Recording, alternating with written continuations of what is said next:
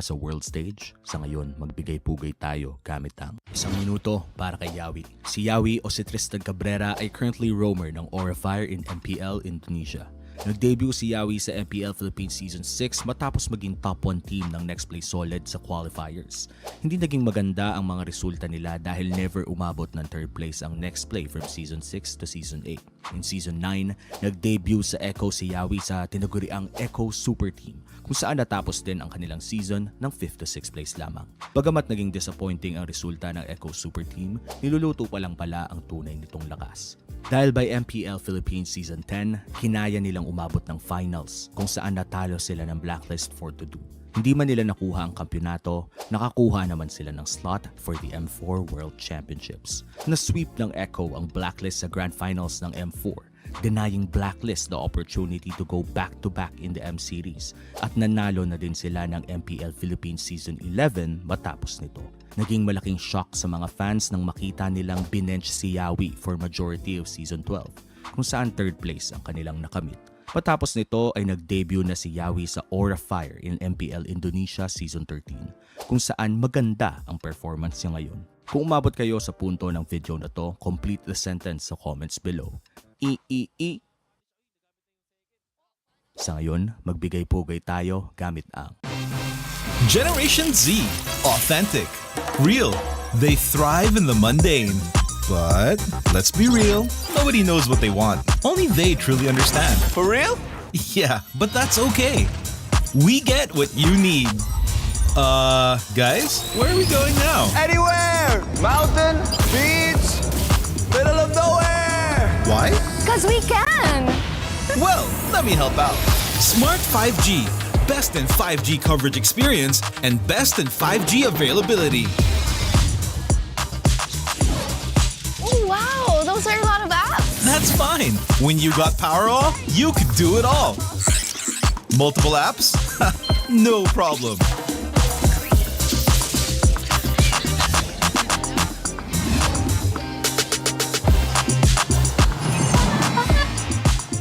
Whoa! From Wi-Fi to data in an instant. Yes, sir. Magic Data saves you anytime you need it. And it doesn't expire? That's right. Cool! Oh, dead spot. If only you could switch in an instant. Oh, wait. What? eSIM is that easy? For For real kasi!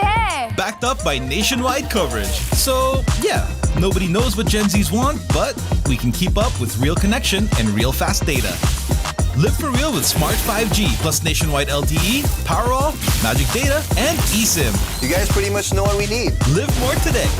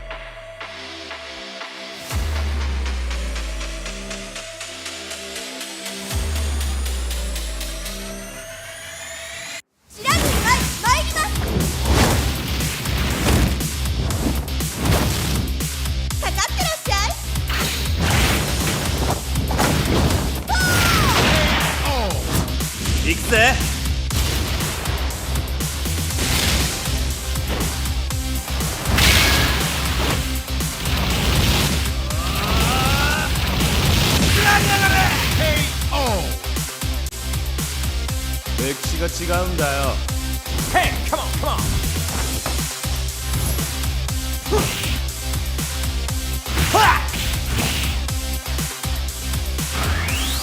Okay. Power Gazer.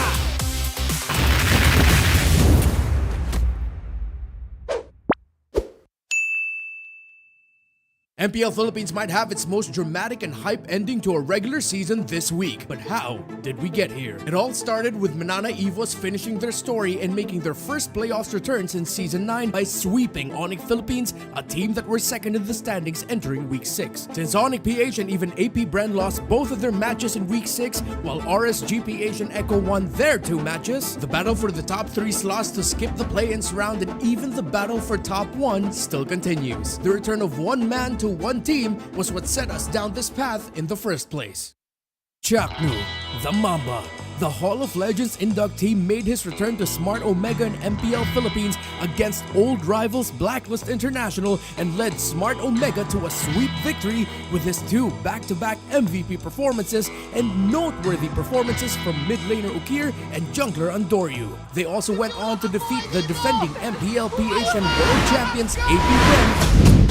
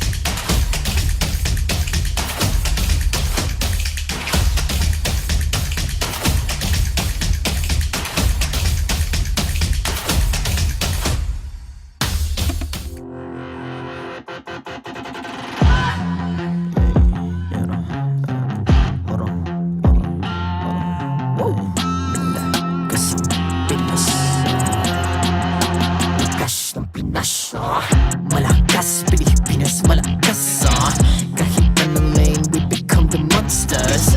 Malakas, Pilipinas, malakas face the golden sun and reppin' for the 3 stars. Look at us to the top, no ifs, no buts, winning any game para to sa PINAS.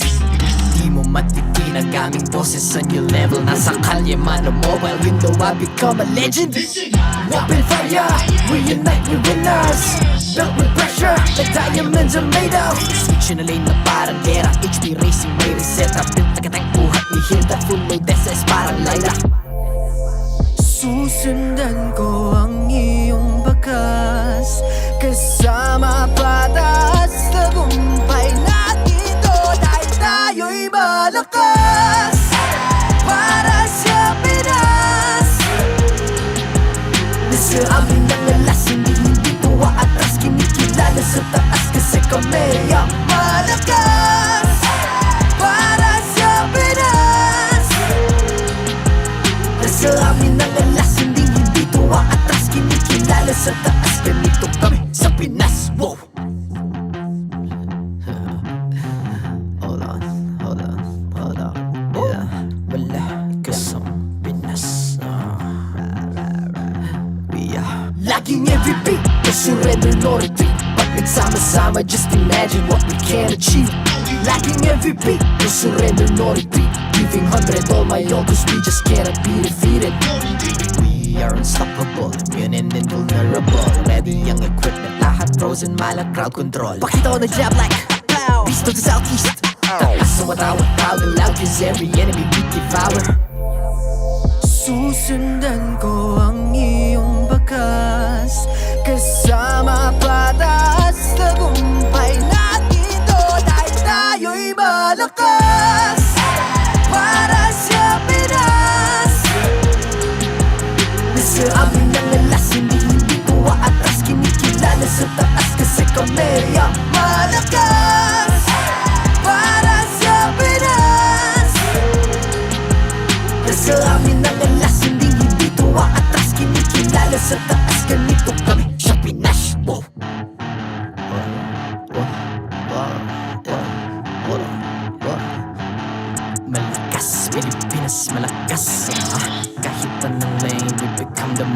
monsters. Malakas, Pilipinas, malakas. Face the golden sun, I'm repping for the 3 stars.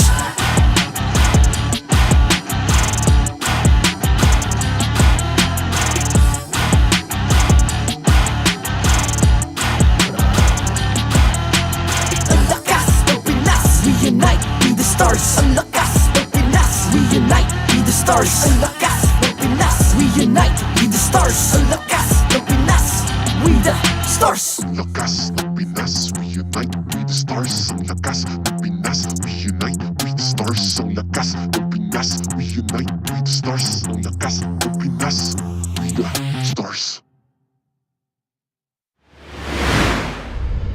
The 13th season of MPL Philippines is brought to you by the following sponsors. Smart, the official telco partner of MPL Philippines Season 13. Infinix GT Series, outplay the rest. Experience the MPL PH Season 13 action live at Shooting Gallery Studios. Tickets are now available on our official ticketing partner at /event.com. Don't miss any MPL PH action by following our official Facebook page and subscribing to our YouTube channel. Follow MPL PH on TikTok as well for more content. And don't forget to like, follow, and subscribe to the official accounts of MDL Philippines. To ensure the equality and fairness of our games, MPL Philippines is also monitored and supervised by the Games and Amusements Board.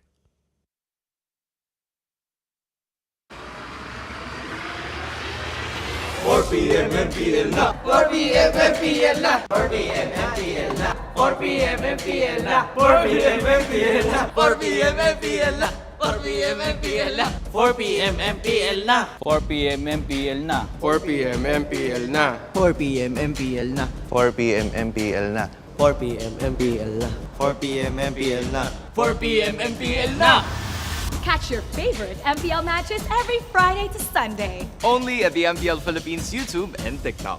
4 p.m. MPL na! 4 p.m. MPL na! 4 p.m. MPL na! 4 p.m. MPL na! Maligayang pagdating sa tahanan ng pinakamalalakas na Mobile Legends Bang Bang players sa buong mundo. I'm Mara Aquino. And I'm Ans Galeria. And this is MPL Philippines Season 13.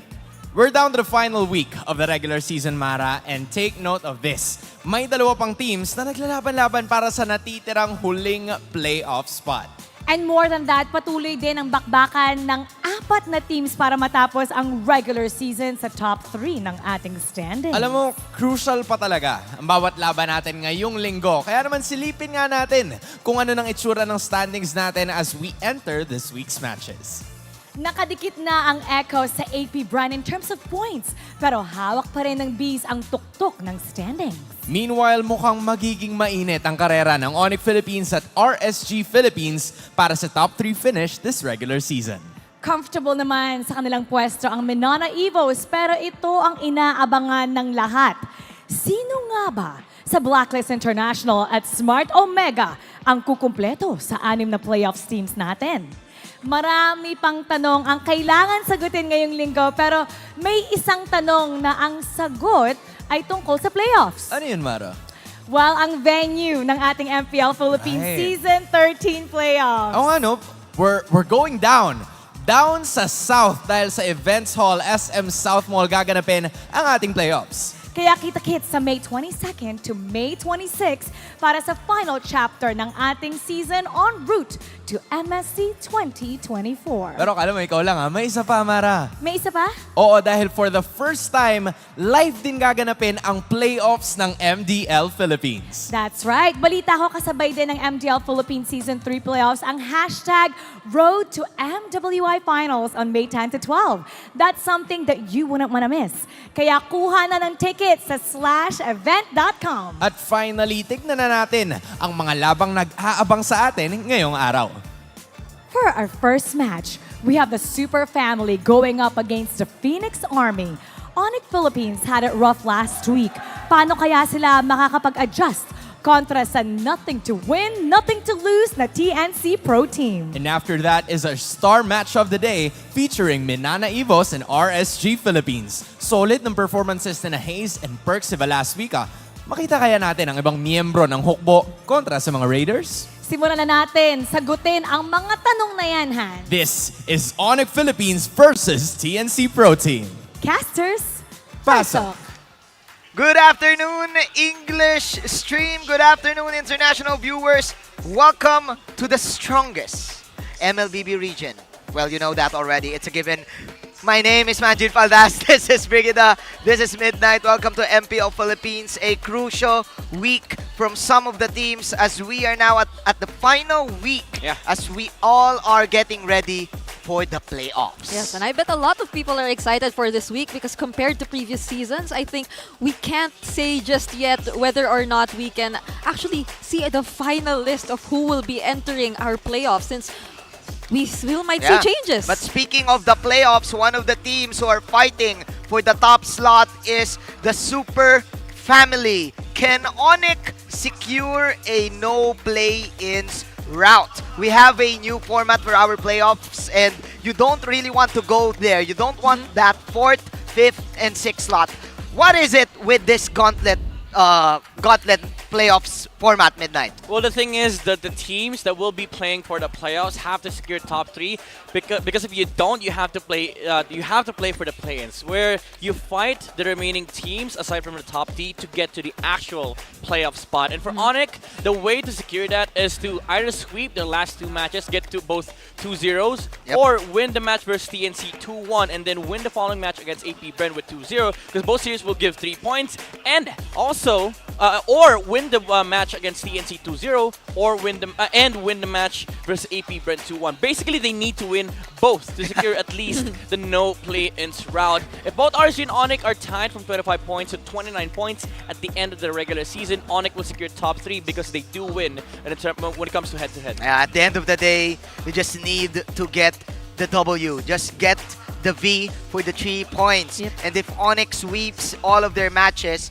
they are indeed a contender for the top 1 seed, so that they will wait for the other teams to crawl to the lower part of the playoffs. As we are now seeing their stats for their previous games, a lot of pocket picks, I should say, for this team. Yeah, and we are surprisingly seeing them not being able to show that same level of performance as they did prior to us applying this new patch, which I think is something we really have to observe from this point onward, since again, we've put so much emphasis on the idea of the no play-ins route, since in simpler terms, no play-ins route is securing your second life. But for them, it seems like it's being a slightly difficult path. Yeah, and it's tough for ONIC because again, you want to win the last remaining matches, but in the current patch, the current week that we have in MPL, Mobile Legends has changed a bit. Not by a far stretch, but it's changed a bit to a point where ONIC is kind of feeling the struggling days of this roster, and I feel like it has something to do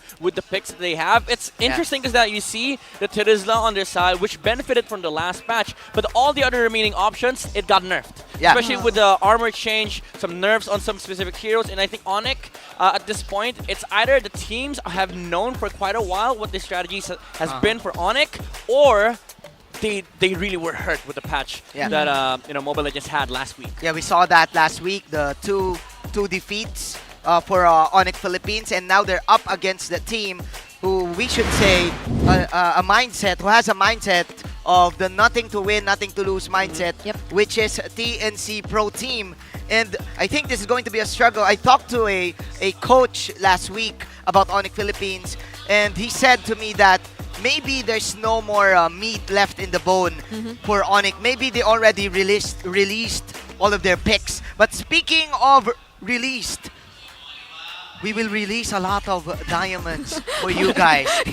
Right? I'm pretty sure all of you are familiar with this. You have to answer who do you think will win this match. Just tune in to our official YouTube streams, subscribe to the MPL Philippines YouTube channel, and comment #ONIC or #TNC with your game and server ID. Of course, don't forget that for a chance to be one of the 4 winners of 500 diamonds. All right. Of course, for our YouTube viewers, please subscribe Press that red button. Yep. Right now. Comment down. Comment down below. Yeah. What do you think Comment about? below. What do you think about the match? Why do you think ONIC has been struggling with the patch? And Yeah. how do you think TNC will fare? Because again, we talk about how TNC will go into this match without having any sort of pressure because they literally have nothing to win, nothing to lose, and this is basically a match where they can showcase, where they can excel because there's no stress. All you need to do is have fun, play the game, and then maybe try to win. They just want to win it. They just want to make a statement at least before they exit the tournament.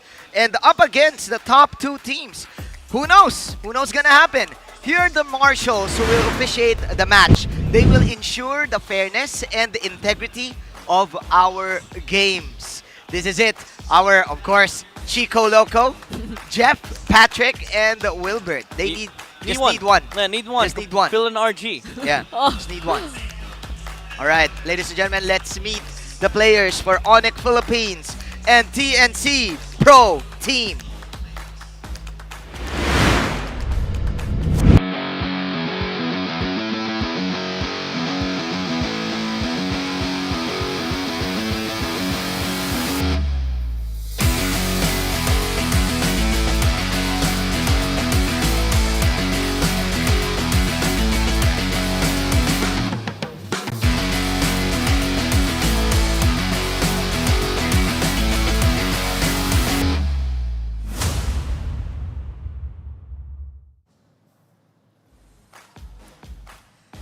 Can the Super Family get to the top 1 spot? It's time to bolt in to the playoffs. Ladies and gents, it's ONIC Philippines!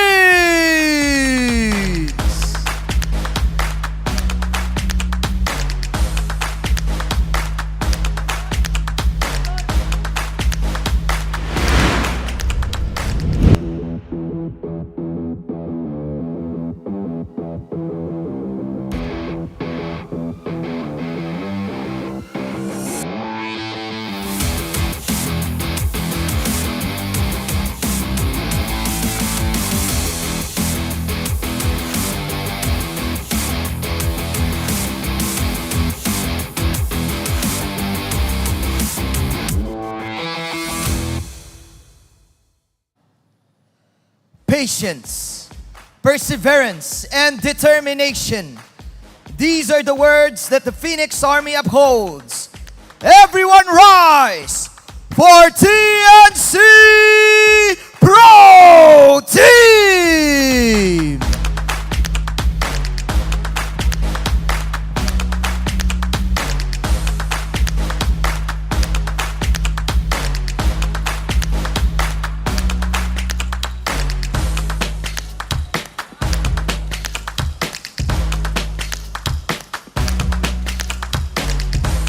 And their coaches, Coach Why Not and Coach Ben Things.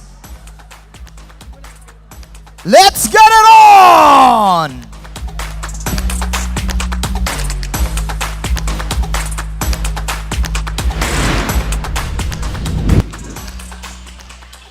There you have it, the Super Family vaulting into the playoffs. Kelra, King Kong, Super Prince, Gem, and Escalera. We'll really have to see just how much their adjustments will be rewarding them coming into this match. Because again, we've known the TNC to be a huge threat right after they also know in themselves that there's a silver lining in their situation, that they no longer have anything to lose. They really have to show us what adjustments they've made considering the new patch. And this is the adjustment. They put in Yasuo, Ryzen, Hatred, Heads, and Supayoshi. In contrast to ONIC Philippines, wherein ONIC is supposed to win everything. TNC has nothing to win. Again, nothing to lose. No pressure. All bets are off here for TNC Pro Team. This is where they can actually showcase what they have, especially now with Yasuo coming into this roster. This is a very, a team that is very good in terms of individualistic playstyle,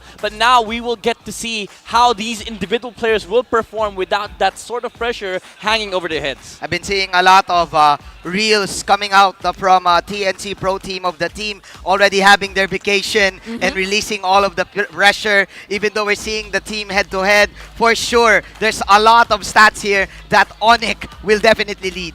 Yeah, you know, I think a lot of us already are familiar with TNC's playstyle of dominating the quote-unquote early game, as we can see in this graph, where they actually are quite ahead in terms of the turtle control ratio. But the repeated or the constant story or narrative that we've always seen in their matches is that they really can't sustain or they struggle to actually get back the advantage once they lose it in their hands. Whereas ONIC, I think, as a team with just relatively the same average game time, is someone or a team that's capable of actually taking back whatever advantage they might just let go of, because they're also very confident when it comes to making the late game decisions. Now, looking at the player head-to-head, you have Hatred and Super Friends here. A very heated matchup in the mid lane, especially with Hatred and Super Friends being known as, in their times, one of the best mid laners of from respective teams. And again, Super Friends has been really phenomenal for ONIC PH. Some would say that he is the pillar of the Super family, wherein you have Hatred that is sort of like the flex factor here for TNC. The stats do show that Super Friends have been able to perform more, especially with the team fight heavy compositions coming out from ONIC, especially the Arlott with the Louis. Especially the Louis, that you said, the Arlott Louis combination, the pocket strategies that ONIC Philippines has been using. And even in the ranked games, we've been seeing all of these Louis picks because of the Super Mage. But I should say also one of the superstar players is the one we're seeing in the camera right now.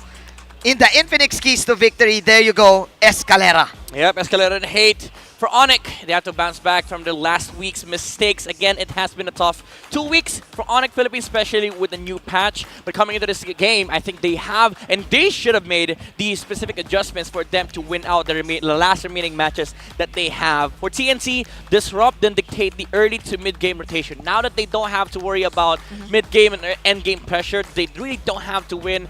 All the plays are now available for them. They just need to disrupt the early pacing of ONIC Philippines. For both sides, make the most out of your remaining matches. Goes through with ONIC as they need the points. And for TNC, this is the last time that you will be able to showcase how strong and how determined you are to win in these remaining matches.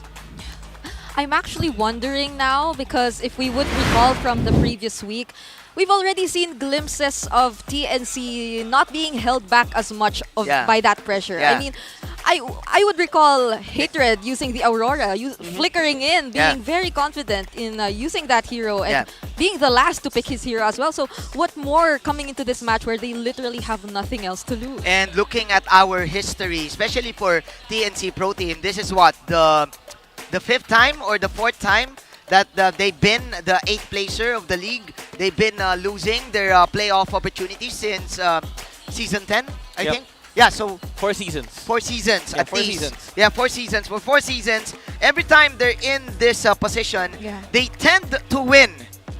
And I don't know how to explain that thing. Like, if you want to win, you should win early, right? Yes. I'd say it's a no holds barred attitude. Like, there's a specific relief when you don't have to play to win, when you don't have to worry about losing. Because the thing is, for TNC, now they get to enjoy the game. Now they get to pick the heroes that they want. They get to initiate fights that they don't have to worry about making mistakes. And sometimes those plays become beautiful moments. And I think that's that's the power of not worrying about losing and worrying about points overall.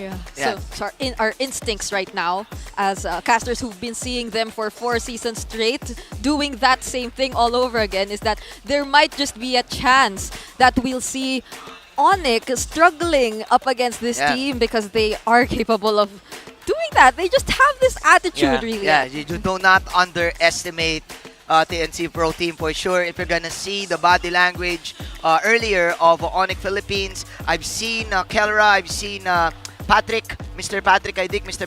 Itomax. It seems like they really want to get the top 1 seed. They're geared in. They're just locked in. We want it. We're on a losing streak. We don't want anything else but to get the V. 2 minutes before our draft. Are we gonna see pocket cheese strats though for TNC? Because again, nothing to win, nothing to lose. You can just play anything. Let me remind you, back in season 11, TNC played a hell of a lot of weird heroes, like the Zilong, the Hanzo. I mean, Hanzo was played by King Kong, by the way.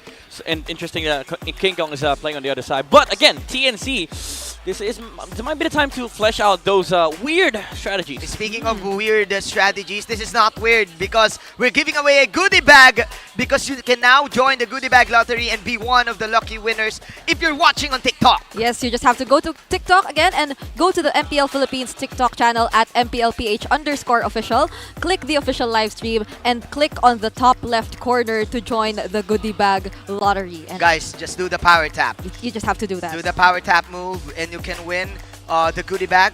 Come on, do it for our international viewers. Do it now. Do it now. Do it now. Do it now. Also comment down below, #ONIC or #TNC. And I would like to say thank you to our viewers because if you're gonna think about it carefully, this is a non-bearing match. Yeah. Maybe that's the reason why I'm here. Maybe For TNC. Sorry, for TNC. For TNC. Yeah, for For TNC, ONIC. but for ONIC, yes, there is. Has a big bearing. Yeah, for sure. Yeah, for sure. Though it's a very big bearing in the sense that if they really want to contest their top 1 spot in the standings, they have to win this and not let go of a single game. Yeah. And last time we saw ONIC, the prio ban for them was the Louis. The people are respecting this Louis mage pick, especially for Super Prince. I should say, Super Prince Escalera, do you target these people right now if you're TNC? Honestly, I think so, because at this point, ONIC, and I'm saying this because I've seen this a lot of times, I think ONIC has one of the best duo mids in MPL Philippines, maybe for sure. at least top 3. Like if you're gonna name the best duo mids, I think ONIC PH belongs to top 3 because Escalera and Super Prince has been really aggressive early game. That's why you saw earlier kill participation in first blood ratio has always been, you know, the advantage of ONIC. Yeah, especially in the new patch right now. I think gone are the days that you need to wait passively for the other team to attack you. We've been seeing a lot of aggressive plays right now, especially for the top dog teams. Yeah, and for this mid duo of ONIC, I think we would also remember like them also showing us quite some new picks last week, such as the Grok suddenly increasing in number when in terms of like the pick rate. So I'm actually very interested to see as well whether or not they'll be showing us some new picks, since again this is a nothing to lose series for them anymore, and that would like kind of shake up our statistics a bit, like in terms of the number of heroes. All stats go out. I want to see it. All the papers, throw it away, because at this point, everything that matters is what they bring in to the table. For sure, ONIC Philippines on a mission to get the top 1 spot. We are now going to the picks and bans. There you go. And there you have it. Louis priority ban for Ben Things. And now you have the Matilda. Okay. Yeah. Matilda opening. I like it. It's not just the Luo Yi band, it's also the Arlot Luo Yi. Full respect The combo up from TNC. There's also that chip on the side of ONIC that's banned out alongside the Harriet and the Barats. Now, Fredden is open for ONIC to take for King Kong unless they really want to flex out King Kong towards the last phase, because we've seen him utilize the Fanny before. But instead of that, they go for the Roger, something that they've also flexed. Can be played on the gold lane, but can also be played on the jungle. Maybe alongside of Vexana for Super Prince. Or Terislav Gen. There you go. Okay. So we would recall that prior to ONIC's last match, what happened last week, so I suppose either that Friday or last week, Gems Terizla unfortunately experienced his first loss in this season. So this might just be their opportunity to regain that win streak for this hero of Gem. And I mean, we've all seen just how comfortable Gem is in using this hero. One of his main picks, one of his top 3 picks for sure. Now locked in for Coach. Why not?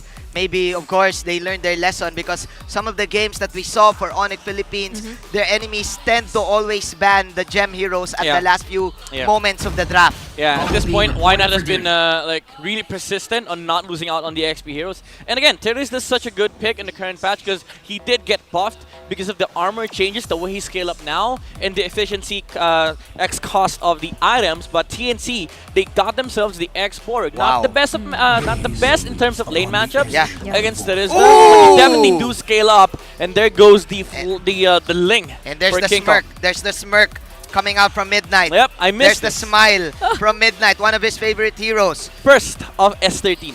Okay, there's a buff for sure Yeah. for the Link. Can you explain us to us, Midnight? All right. What's the buff? All right, to put it simply, Link sucks with the attack speed build, but Okay. late game, he Okay. hurts more. So Late that's game, he it. hurts more. That's all. Yeah, that's That's all. all. He's more reliant on the Defiant Sword. There's a lot of things, like the change with the purple buff, the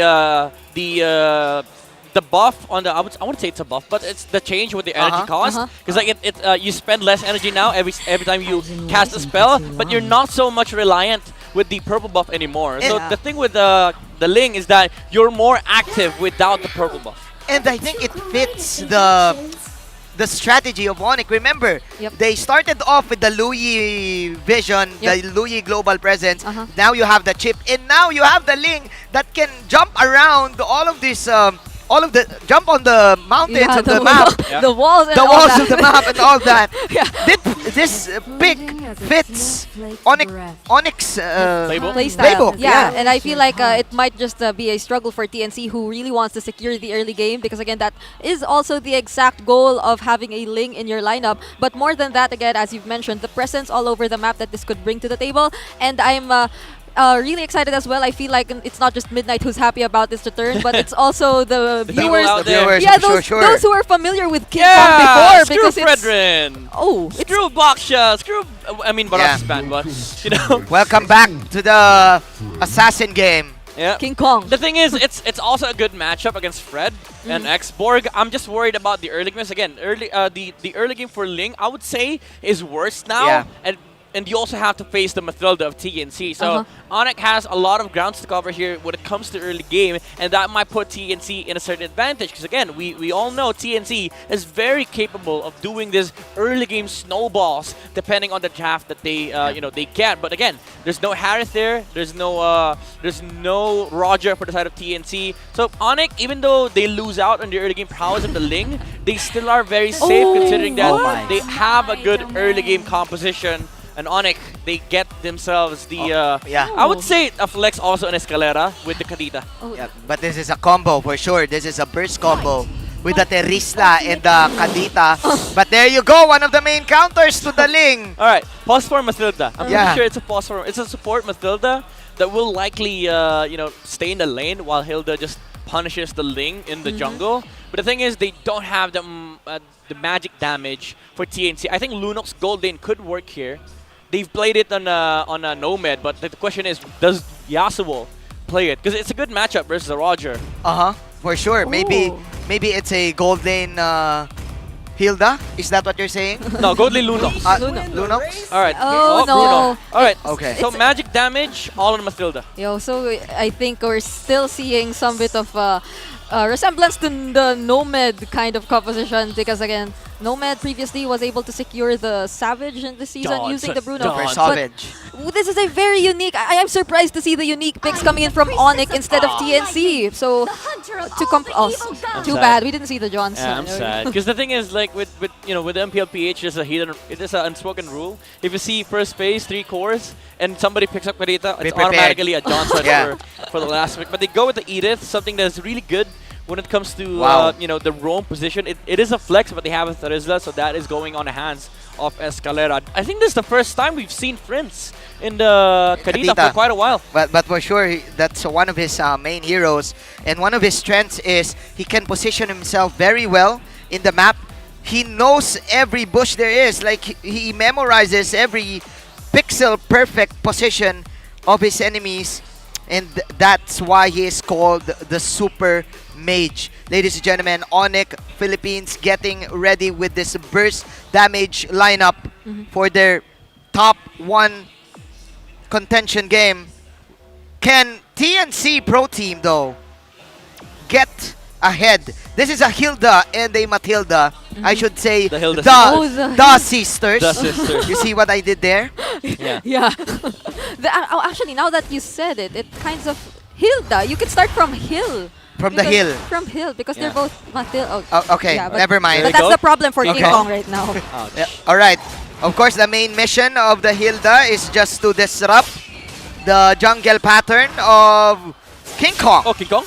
Oh no, there's the Petrify used here onto Super Yoshi. Okay. But he might just be able to sustain all this. That's the passive of the hill that we're talking about. Wow, ONIC fast cleared mid so that they can actually help the Ling. And now Yoshi can't even follow up because again, the mobility of the Ling allows him to just move faster from jungle to jungle with the ability to fly. And Yoshi is getting blocked here. He cannot pursue the Ling anymore. Yeah, they're not even attacking him. So the Edith is actually quite a great answer, perhaps, to the early game aggression that Super Yoshi might just do. But I think in terms of mobility, Hatred is here as well. So he can also provide the guiding winds to Super Yoshi. But King Kong is now at level 3, of course. He is poking Super Yoshi. There's so much like careful movement going on here for both of these teams. But the onward was already used there. Look at Super Yoshi quite low on HP right now. Will be able to just sustain that. Escalera as well. Wow! Alright, pokes coming in from both of the teams, just preparing themselves to get the turtle for sure in a while. But Super Yoshi, as the camera moves ahead, just following him. And King Kong, is this a delayed Ling though? Not yet? I wouldn't say a delayed Ling. He did hit 4. He's going to lose out on 1 green camp. I think if he got the Retri on the green camp earlier instead of Ryzen, they would have actually been able to take down the Hilda. But fortunately for Ryzen, he was able to take it, which does put TNC ahead when it comes to map movements. Yeah, so Yasuo right now might just need to be careful since he's in the area, but this might just be an uncontested turtle that will go into the hands of TNC given the advantage that Midnight has also mentioned earlier. Free turtle for TNC Pro Team. Again, the nothing to win, nothing to lose mindset. Super Yoshi inheriting the leadership for this team, now providing vision to block King Kong in getting this purple. Whoa. Yep. He just hit level 4 also, but Escalera though, the Guiding Wind will be used onto him. Will they be able to stay this? The Rough Waves as well is already casted. Super Yoshi will fall. So all that for the purple. For the purple. Yeah, that's a purple for a kill. Is that worth it? Oh yeah, of course. If you're against a Ling, you treat every purple buff as Lord. Okay. Okay. Coming from the Ling God. Okay, so will we be expecting some dances here in the purple buff every now and then? But still, that's I think compared to what we were expecting, we are seeing not that much action yet from both of these teams in terms of kills. Then again, Brigida, Ryzen is now at level 6. King Kong is just at level 5. And look at the damage output from the Will-O-Wisp. And the pokes coming out from Super Yoshi. This is bad news. This is already bad news for King Kong. I mean, as much happy as I am seeing the Ling, this is also the sad part about watching a Ling. You force the Retri, he loses out on the green cams. Oh, Hatred actually lives all throughout his skirmish. But yeah, again, going back, ONIC, they need to protect the farm of King Kong till the mid and late game. Because the thing about Ling is that, you do suck early game, but Ling's late game, especially in the current patch, is way scarier because he hurts. The Defiant Sword gets a lot of damage done whenever he hits a target. But TNT, again, with the lead that they have, they might be happy considering that come mid-game, they can just always invade the jungle camps of ONIC. 13 seconds. Super Yoshi is locked in on that jungle camp. Locked in on that purple buff. On the vicinity. This time, Ryzen will follow him. Escalera spots someone there in the mid bush though. Hatred might just be able to escape this using the Guiding Wind, but Escalera, will he also try to still continue? They won't, but there were quite some resources used in that skirmish. And this is the contest. Yeah, the Lord. This is the contest. The Lord for the Ling. This is what we consider to be the Lord as early as 5 minutes. Yeah, the purple dance. Oh no, they got it from him as well. Second, the purple steal for TNC Pro Team.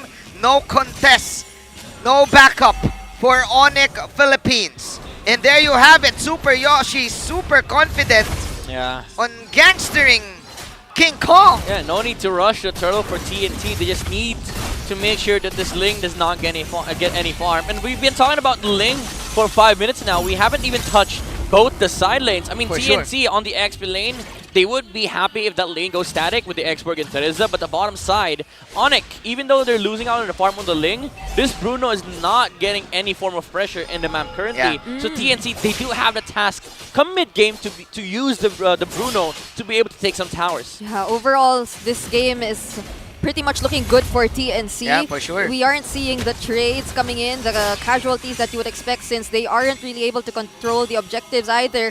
The most we are seeing is that they're treating the purple buff as an objective, but look at these two roamers as well. Super Yoshi there you being go. aggressive in the mid lane, and there's the push.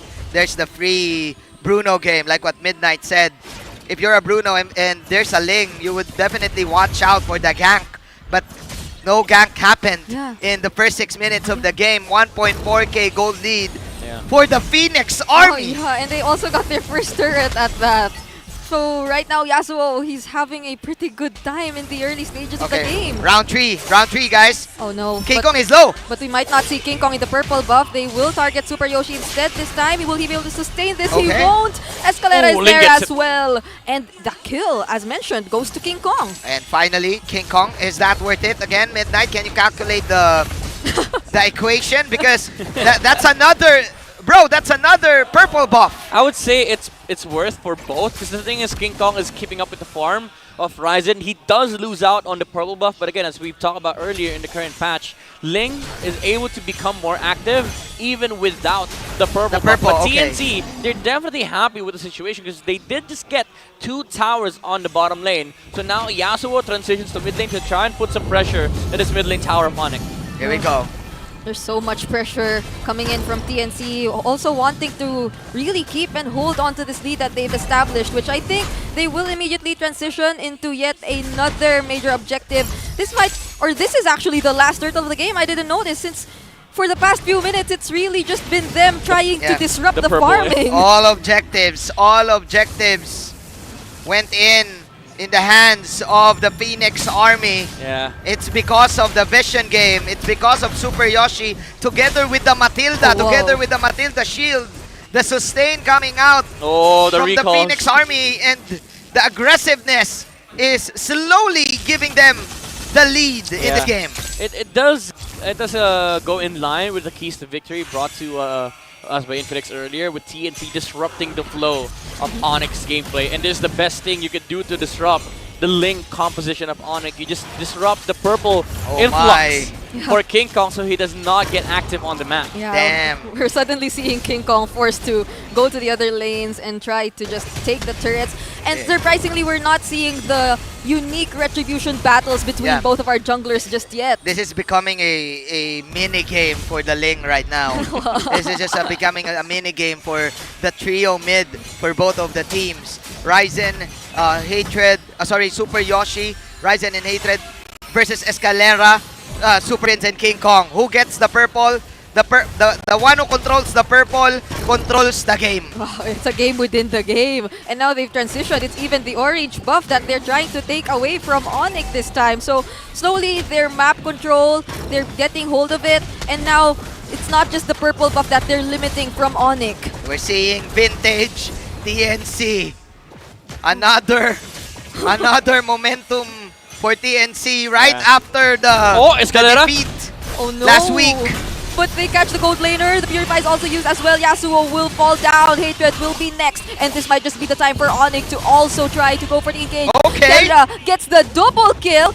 And TNC might not want to fight this anymore. Right in front of the Lord. Okay, is this the first objective for ONIC? Oh, this is the turnaround. This is where you start losing momentum for TNC. Because you did lose your gold laner in front of the Lord, and now King Kong is just going to be able to take out the players of TNC one by one. We've been seeing this week after week for TNC Pro Team. They always lead the game for the first 10 minutes, and then after that, true MLBB comes in. Yeah, the true game comes in. This is what we've been saying. ONIC has the tendency or the capacity to really turn things around, and surprisingly earlier with just the first and second skill used here by Superfish, the Breath of the Ocean and all that, they were already able to take out the Firaga armor of heads as well. So slowly, unknowingly, ONIC was also able to gain the necessary items. Yeah, that's big. And this is really concerning here for TNC when ONIC, King Kong, is going to be able to get vision here on the Lord. Oh, no. Oh, Yoshi! But the Yoshi ultimate was already used. Super Yoshi, he will try to run away for a while, but the Lord is very low as well. Who will be... Oh, it's a reset for both of these teams. Okay, Lord will reset. But Super Yoshi with the zone. That's the super zone. Prince For though. Yoshi though. Zoning out Escalera. Okay, Super Prince is yet to show himself. It's also very concerning since he's capable of bursting down the heroes right now with the items that he has. Eska? Oh, But Prince. Escalera is very low. Super Prince might just be spotted there by the Wisps. So as They much give up. as there's a lot of positioning happening here for ONIC, TNC is just really good at scouting these heroes. What a scout coming out from TNC, especially from Yoshi, the captain for the Phoenix Army, just asserting his dominance onto King Kong. Target locked. Yeah, they didn't have the damage to deal with the Hilda in the front lines. And TNC, they do output so much physical damage coming out from the Bruno, considering that he now has the Malefic Roar, maybe going for the Wind of Nature against the Ling. But the thing is, again, TNC, they need to be able to capitalize on this Lord push. But Super Prince, he's been able to find some good position on the Nita. The problem is the Purify on Hatred. I mean Yasuo. Yeah, and they're always very eager to scout Oh, these heroes.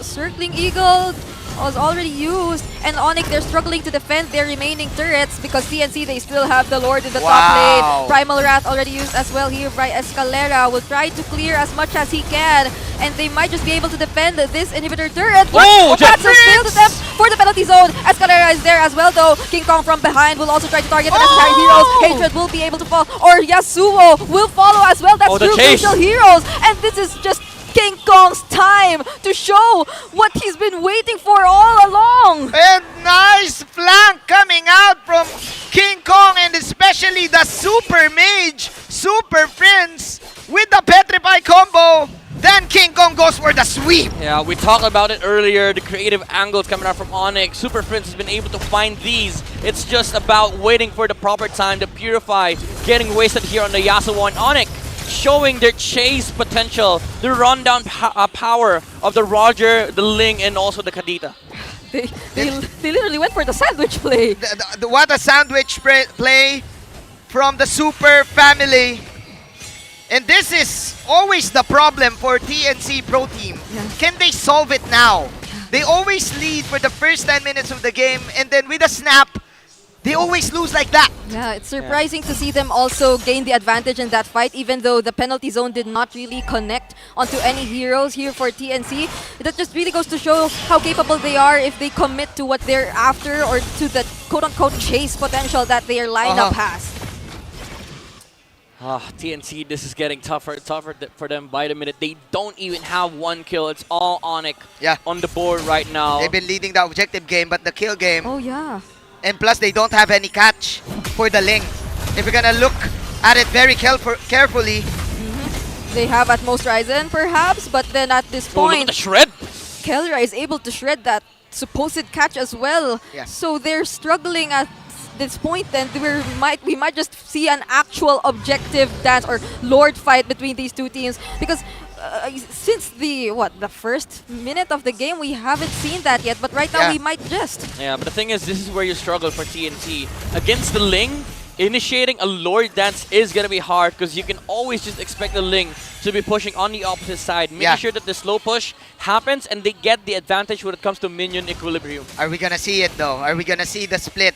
Yes, we are. Yeah. Look at the mini-map right now. This is the banana split. The Super Mage and King Kong. The super split. Oh no, this is a scary position for Super Prince, whoever passes by this area. But oh, they're rushing it! They're rushing it! Look at this wraparound! TNC, they might just burst down this wall. Razor's Wrath will be used as well, but Gem will go in using the penalty zone. Kelra using the Lycan down. He will go in as well, and from behind, Super Prince surprises everybody. Heads and Super Yoshi are the only ones left to defend, and ONIC will be successful in that team fight, but the Lord, it will go to TNC. Oh my, what a wraparound coming out from Super Prince. Is it endable though? I think it is. Oh, I think it is. They have the damage. The Petrify was used as well, and Heads will try to defend. Last Insanity used, but King Kong won't look at anything else. ONIC takes game number 1. The wraparound to the turnaround. ONIC bolts in once again, getting game number 1. They lost the purple fight game. They lost the buff game. They lost the objective game. But then again, the macro. the macro, which is always lacking for the Phoenix Army, it happened again. And again, guess where they won? The banana split, a classic franchise history from ONIC Philippines. The split pressure on the other side forced TNC to get that Lord. And, you know, as we all love it here in the Philippines, the classic Lord turn. Screw Lord. They don't even have the Lord. Just win the team fight. Yeah. We're going to win. They just have the Roger and then let's go. Yeah, let's go for the base. They didn't mind the Lord anymore. And it seems like they were willing to let that happen from the start, because looking at King Kong and Super Prince's position prior to that Lord, I assume they were able to communicate that, oh, they're bursting it down, Yeah. and they were just ready to attack from behind, and it was a beautifully executed team Yeah, fight. and this is the magic for ONIC Philippines, the ONIC magic, as we should say, for the Super family, because again, they love to turn things around that you won't notice that they already won. Oh, yeah. Right? Like it happened 2 times, and there are no kills from DNC. Yeah, I didn't notice that as well. I mean, What is this game? I can't believe it. The Super Mage, look at that. Just keep swimming, Super Prince. Just keep swimming, and that is why he is the MVP of game number 1. Again, the angles, and that one time that he was able to land the Petrify ultimate combo against the Bruno, waiting for the perfect time when Yasuo's Purify was exhausted, was burned because of the jumps coming out from Escalera. The punish from ONIC was there, and again, it was just the pressure from these angles, the splits also from King Kong. And what made the game here for ONIC work is that their understanding of how to protect their jungle. The trio mid synergy, they do understand how to work with each other, especially coming from the early game, just protecting the Ling with the purple buffs. Even though, again, TNC, they did win a lot of these purple dances, ONIC, they kept up with farm. And the way they dealt with that is that they punished Super Yoshi many times, and when Super Yoshi was not able to invade anymore, that's where King Kong gets the trades, gets the farms. He even gets some form of farm, and when it comes to clearing out the minion waves, because after the 5-minute mark, you can just farm waves. You don't have to worry about your jungle camps anymore. And being a Ling, especially in this patch, you don't really need that purple buff as much as you needed it compared for the past few patches.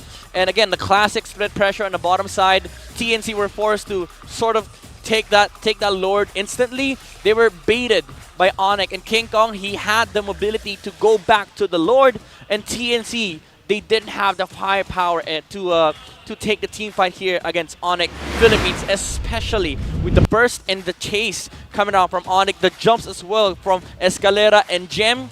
They basically overloaded Yasuo here, and they were not able to utilize the Mathilda and Bruno combination, where you're supposed to see like a Bruno standing in the front line, going back.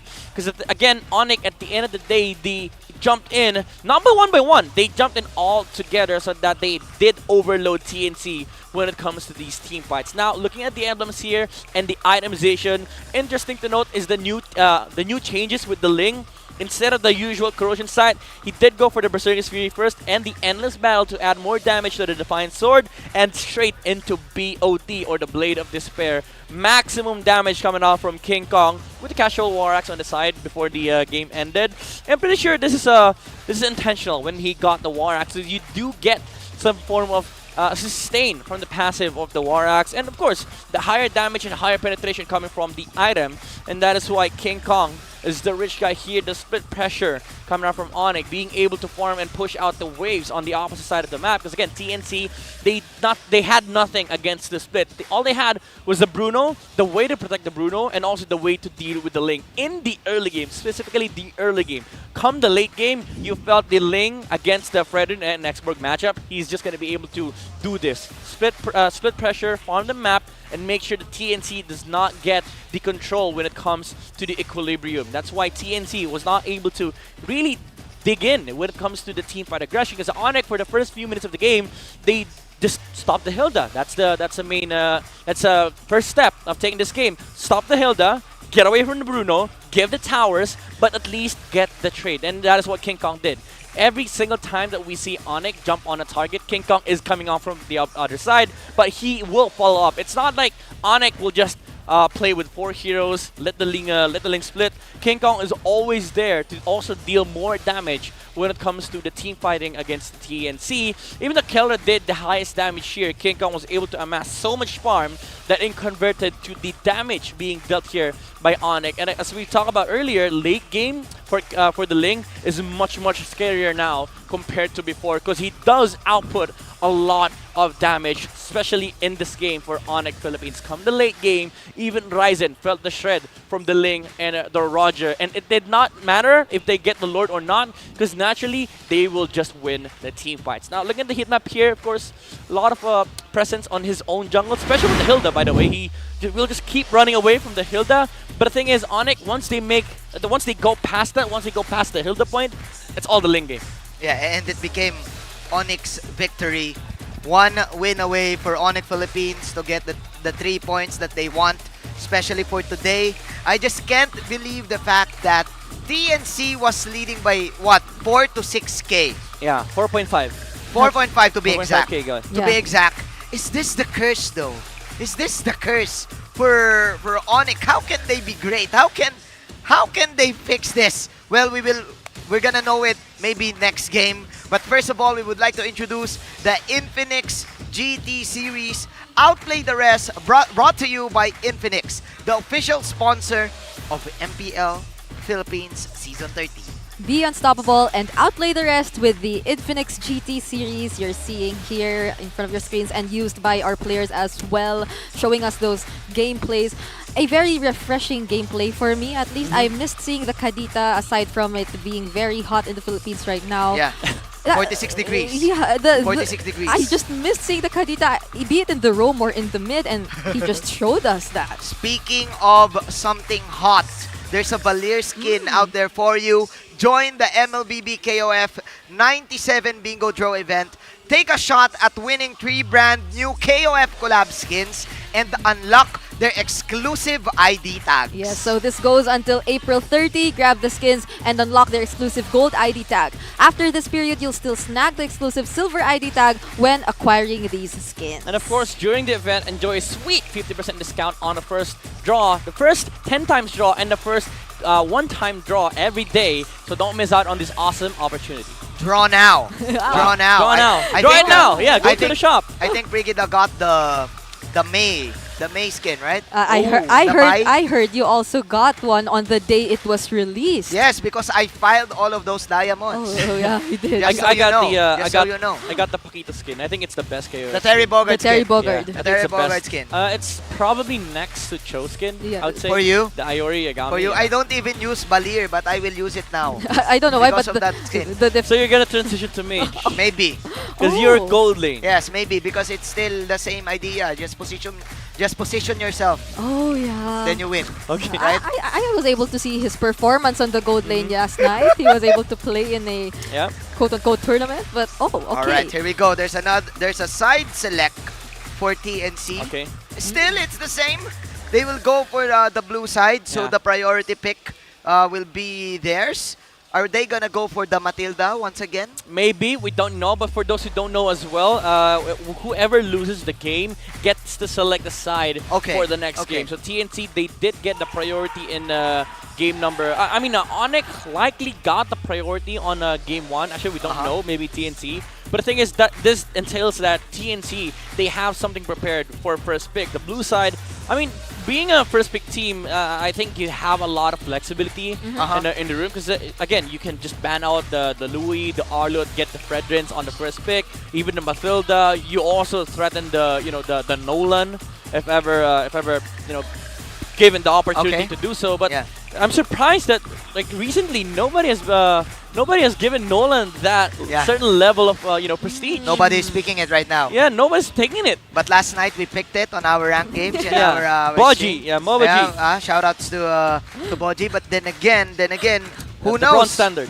Who knows? Maybe Ryzen could give us some Nolan. Pull something out of his pocket. Actually, right? now that he always uses back then in season 9, where he was the main guy for his old squad.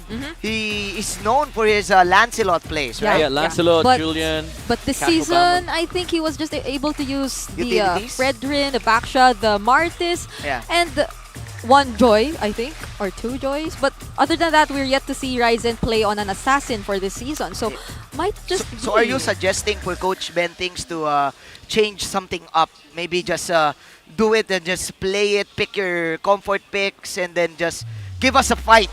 Huh. Give us a bang before What? you exit. Hatred Gushin? Oh, Anyone? wait. Anyone? Hatred Gushin? So Midnight is requesting for the hatred. Yasuo Zilong, come on. Yasuo Beatrix. Yasuo Zilong. Vintage Beatrix. Yasuo, come on. Or Yasuo Zilong. Goldlin Benedetta. I don't know. These guys are masters of the, Yeah, of just, those heroes. Oh no. Yeah, I agree. I agree with you. Yasuo Paquito, by the way. I agree with you, Coach Bentings. If you're hearing us right now, just quit the plans. Quit the- Like, just scrap all the plans. Quit the plans. Yeah, scrap the plans. Just play it.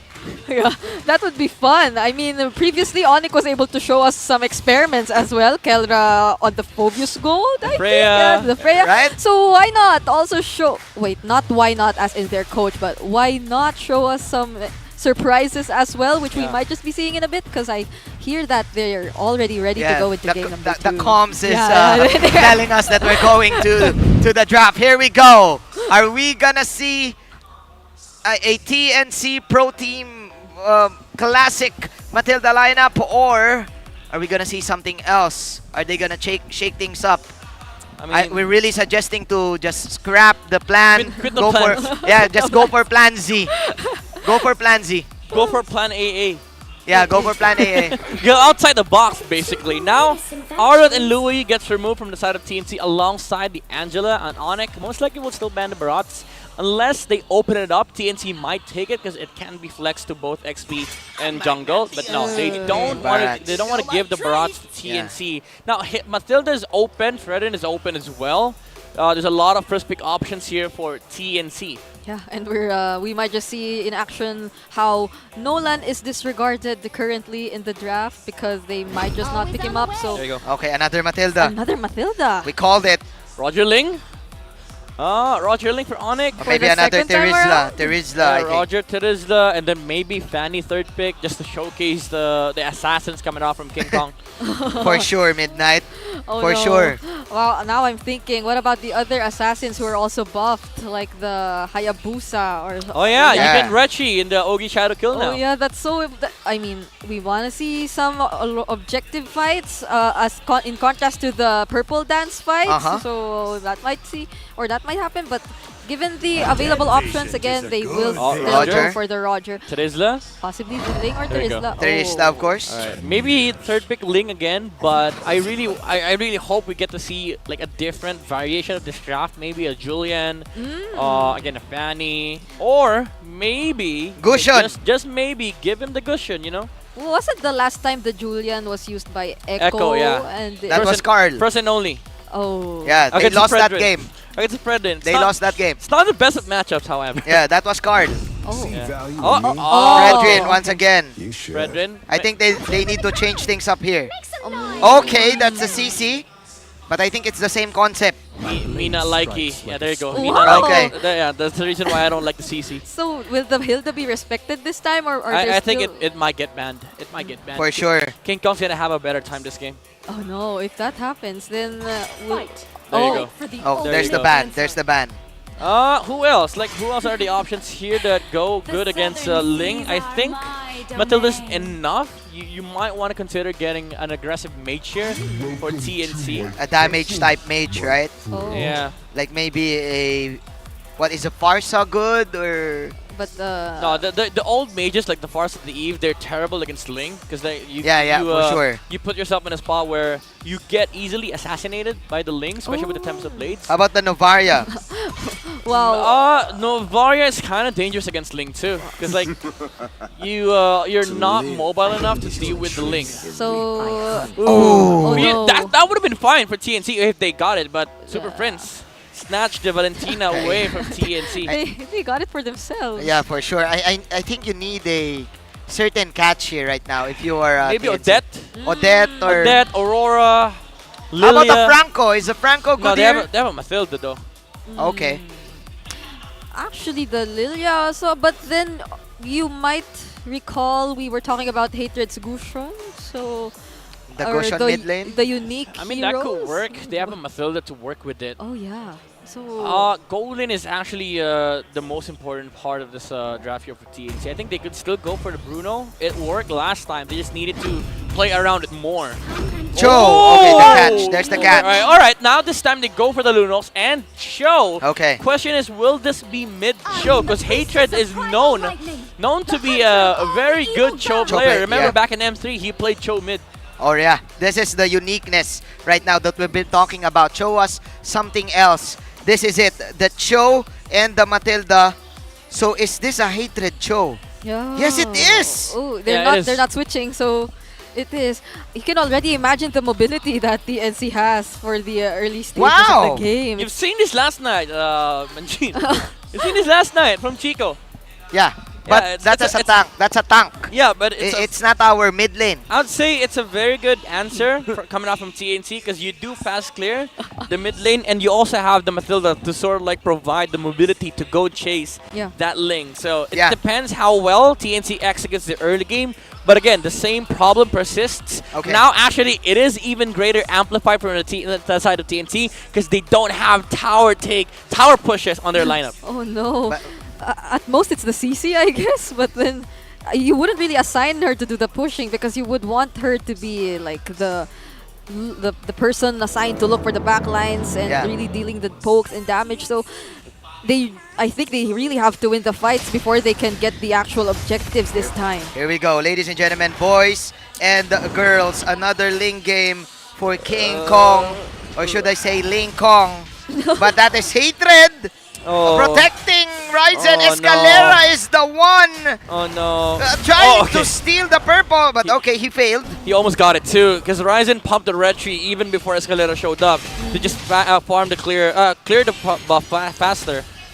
Okay, but Kelra falling low. Oh no, will he be able to run away? He might, but Super Yoshi says no. Escalera and Super Prince, though, they're here to also provide the respo, and that's more action-packed than what we've seen in the first game. Unlike game number 1, a lot of things happening, especially in the gold lane matchup. This is a Lunox, Yasuo Lunox to be exact, and Kelra on this Roger, but no flickers, not a flicker wasted for Yasuo though. Yeah. For the whole TNC, they weren't able to use any battle spells yet, whereas ONIC, flicker was already used for Escalera, and even Kelra, he doesn't have the Purify for the upcoming possible fights that we will see here in the gold lane again. Yeah. I mean, I actually don't know what he tried purifying there on down lane.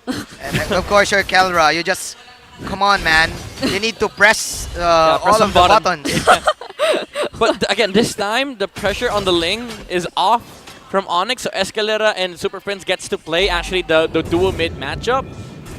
And now the worry for TNC is that compared to game number 1, they don't have that same level of push coming out from their gold lane. You have a Lunox though, a more skirmishing hero compared to a Bruno, I would say, because of the way that Lunox fights in the current patch. She's way more versatile when it comes to team fighting, but you have to worry about still the split pressure coming out from ONIC. That's likely what they're going to show us once we transition again into either the mid or the late portions of the game.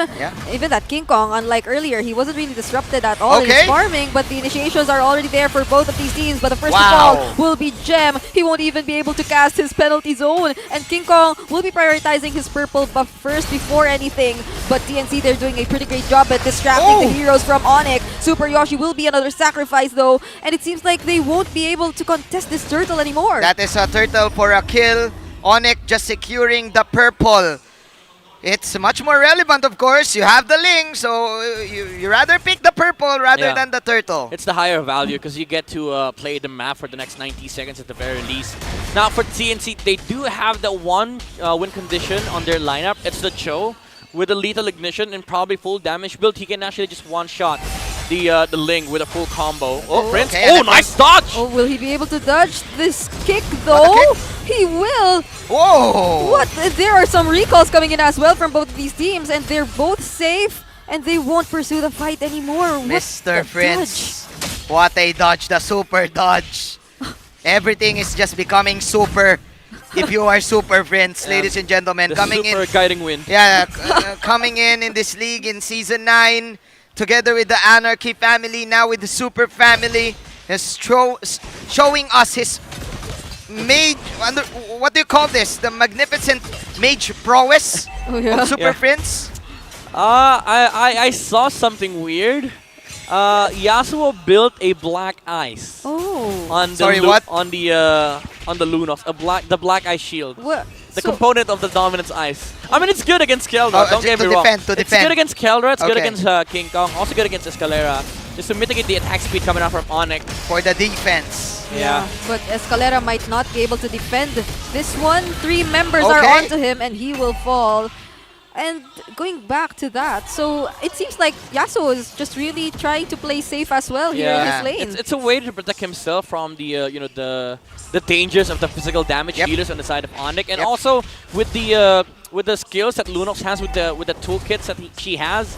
She deals HP based damage, so she doesn't have to worry about like the primary item that she needs. The way that they want to fight this for TNC is you basically have to wait for ONIC to commit, and then you just go for the punish. You make sure that you guys are safe when ONIC engages. Speaking of items though, Hatred now has the Heptasis. TNC finally punching back, but now 4K on the turtle. Gem goes for the initiation. He will be successful in using the penalty zone. And King Kong with the retribution will be able to secure that turtle as well, showing us the 4 blades. We haven't seen it in a long time. But heads, he will also try to take some trades, and they will prevent him from doing just that. So ONIC, they're very happy with that engage. Beautiful steal from King Kong. Did you miss me? Did you miss the 4 blades retry? Yes, well, I know that you did. Look at the damage coming off from King Kong. Every Defiant Sword deals almost 500 to 600 damage on these heroes. And considering that they had physical defense here, like on the Predator, they have the Dreadnought armor, the Black Ice on the Lunox. I mean, the Chode does not have any physical defense alongside the CC and the Mathilda, but still, the front lines are melting from the damage of the Defiant Sword. This is what you get with the adjustment of the Ling. This is the new patch that we're seeing. We even saw, I think, back in other regions also, they've been using the Ling. Now King Kong showing us how it's done. Who, the Sky King? For sure. This is a very bold statement for ONIC, since they previously mentioned and they were honest that they struggled in the new patch, and now it seems like their response to that is actually go for a drastic change in terms of their draft, showing us the assassin heroes for the first time in the hands of King Kong, and a lot of us missed seeing King Kong on these assassin heroes, and surprisingly once he gets back, it's the 4 blades that he shows us. And it goes to show that they have a lot of arsenals left in their pockets, and they're ready. They're preparing themselves, of course, for the upcoming playoffs. Yeah, they're vying for the no play-in spot here for ONIC. And they're getting very, very close to doing that one more match. Okay, here we go. 8 seconds left for the turtle. Look at the position of Escalera. Super Yoshi knows this. Then again, okay, Escalera will bait himself out. 4-5 is the scoreline. Oh no. Okay, there's the initiation. Blitz. Super Prince gets to escape once again. So now he knows which ultimates are gone and which skills are used here for heads. Will they be able to commit this? King Kong is already there as well. Gem goes in, use the penalty zone. But will they have enough damage? King Kong will be the first to fall. And there goes the Appraiser's Wrath, but it's still King Kong who secures the turtle. Or the turtle, am I right? It's the turtle. And they will still continue the fight. Yasuo will be able to use his Clutch Light ultimate, but will not be able to survive. And heads, he's being chased here by Kelra. Oh my god. Still pops the vengeance and will survive as well. 2 for none. That's a turtle, and that is also a purple for King Kong. In the mid tower too. That's just a basic retribution for the jungler. The mid tower also, yes. King Kong with the 1 for an eye. The retry insertion alongside the Appraiser's Wrath. Ryzen did not time the retry ult properly, and King Kong was able to insert that steal in between between the one for an eye, indeed. I was surprised because the Appraiser's Wrath, it seemed very on point. Yeah, that's the combo, right? Appraiser's Retry. But King Kong said, okay, I just need to Retry, and there you go. He didn't There even you use go. his ultimate. Games in the hearts. Games in the hearts. Yeah. One for an eye. One for an eye, games in the hearts. Oh my Wow. god. That was clutch. Yeah. Perfect definition for the Turtle Steel clutch King Kong. Yep. But he could have not done that without his allies. Oh my god, super friends. Look at this. 2-0 and 3. Yeah, it's surprising because it seems like he's always prioritizing the divine or the Guiding Wind. no, it's not. The Circling Eagle. Yeah, the circling eagle when he uses the IMU. But then each and every time we see him use that, it's right after he baits out Escalera. a skill from TNC. So it becomes or it turns into a huge advantage for them eventually, and he doesn't really like lose all his kits once he uses the ultimate. So they're just there and they're really able to sustain the fights. Yeah, plus he really saves his Purify for every initiation that Hatred does. And this is just looking bad for TNC. Wow. Another Lord Spawn. 7-4, ONIC Philippines. This time they are in the driver's seat. Unlike game number 1, plus they have the damage to go toe-to-toe with TNC. It's getting harder and harder here for TNC. Hatred, again, he does need to find the Ling here. He's gonna be able to one-shot King Kong.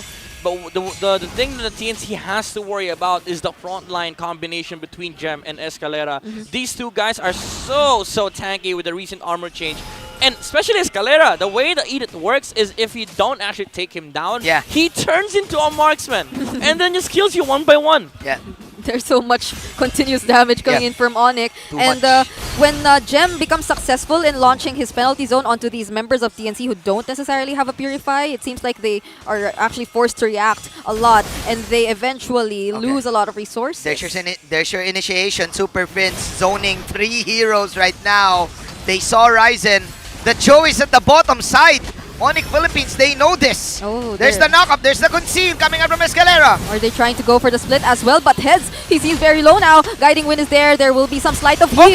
But Ryzen this time will be the one to steal the Lord. Oh no. And Ryzen will be able to fly away with the Guiding Wind. He's saved here by his teammates. But the ONIC, they seem like they want to fight. But they as well will disengage. Not this time, King Kong. Ryzen finally retaliating with the retry play. I mean, the Appraiser's retry play. The clapback. And also, unfortunately for King Kong, he got stunned by the Lord knockoff. And CNC, they were able to get there just in time to steal that Lord away from ONIC, buying themselves more time. Let's steal the Lord away. What a steal from Horizon. Wow, that reference made a lot of K-pop fans happy. For sure. Yeah, it's not often that you hear. Well, we're mentioning our biases now, but speaking of looking at the situation right now, so if earlier it was ONIC that was able to suddenly turn things around, it's surprisingly TNC this time suddenly going up against or minimizing the map here of ONIC. That was a huge Lord steal though for TNC. Lord objective. They got the top tower. Now they're trying to get the mid. But ONIC, will they force the team fight? Escalera using... Oh, what an onward! Oh, and Yasuo doesn't have his light ultimate anymore. Not yet. By the way, Cho just took 2 towers bottom lane.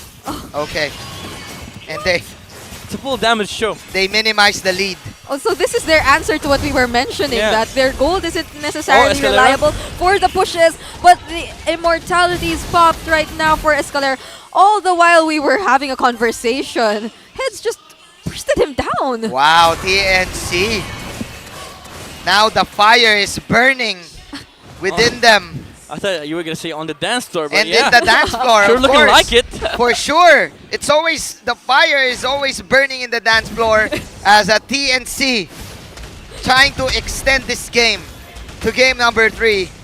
Yeah, we can feel how badly they also want to show another version of them not really caring and not being pressured anymore right after, again, knowing that they're no longer up for playoffs contention. Look at this, TNC playing on the opposite side. They know Yeah. at some point Ling will They show reviewed. up here. Yeah, they did the research. This is the classic TNC answer versus Yeah. Blacklist. I call this the anti-Blacklist, by the way. The anti-blacklist. Yeah, because this is the typical Blacklist playstyle whenever the Lord is about to spawn. Edward always tries to ensure that there's a slow push happening. But ONIC!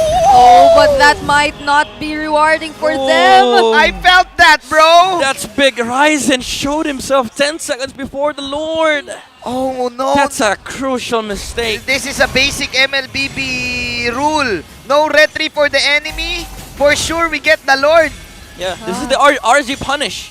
They see one guy on the other side, and they see the jungler. They conceal for the Here jungler. we That's what go. ONIC did. They will go for the fight, and Gem Gem. once again uses the penalty zone. There comes the circling eagle, but Super Yoshi might just not engage this anymore.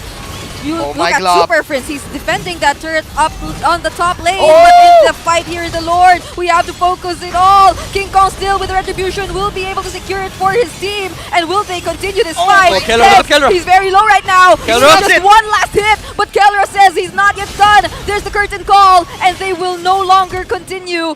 There's so much mobility here for TNC. Great pick-up coming out from ONIC Philippines. Crucial pick-off.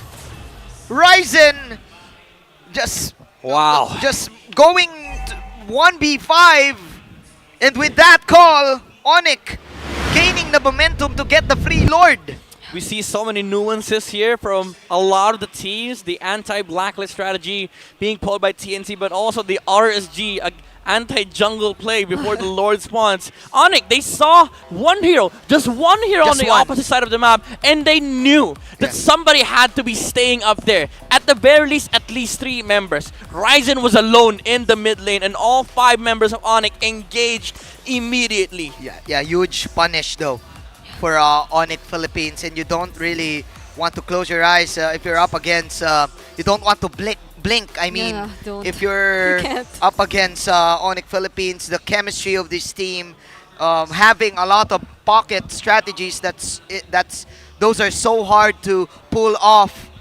And with this game, ONIC Philippines on the verge to maybe ending it. Yeah, it was also surprising to see that it was not just their immediate RSG-like answer to taking out the jungler of TNC prior to that Lord objective.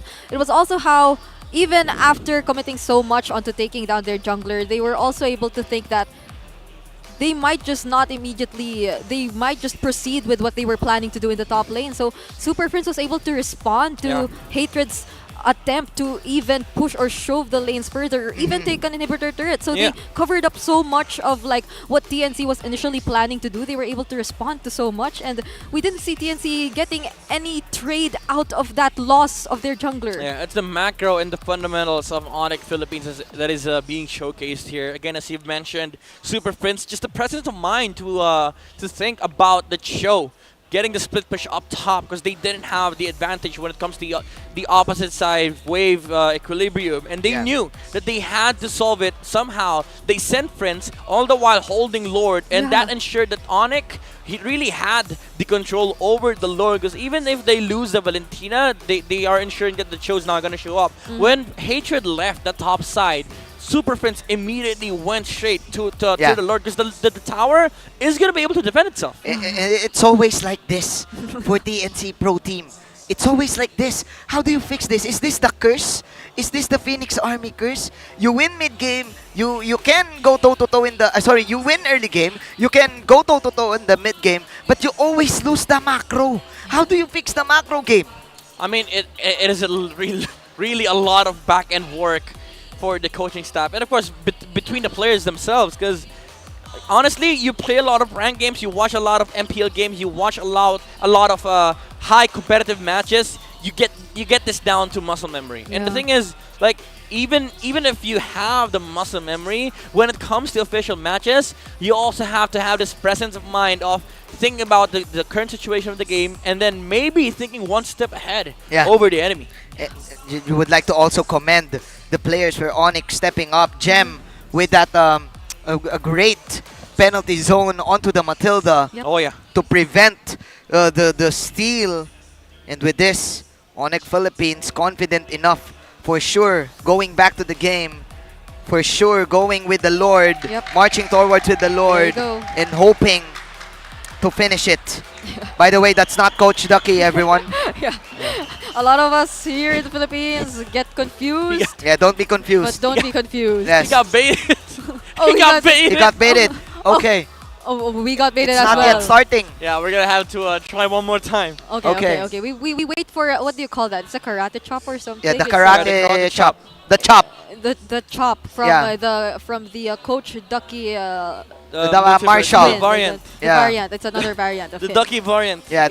No worries, ladies and gentlemen, as we are gonna extend our pause. It's okay. It's still early. By the way, there's 4,000, not really 4,000, 3,500. All right, quick maths.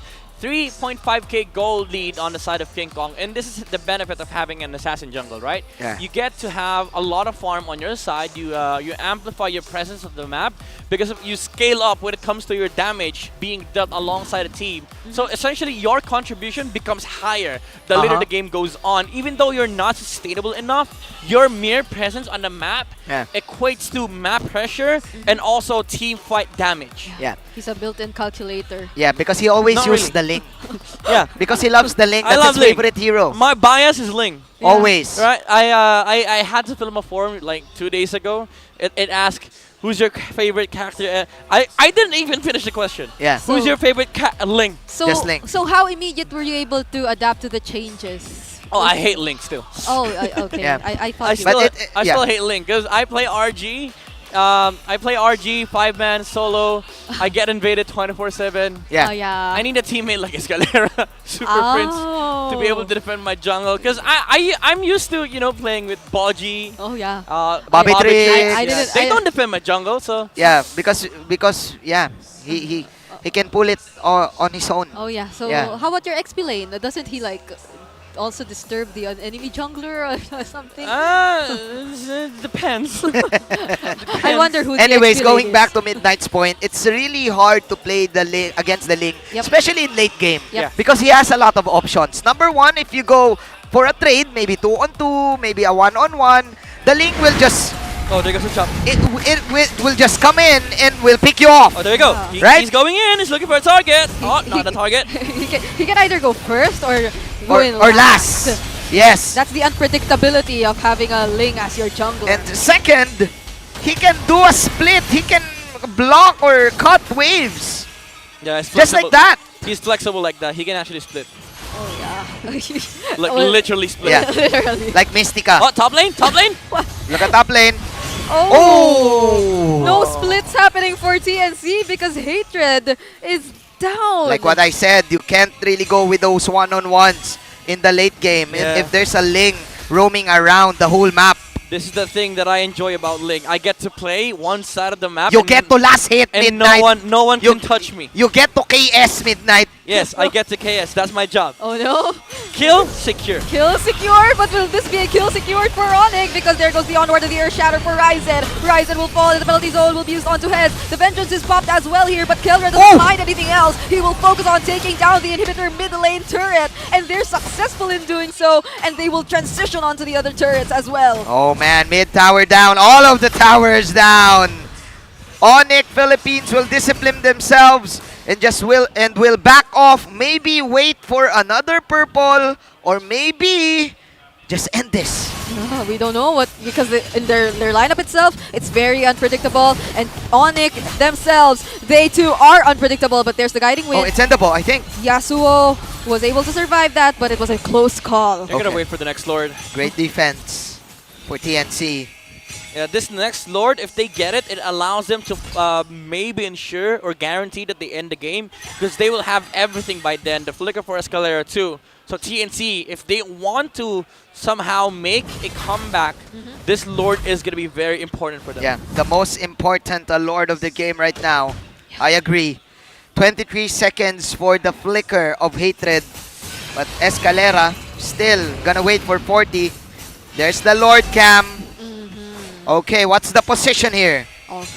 Surprisingly, we're almost at the 18-minute mark. Ooh, ouch! That Kelra hurts. That hurts. Ryzen might want to go for the engage, but Super Prince and King Kong, they're here from the sides. Will go for the attack as well. Gem, my pop the glove. penalty zone, but there are so much pokes happening here prior to this Lord. Oh, they have to deal with the wave. They have to defend the wave. Great pokes coming out from ONIC. The pressure is on TNC's side. King Kong! Oh, no, with the Lord! They bursted it down! Oh, they're still going! And they still want to engage in a fight. Yasuo will have to run away. Guiding Wind was already used. Circling Eagle as well, but Ryzen is very, very low. Members of ONIC will be able to avoid the Appraiser's Wrath, but heads from behind. Will he be able to take down Kelra? Vengeance already used. Oh, King Super Kong. Prince will be able to fall down. And now they're trying to chase after ONIC, and they're taking consecutive kills and consecutive immortalities away from them. Wow! 2 kills for TNC Pro Team. Heads just zoning out Kelra from that team fight. Yeah. Popping the Vengeance. Kelra did nothing. That's Heads doing that, and also Yoshi knocking down the Ling from the wall with the second usage of the Circling Eagle. He was not able to find the finishing blow onto Ryzen. He was able to live for quite some time, and again, Kelra was not able to participate in that fight because Heads was on his face. Can you feel it now, Mr. Midnight? Can you feel the fire burning in the dance floor for TNC Pro Team? That was a crucial defense for 19 minutes in this game. They have the damage. They have Heads, who is doing a great job on this on the CC. No deaths yet. Yeah. Plus they all have the bolts from Yasuo to put in the damage also. He was never punished, despite him always being the one to scout the damage dealers here for ONIC Philippines. And his positioning is very commendable as well on the CC, and even the timings of his Vengeance. So he's proving to be quite a challenge here in this match. And this this continued performance from Heads might just allow for more room for his other teammates to operate. And it's still early. It's Friday afternoon, MLBB primetime. It's just 5 p.m. We started at 4. Oh. TNC, they want to extend this. They want all of the tickets to be worth it. For our on-site viewers and our online viewers as well, who can still comment down below who they think will be winning the series, because we're yet to know. This fight is becoming closer as the minute goes by. Yeah. Plus the damage though. It scales. Oh yeah. But I think ONIC has the split. It's the difference maker for this game. Yeah, but TNC, they do have that Lunox with the flicker in. You can just throw the Ruby DD combo against Kelra and maybe take a pick off on the marksman of ONIC. But as you've said, they have to worry about the split coming out from the Link. But it is not as easy as you might think, because there is a Cho looming around. Yep. If King Kong goes down at the wrong timing, he could just be picked off with a flicker kick coming out from Hatred. TNC, they need to channel every Phoenix army in the Philippines. They need to channel. They Burn the need to flicker. channel this victory. They went on a mall tour yesterday, if I'm not mistaken. That was or maybe 2 days ago. They went on a vacation yesterday because they know that this is their last week, their last performance. Oh, Escalera, they have a kick on They Super want to Prince. get Hatred! Will they be able to Oh! The Earth Shatter doesn't Kick! connect, but the Terrify will! And King Kong is there to finish the job as well, as they take down Hatred 1 minute before he responds. Oh, they're getting confused. And they might just continue. The split. Scalera is here. Will we see the Primal Wrath? The damage is there. And King Kong for the finishing touches. Yasuo? There, he forces the Light Ultimate here for Yasuo. Oh but my will be the goodness. recipient of the knock-up from the Tempest of Blades. And he will fall as well. 3 members left to defend. that's it. But Kelra That's uses the it. Lycan Bounce and threatens the rest of the members of TNC as they slowly knock on the base. And they really try their best to defend. But until when can King they Kong? defend this? There goes in. Ryzen will be using some taunts. And will be able to prevent the members of ONIC. His Appraiser's Wrath damage won't be enough. Escalera is very, very low. Power But up, power Kelra, up. he won't mind anyone else once again. He's knocking on the base, and they will take the series with a 2-0. And that's ONIC Philippines with 3 points.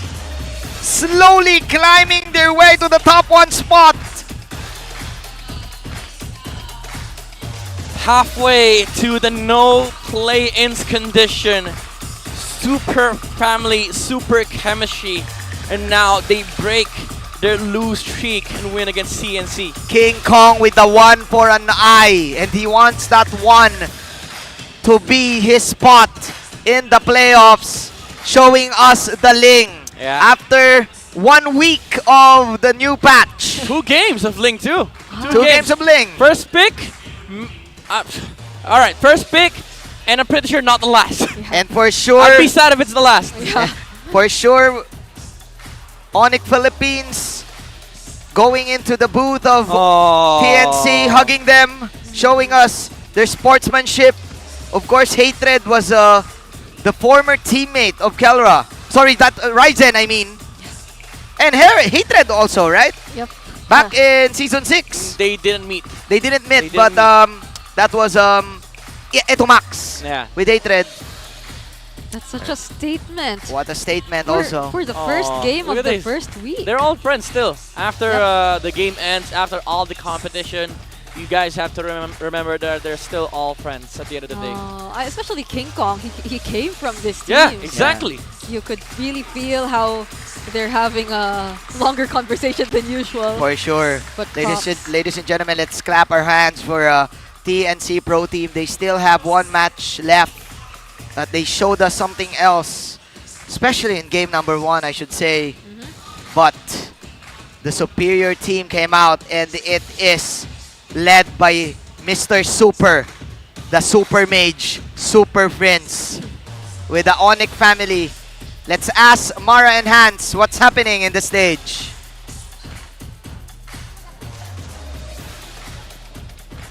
Congratulations to ONIC! Kelra, nakita namin, that was a very heartfelt moment, yung exchange nyo kanina. Nakita namin may sinabi ka kay Ryzen, hinag mo siya. Anong sabi mo sa kanya? Sinabi ko na parang wag siya mawawala ng pag-asa. Marami pang, hindi naman matatapos si MPL, bawi lang na bawi. That's right. Keep on fighting, TNC. At ito, yung rematch nyo against Super Marco, yan yung huling laban nyo for this regular season. So gaano ka-importante yung laban na yun for you guys, seeing as how you're still fighting for the top 3? Sobrang importante nun kasi yun yung magdidikta sa amin kung magta-top 3 kami o hindi. Kung di kami manalo, hindi kami magta-top 3. Pero kung mananalo kami, sure na top 3 na kami. Ngayon siguro yung importante yung laban sa amin. Meron ka bang mensahe para sa kanya? Message ko sa kanya, galingan namin, bigyan namin ng magandang laban yung viewers. We're looking forward to that. This time, I want to give the floor to Escalera. Escalera, it was a very good performance galing dito sa match nyo this specific series, pero on that last week, medyo nag-struggle kayo. What were the adjustments that the team has made para magawa at ma-execute nyo yung performance na ipinakita nyo sa atin ngayon? Nag-extra effort lang po kami sa Parang mas dinamihan namin yung mga laro namin para malaman namin kung ano na talaga yung meta ngayon. Right. Ano ba sa tingin mo yung parang naging kahirapan with the adjustment or with the meta? Nagulat ba kayo? Is it something na hindi or medyo nanibago kayo with the losses that you guys have encountered last week? Nanibago lang po siguro sa mga parang may dumagdag na mga heroes. Doon lang po kami nag-struggle, pero yung nag-extra effort kami ng laro, mas nakita namin kung ano talaga mga importante ngayong hero. Right, and that's a very good insight to have. Thank you so much, Escalera. This time, I feel like it's King Kong's turn. King Mara. Kong, Kasi yes! wala siyang death the entire 2 times na ginamit niya yung Ling. Tama ba? Right? Tama. So, how does it feel to use Ling back? Yan ang pinakaunang set of Ling games na nakita natin this season. Nakakamiss lang po mag-Ling. Naalala ko yung yung time na meta pa yung assassin Namiss ko lang. So what makes Ling so good ba in this meta? Tingin ko po ang ganda nung ginawang patch ng Munton Parang parang sobrang sakit po niya ngayon. Tapos dahil din po sa mga nakakalaban namin sa mga scrim. Nag-a-assassin ka ba? Ako hindi Well, nanood naman ako kanina. Kaya Pero anong meron tips? akong insights. Oo nga Hindi tayo ng tips. Kailangan namin ng tips, pare. Okay. Tips para sa... Kung sakali lang, ano bang mga ayaw mong kalaban kung sakali pag Ling ka? Yung Hilda, ginugulo ko di ako mapag-farm Okay, noted. Noted. Di na ako mag-Hilda, pero I feel like makikita pa naman natin yan for the rest of the season. Possibly. At habang na kay King Kong yung mic, congratulations King Kong ang ating MVP! Shoutout naman tayo sa lahat ng ating mga fans. At syempre, alam mo, lagi ko nakikita yung daddy mo, si Daddy Roderick. Nandito si Daddy, hello! Alam mo, talagang nagsascan yung camera, dumadaan talaga sa kanya. Kami, mga casters, at nanonood kami, super na-amaze kami yung sa support palagi ni Daddy Roderick. Anong gusto mong sabihin kay Daddy Roderick at saka sa lahat ng ating mga manonood? Gusto ko magpa-thank you kay Papa at kay Mami kasi kahit palagi silang busy sa ginagawa nila sa bahay, ginagawan pa rin nila ng paraan para makanood sa mga laban namin. Ano naman yung gusto mo sa lahat ng mga nanonood ngayon na parents? Anong gusto mong message sa kanila to encourage naman yung mga anak nila na it's okay to play MLBB? Sa mga parents, anong gusto mo sabihin para ma-encourage din sila na it's okay for their kids na maglaro ng MLBB? Siguro bigyan nila ng opportunity na gawin ng mga bata kung ano yung napupusuan nila. At proof yon dahil look at how well they're doing. Once again, congratulations to ONIC. You may now take your bow.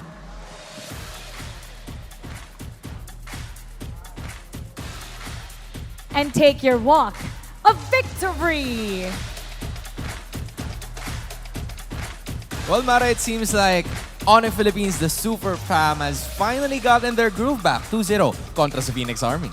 And their fight for the top 3 is still alive. Titingnan natin kung ma-reach nga ba nila and can maintain the number 1 spot all the way up para mas mataas naman ang chances nila para sa ating playoffs.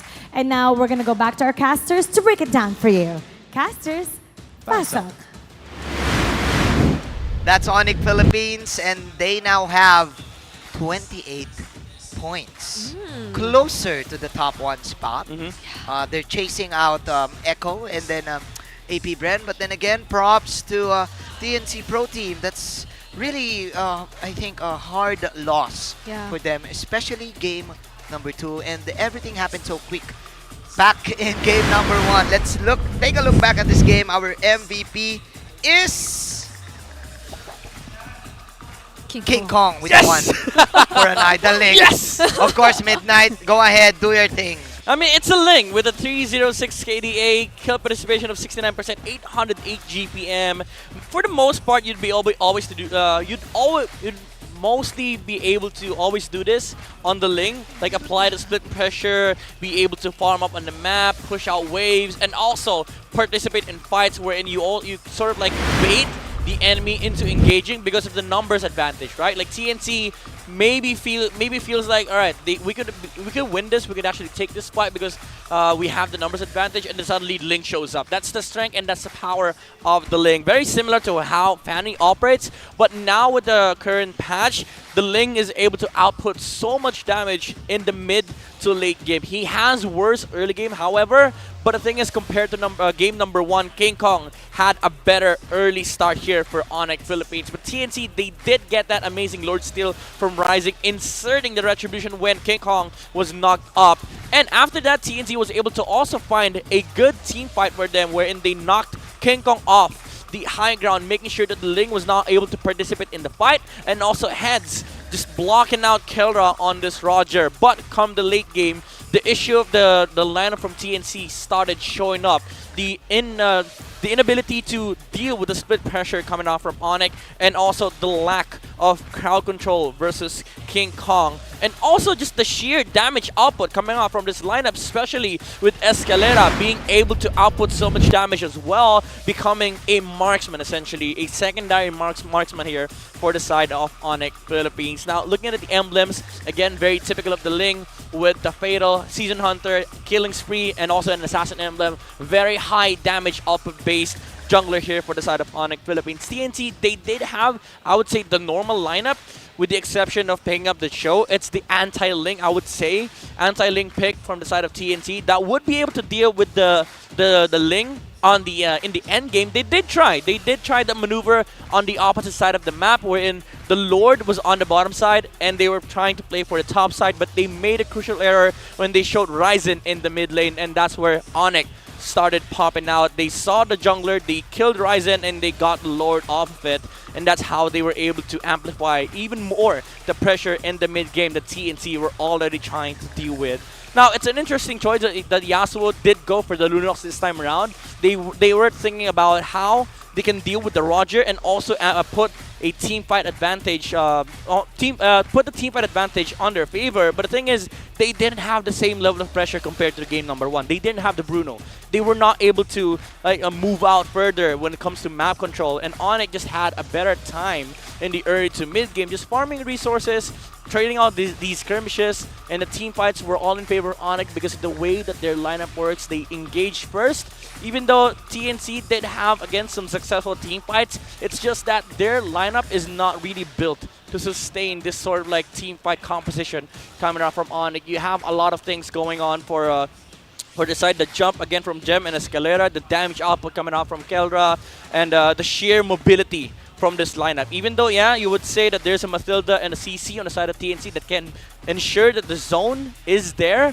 But again, it's hard for Head to be able to do that all by himself. Because at the end of the day, you still have to take down Keldra, you still have to take down King Kong. And their damage dealers in the form of the Joe and the Lunox, they don't have the best of execution or best of options to execute against ONIC. For Hatred, he has to land that flicker kick onto King Kong. For Yasuo, he had to find the perfect entry for the Lunox combination. That's why it was very awkward for TNT when it comes to engaging against ONIC Philippines. And naturally, they would just win out these team fights if they start on their terms. Now for ONIC, Escalera, you see the heat map here all over the place in the first 5 minutes of the game. He's roaming around, not defending the jungler anymore, because King Kong, again, had I would say, a free start for ONIC Philippines. He had a better time compared to game number 1. That is why ONIC was able to utilize their mid duo in the form of Escalera on this Eat It and made sure that they were able to control the early game and transition towards that quote-unquote, again, lane game.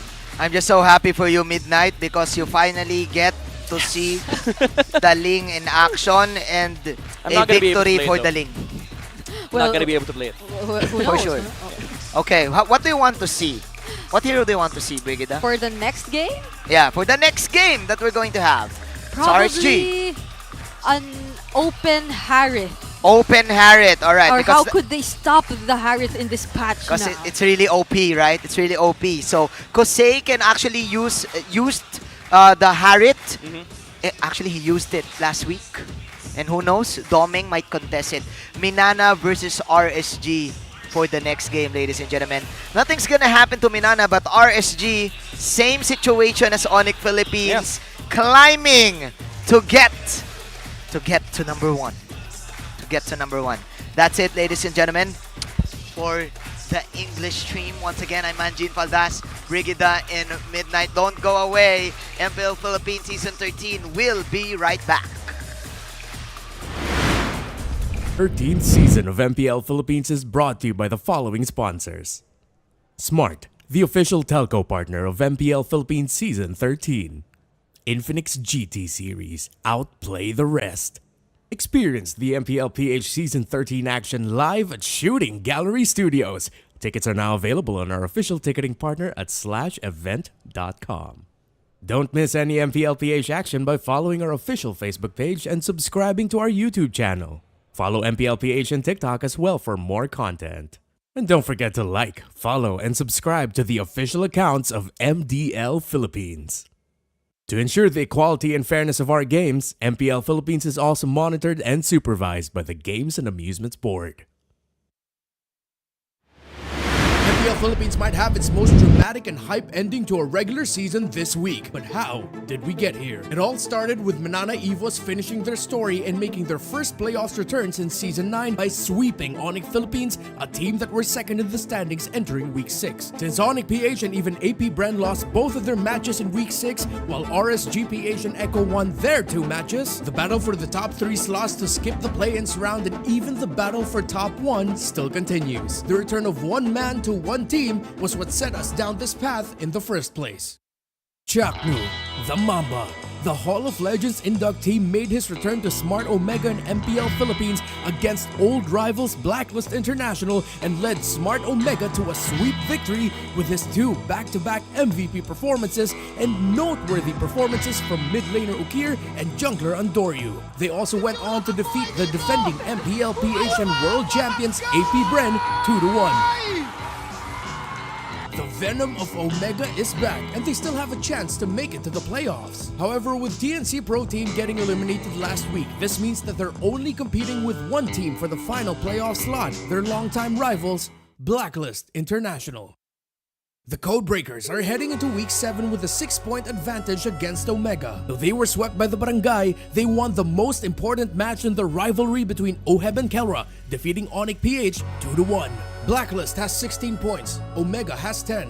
Omega's max possible points is at 16, meaning that Blacklist International just needs to win one game in Week 7 to secure their playoff slot. But standing in their way are 2 teams fighting for top 3 and top 1 placements, 2 teams that swept them in the first round, RSG Philippines and Echo. With how close the points are between the top 4 teams, with all the drama surrounding Blacklist and Omega's situation, depending on what happens on the first 2 days, there is a chance that we won't find out who gets top 1, top 3, and the final playoffs picture until May 5th, the final day of the regular season. So will you miss out or will you be there with us to witness history unfold in the final regular season week of MPL Philippines Season 13?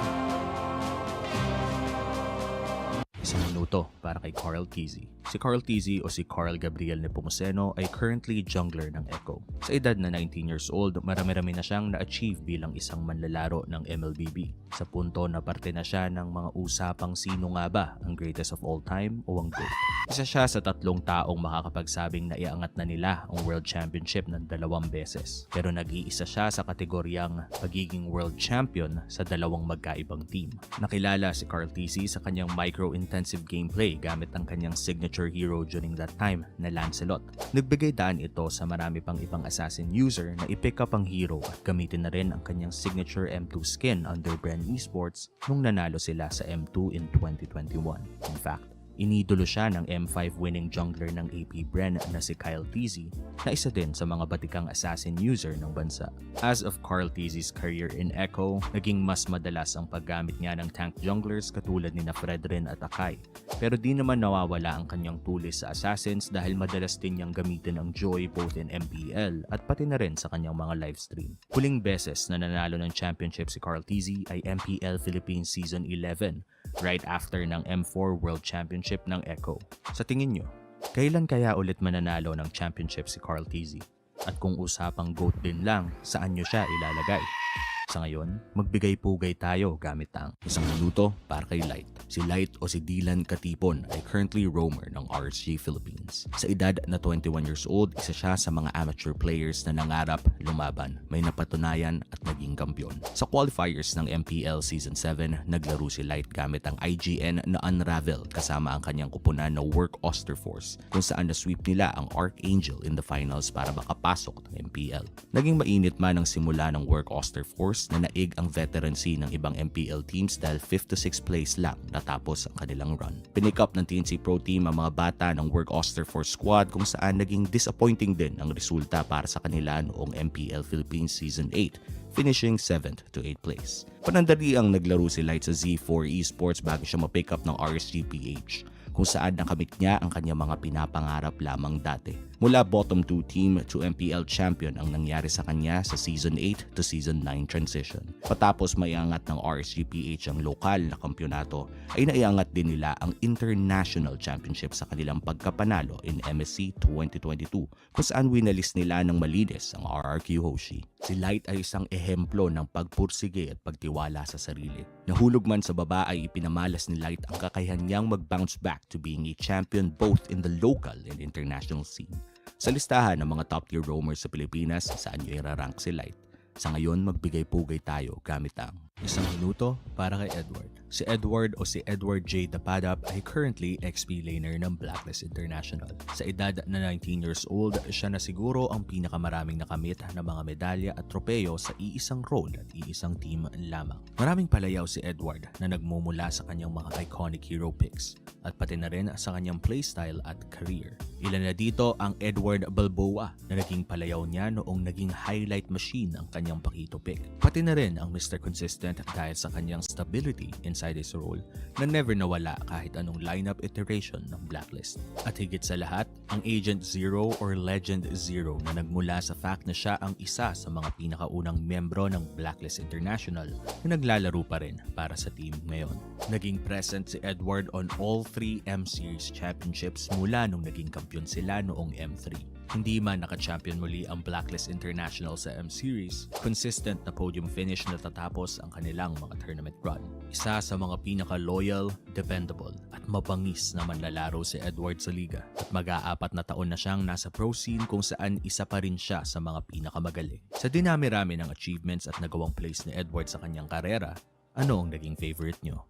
Sa ngayon, magbigay-pugay tayo gamit ang 1 minuto para kay Kelra. Si Kelra o si Grant Dwayne Pilas ay currently gold laner ng ONIC Philippines. Sa edad na 19 years old, matagal-tagal na din siyang kinilala bilang isa sa mga pinakamalakas na gold laner sa buong mundo. The gold standard at the Filipino Savage ay ilan sa mga palayaw na binigay sa kanya dahil sa kanyang continued excellence as a gold laner at madaming Savages na nakuha niya sa kanyang mga laro. Majority ng kanyang karera ay nasa Smart Omega na dating Exe or Execration. Bagamat isa si Kelra sa mga pinakamalakas na gold laner sa buong mundo, isa pa lang ang nakamit niyang kampyonato during MSC 2021 kung saan tinalo nila ang Blacklist 4-1. Matapos ang International Championship na yon, consistent na podium finish naman ang nakuha niya kasama ang Omega all the way to MSC 2022 kung saan nakuha nila ang 3rd place. From MPL PH Season 10 to 12, naging consistent 5th to 6 ang placing Kelra at ang Barangay Omega. Mababa man ang naging placing nila, kadalasan ng mga laro ng Omega ay close game at talagang hindi bibitaw hanggang sa huling hininga. Matapos ang 6 na seasons kasama ang mga tao sa Omega, lumipat na sa ONIC Philippines ang gold standard na si Kelra. Sinamahan na rin siya ng kanyang former teammate and now coach, Eto Max. Ngayon na nasa ONIC Philippines na ang gold standard, sa tingin nyo ba ay makakabalik na muli si Kelra sa world stage? Sa ngayon, magbigay-pugay tayo gamit ang 1 minuto para kay Yawi. Si Yawi o si Tristan Cabrera ay currently roamer ng Aura Fire in MPL Indonesia. Nag-debut si Yawi sa MPL Philippines Season 6 matapos maging top 1 team ng Next Play Solid sa qualifiers. Hindi naging maganda ang mga resulta nila dahil never umabot ng 3rd place ang Next Play from Season 6 to Season 8. In Season 9, nag-debut sa Echo si Yawi sa tinaguriang Echo Super Team kung saan natapos din ang kanilang season ng 5th to 6th place lamang. Bagamat naging disappointing ang resulta ng Echo Super Team, niluluto pa lang pala ang tunay nitong lakas. Dahil by MPL Philippines Season 10, kinaya nilang umabot ng finals kung saan natalo sila ng Blacklist 4-2. Hindi man nila nakuha ang kampyonato, nakakuha naman sila ng slot for the M4 World Championships. Na-sweep ng Echo ang Blacklist sa Grand Finals ng M4, denying Blacklist the opportunity to go back-to-back in the M-Series at nanalo na din sila ng MPL Philippines Season 11 matapos nito. Naging malaking shock sa mga fans nang makita nilang binench si Yawi for majority of Season 12, kung saan 3rd place ang kanilang nakamit. Patapos nito ay nag-debut na si Yawi sa Aura Fire in MPL Indonesia Season 13, kung saan maganda ang performance niya ngayon. Kung umabot kayo sa punto ng video na to, complete the sentence sa comments below. Sa ngayon, magbigay-pugay tayo gamit ang Generation Z. Authentic. Real. They thrive in the mundane. But let's be real. Nobody knows what they want. Only they truly understand. For real? Yeah, but that's okay. We get what you need. Guys, where are we going now? Anywhere! Mountain, beach, middle of nowhere! Why? Because we can! Well, let me help out. Smart 5G. Best in 5G coverage experience and best in 5G availability. Oh, wow! Those are a lot of apps! That's fine. When you got power off, you could do it all. Multiple apps? No problem.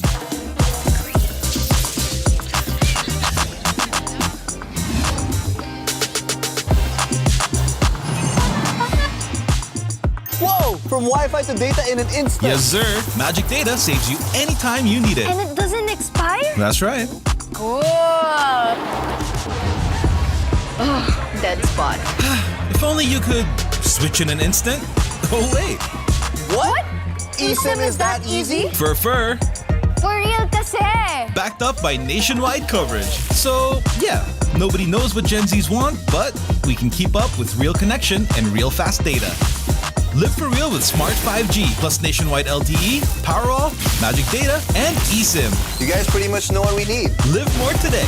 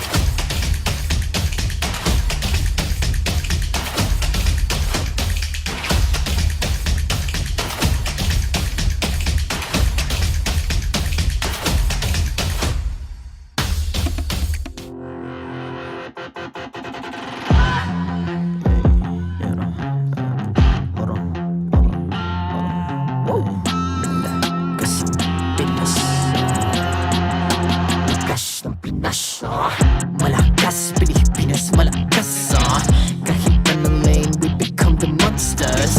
Malakas, Pilipinas, malakas. Face the golden sun and ripping for the 3 stars. Look at us to the top, no ifs, no buts. Winning any game, para to sa PINAS. Di mo matitin ang aming boses sa new level. Nasa kalye man o mobile, you know I become a legend. Open fire, we unite, we winners. Built with pressure, like diamonds are made of. Switch na lane na parang gera, HP racing, may reset. Built na kitang buhat, we hear that full load SS parang Lyra. Susundan ko ang iyong bakas, kasama patas, tagumpay natin to. Dahil tayo'y malakas, para sa Pinas. Nasa amin ang alas, hindi tuwa atras. Kinikilala sa taas kasi kami ang malakas, para sa Pinas. Nasa amin ang alas, hindi tuwa atras. Kinikilala sa taas, ganito kami sa Pinas. Wow! Hold on. Yeah, malakas ang Pinas. Yeah. Laging every beat, no surrender, no retreat. Pag nagsama-sama, just imagine what we can achieve. Lacking every beat, no surrender, no retreat. Giving 100 all my all, cause we just cannot be defeated. We are unstoppable, immune and invulnerable. Ready ang equipment, lahat frozen, malang crowd control. Pakita ko na jab like beast of the southeast. Takas sa watawat-tawag loud, cause every enemy we devour. Susundan ko ang iyong bakas, kasama patas, tagumpay natin to. Dahil tayo'y malakas, para sa Pinas. Nasa amin ang alas, hindi tuwa atras. Kinikilala sa taas kasi kami ang malakas, para sa Pinas. Nasa amin ang alas, hindi tuwa atras. Kinikilala sa taas, ganito kami sa Pinas. Wow!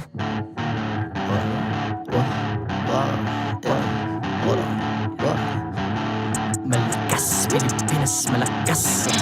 Kahit anong lane, we become the monsters. Malakas, Pilipinas, malakas. Face the golden sun and repping for the 3 stars.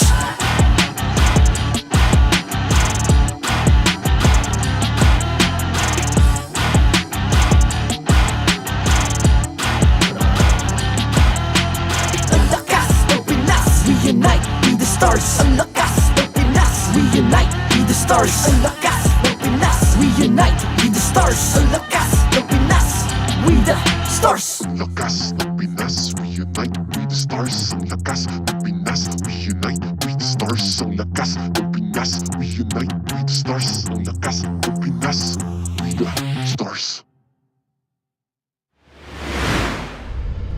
The 13th season of MPL Philippines is brought to you by the following sponsors. Smart, the official telco partner of MPL Philippines Season 13. Infinix GT Series, outplay the rest. Experience the MPL PH Season 13 action live at Shooting Gallery Studios. Tickets are now available on our official ticketing partner at /event.com. Don't miss any MPL PH action by following our official Facebook page and subscribing to our YouTube channel. Follow MPL PH on TikTok as well for more content. And don't forget to like, follow, and subscribe to the official accounts of MDL Philippines. To ensure the equality and fairness of our games, MPL Philippines is also monitored and supervised by the Games and Amusements Board.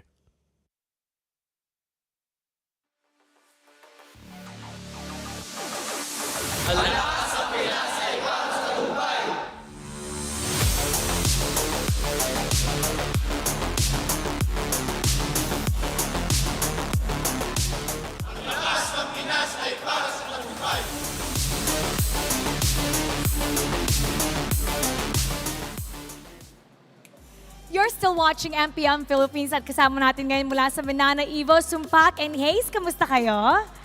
Okay naman po. Okay naman? Bakit ngayon ka lang? Na-late lang, na-late. Na-late!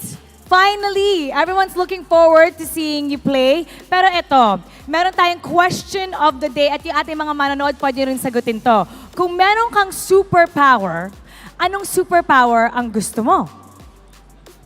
Siguro ano lang po, conceal, or invisible na lang. Invisibility, conceal. Bakit may tinataguan ka ba? Marami kang utang, no? Hindi po. Ang Hindi. dami kong gusto nang gawa ng masama sa mga katim ko eh. Ay, ganun ba? Lalo na po ito. Kanina ka ba nagtatago? Gigil na ako eh. Gigil na gigil. Okay, so you want conceal. Okay, bakit exactly? Bakit yun, out of all the superpower in the world, bakit yun? Para makakotong ng walang bawi sa mga kasama ko. Ah, ganon. Prankster ka pala. Siya talaga yung prankster. Siya ba talaga yung prankster sa bootcamp? Madami. Feeling ko ikaw yung gustong mag-conceal eh. Pati yung hair mo, nagtatago ka sa short hair mo eh. Okay, so sa lahat ng superpower, kung meron ka, ano yun? Anong gusto mo? Magpalamig. Ang init kasi. So you want to be, gusto mong... Gusto maging si Elsa. Gusto mo maging si Elsa. Kasi... Ang init. Kasi mainit. Wala pa kayong aircon sa bootcamp? Meron. Mainit. Mainit lang. Pero mainit pa din. Okay. So instead na going sa ibang bansa, gusto mo na lang maging Elsa. May power to make ice. Alam mo, dapat ikaw yung hindi nagko-conceal. Ilagay natin yung buhok na, yun! Naghawi ng buhok. Sa kabilang panig naman, titingnan natin kung ano nga ba ang sasabihin nila. Hans, pasok! So ayan naman, wala akong mahahawi dito eh. Pero okay lang. Light, kung magkakaroon ka ng superpower, anong superpower ang gusto mo? Bigyan mo ang top 2. Una, yung makakabasa ng inisip ng isang tao. Makakabasa ng isip ng tao. Sige pre, basahin mo kung anong nasa isip ko ngayon. Iniisip mo yung pangalawa kong powers, no? Oh, tama. Kasi tatanong ko pa lang sa'yo yun eh. Anong second superpower ang gusto mo? Siguro yung sobrang bilis. Mga Sobrang silver, bilis. Oh, sige. Kailangan within 1 second may bigay mo kay Nats yung bilis. Okay na. Kuha mo na kagad. Nats, ikaw, anong superpower gusto mo? Siguro kaya ko patigilin yung oras. Kaya mo patigilin yung oras? Men, ang galing mo. Ang galing mo, pare. Legit. Tingnan mo isa pa. Invincible. Invincible. Oo. Sa sobrang lakas mo, anong kaya mong gawin? Hindi, I mean, invincible talaga. Invincible, na hindi ka nasasaktan. Hindi, nakatago. Paano ba? Invincible. Invincible o invisible? Sabi niya kasi invincible. Pero invisible. Okay, pare, nasan ba si Nats ngayon? Ako rin, hindi ko rin alam eh. Siguro alam nung casters. Casters, andyan ba si Nats?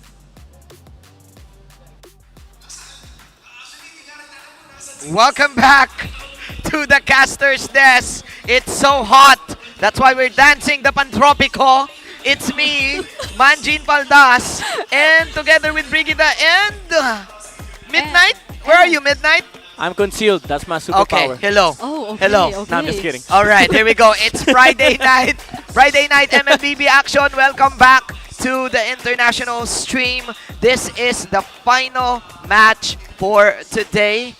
Midnight finally appeared. You appeared right now. Yeah, somebody hit me, so my conceal went off. This is it. It's hot in the Philippines, but this game is hotter because it's going to be RSG versus MNNE. But before we talk about that, let's look at the standings.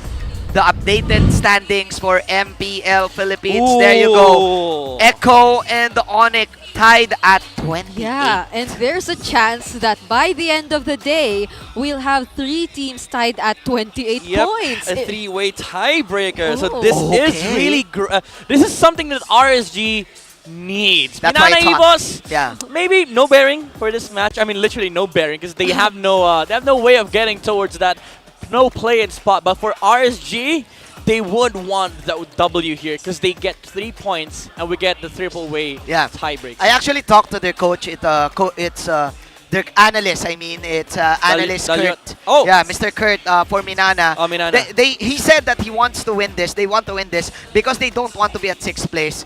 But if you're gonna think about it, it's the same in the gauntlet format, right? The thing is, you don't want to be facing up against the top 1. The top 1, yeah. If you're if you're bottom, if you're at the bottom seed of the standings, you might be facing the top 1. So he talked to me and he said, in a way, it affects the playoff picture. Yeah. But for sure, at the end of the day, the thing that matters most is you being in the top seed, and that's what RSG is going for.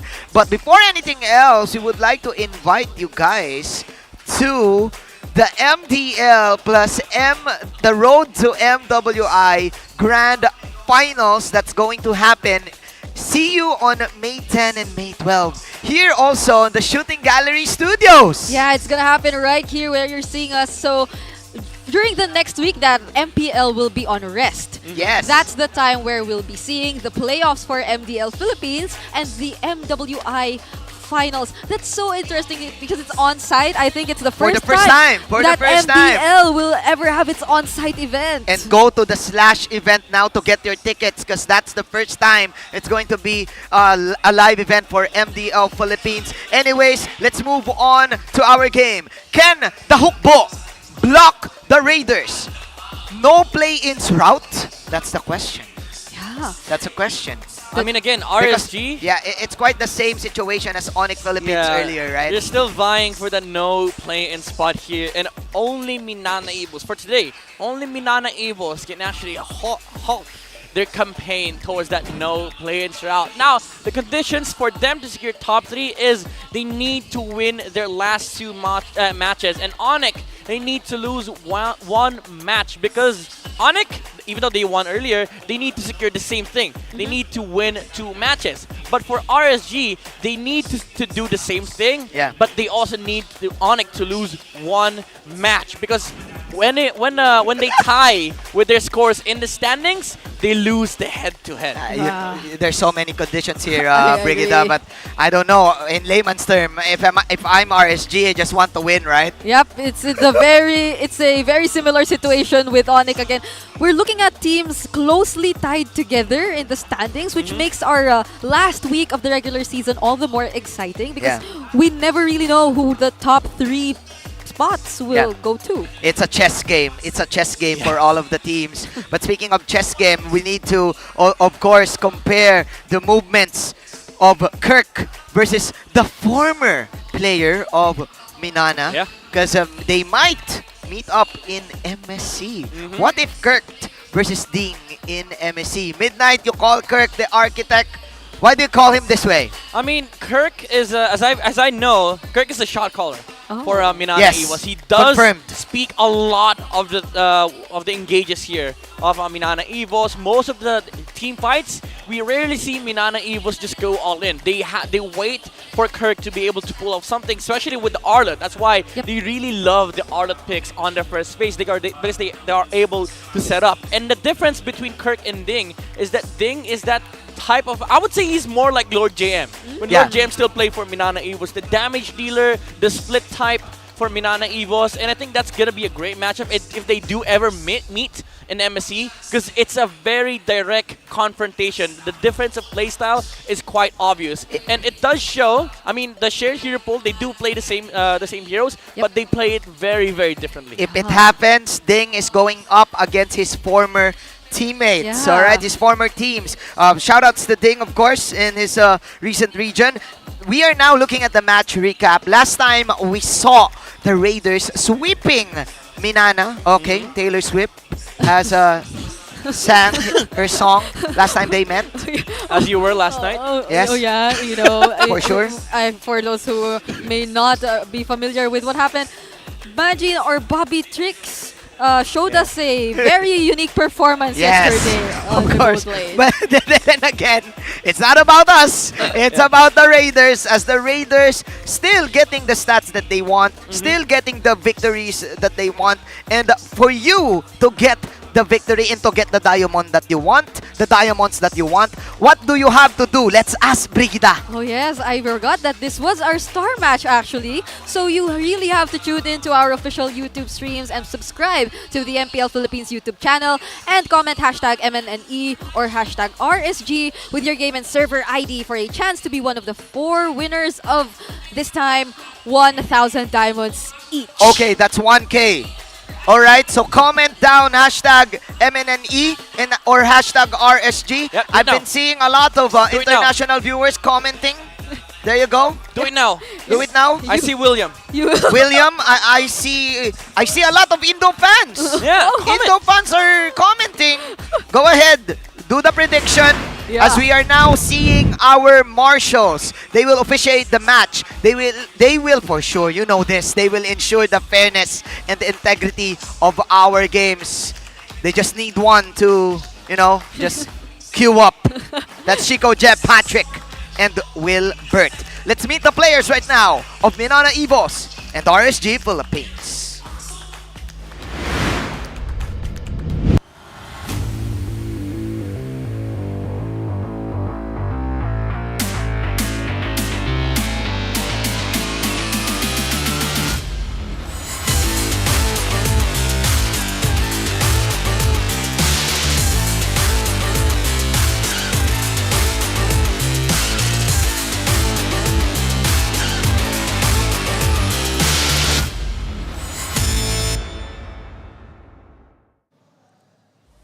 After more than 400 days, they finally got their playoff spot.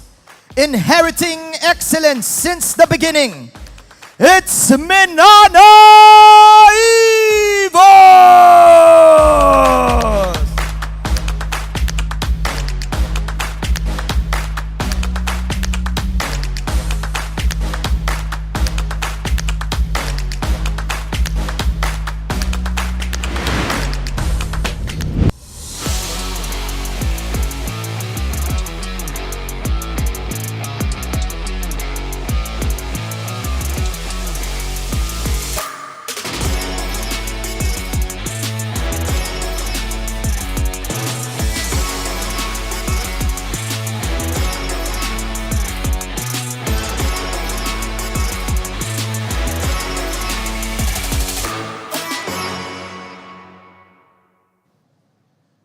Kingslayers, Streak Breakers, Task Force. They call them with many names, but this season, they want to be called champions.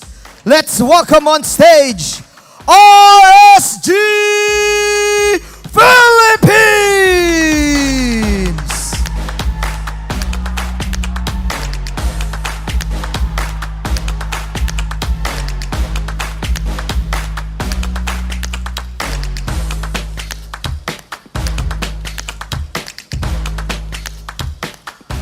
And let's welcome their coaches, Coach Imba DJ and Coach Panda. It's the Raiders versus the Hukbo, MPL Philippines. It's showtime!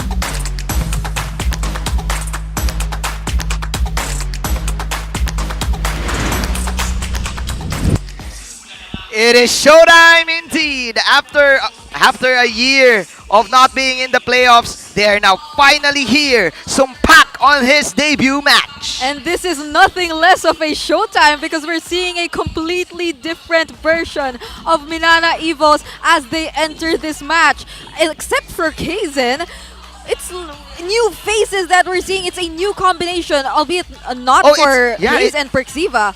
Vayne and Sumpak. Yeah, it's Vayne also playing in the pool. Alright, this is a mix of their Team 1 and Team 2 for MNNE EVOS. It's Kaizen plus new recruits. Plus new MNNE recruits. EVOS. But speaking of, well, they don't have any recruits. The only recruit that they have is Kosei, but this is also their former teammate. Back in work, Osterforce, Kosei, Demon Kite, Aqua, Nats, and Light. Maybe a new recruit for the season, but an old friend for RSG Philippines. An old and tested lineup. Kosei, Demon Kite, Aqua, Nats, Light. The chemistry between these 5 players is undeniable. We have seen the most explosive of RSG in Season 13. I would say this has been the most dominant version of this roster, and especially right now, we're on the final week. This is where RSG gets everything started. We're seeing maybe a glimpse of the Season 9 RSG with them having their power spike on the mid-season. Now looking at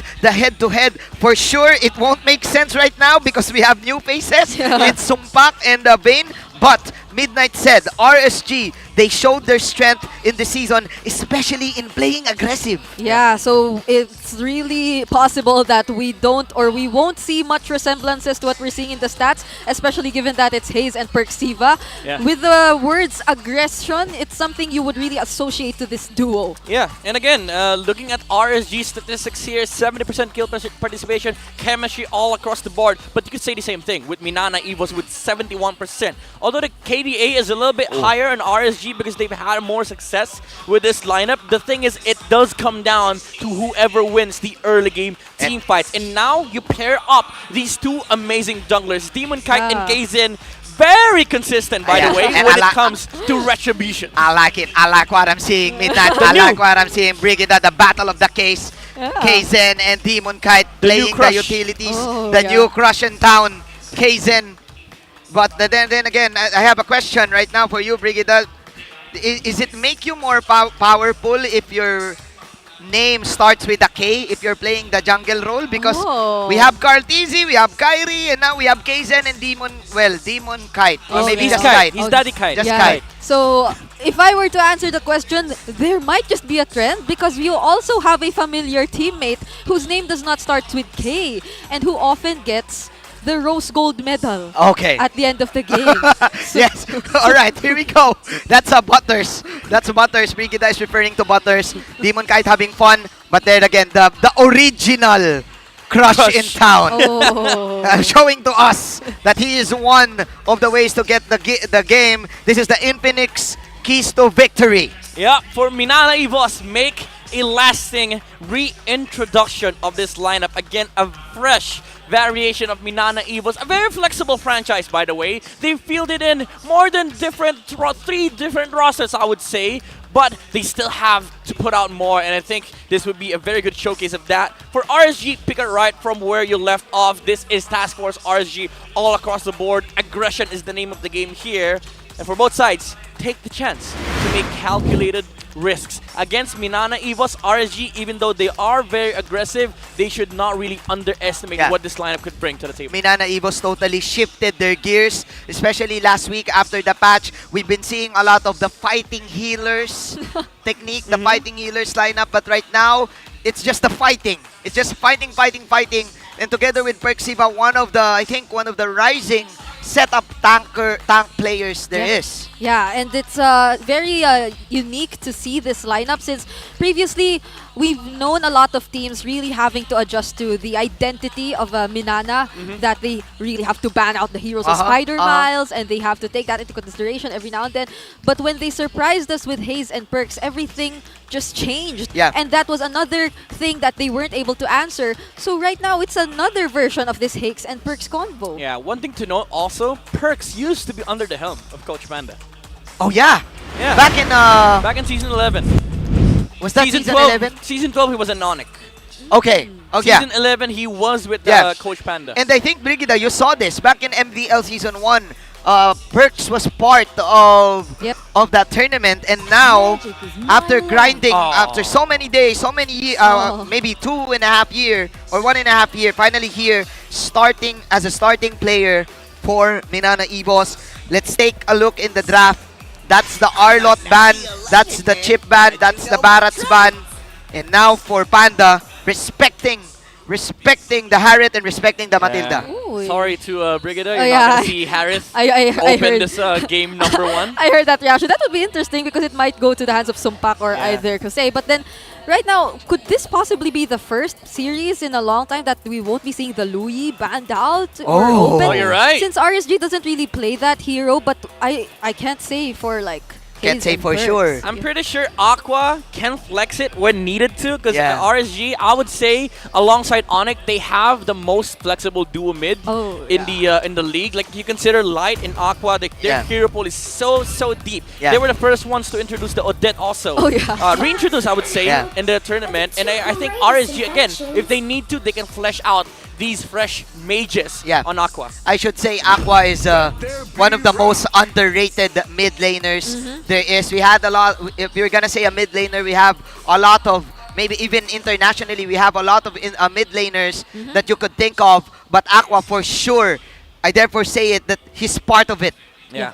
Now, looking at the draft here, Minana Evos first pick Fredrin, you already can see the difference between the two rosters of Minana Evos. Without Kirk, they banned the Arlet themselves. And I feel like this is something that they have worked out in the past, that with Vayne, there's a different version of Minana Evos. Yeah, Maybe the damage, the Ding-esque type of XP laner would show up here for Minana Evos. We don't really know yet. It's his first game for Minana Evos, but this does change the drafting style. Yeah. RSG needs to adapt to, because now they got the first Fredrin, and they go. Okay, there we Baksha go. Luoyi, there you go. And Brigida got her wish. Wow. So it's the first time we're seeing Aqua use the Luyi. Yeah. And that proves our point that this duo is really flexible. Yeah, this is a Luyi plus a Baksha. So global threat is present for this game. Watch out for the Claude 2. We never know. We might see the Claude Louis once again, the global split push. For sure, for sure. The Claude. Now, Minana Evos, they do have the Roger on their side. Would be going to the gold lane on the hands of some back, because we already see the Fredrin for Kaizen locked in. Maybe a Vexana for Hayes. He does like the hero, or maybe the Novaria, just to be able to counter up the vision game that RSG needs to face with the Louis ultimate. Yeah, you need a lot of vision for this one. Yeah. It's scary to think how Aqua, as a very what do you say, systematic player, will play this out. But this used to be an Aqua hero. Interesting. They go the other approach. It's still technically, I would say, a soft counter against Louis. As long as you don't burst these heroes down, the Paramis is going to be able to save the lineup of Minana Evos. But the worry is, again, the vision game. It's still on the side of RSG, because you do get the vision from the diversion, and you also have the Baksha rolling around the map for RSG. Yeah, I think that's the answer. I think they immediately answered the first two picks of RSG. With this Paramis, the Baksha can't really pull off the Baksha things, because you always have the ultimate. But then again, okay, there's the Yuzong. Is this a surprise pick for you two guys? I'm pretty sure RSG sort of expected this, especially when they saw the Arlet ban, because Arlet is going to be heavily contested in this series, I would say. And the Yuzong does secure RSG an XP lane that can engage for Nats. Also, in this third pick, you can block out the remaining XP lane matchups for the Yuzong, like the CC, maybe the Terizla of Vayne. We don't know if RSG has a lot of info on Vayne with whatever he plays, but I think those are the worst matchups to go into. Maybe the Edith, if they can consider like the flex factor on the side of Minana Evos. Now RSG is having their ban, taking their time. They took it okay, out. like what you said, they took out the CC up against this Minana team. The fighting healers having the highest average damage dealt after week 6. Oh yeah, they have so many games which lasted like beyond 20 minutes. Yeah, top 3. By the way, top 3. Top 3 longest matches in MPL S13. Yeah, you know it. So with that, they're really taking out the matchups for the XP lane here, so that they can make sure that Nats has a good time. Or even for the Baksha, I feel like they wouldn't want the X-Borg to like get through for Minana. X-Borg. But I fear for the vision here. Again, they're lacking a lot in terms of vision. And it's really hard to predict like how Aqua, as a very, again, mechanical or systematic player, is going to use this hero. Yeah, I think, and with his prowess of positioning, I think this is one of the perfect picks for him. I heard their comms last time, and one of the main callers for RSG, Aqua, is like, hey, I have damage, let's go. It's always like that. Oh, interesting. Florian ban. Florian. For the side of RSG. Instead of the XP matchups, they go for the anti-fighting healers strategy. Don't let Minana Evos get their hands on the supports. There's still the Rafaela though, but we all know Sir Miles is not playing. Yeah. So it's surprising to see. They're still taking out the Florine, even though it's not Spider Mouse, but that's just respect to Perk's capabilities as well as a roamer. Edith is open, by the way. Edith, Cho, Lights Heroes are still open, and I think Kaja is of high value here for RSG. You get that initiation against the Promise. You essentially pick one off. Team fight's over for Minana Evos. I think Kaja would be an outstanding pick, or just anything that has a pick off, or maybe a Cho, or do we bring back the The Franco. Oh, Franco. Oh, The light Minotaur as Franco. well is open. I would say Minotaur fits Minana Evo's better. Okay. I like this carry pick. Uh-huh. However, it does put the gold lane into a losing matchup against the Roger. They steal the Kaja away from RSG, but it does open up the Minotaur possibility for RSG. Either that or they go for the Ruby. Since I feel like the Minoan Fury would complement the skills The here Luyi. of the Luyi Yeah. as well, and that's a terrible team fight that could happen for Minana. Apart from the Yuzhong, that could also potentially join. Okay. Edith, Tamus. I want to see the Ruby, bro. I want to see the Ruby. I want action. I want action. I don't want passive. I don't think you want Ruby against Yuzong, so they go for the Terizda. And I think you go for Minotaur here on the side of RSG. Either that or you go full pick off with the Cho. Yeah, light show. Oh. Or anything with a set light. Or Edith, actually. Edith's still open. I'd be surprised if the Franco suddenly showed up again because that's another suppressed hero. Yeah. I think previously a lot of teams also began using that, but then safer possible route to go for the Minotaur as mentioned here. But Yeah, Minotaur, Franco, Ruby? Minotaur, Franco, Ruby, Edith, Cho. Those are the top. Did I say 5 heroes? Yeah, just say all of the heroes. Come on, Midnight. Those Just say are the all top of the picks. heroes. Those are the top picks for Light here, and they do go for the Edith. It's a nice choice. Good balance of damage as well, and good layer of protection. It's nice versus the Kaja, because like as a Kaja, you don't want to be facing up against an Edith. It's a target that you need to sort of like pull, but you kind of don't want to pull as well. Look at the lineup here. It's very spicy. You have a different styles clash of being aggressive. You have something, a sustain for Minana, but for RSG, or should I call AggressG, because they're very aggressive. It's a stretch, but It's we, a we'll stretch. take it. We'll take it. Thank you, Midnight, for supporting me. Thank you, Brigida, also for that laughing. was so funny. Yes, thank you. We're laughing. Yes, but then again, RSG showing us how it's done because they want to get top 1.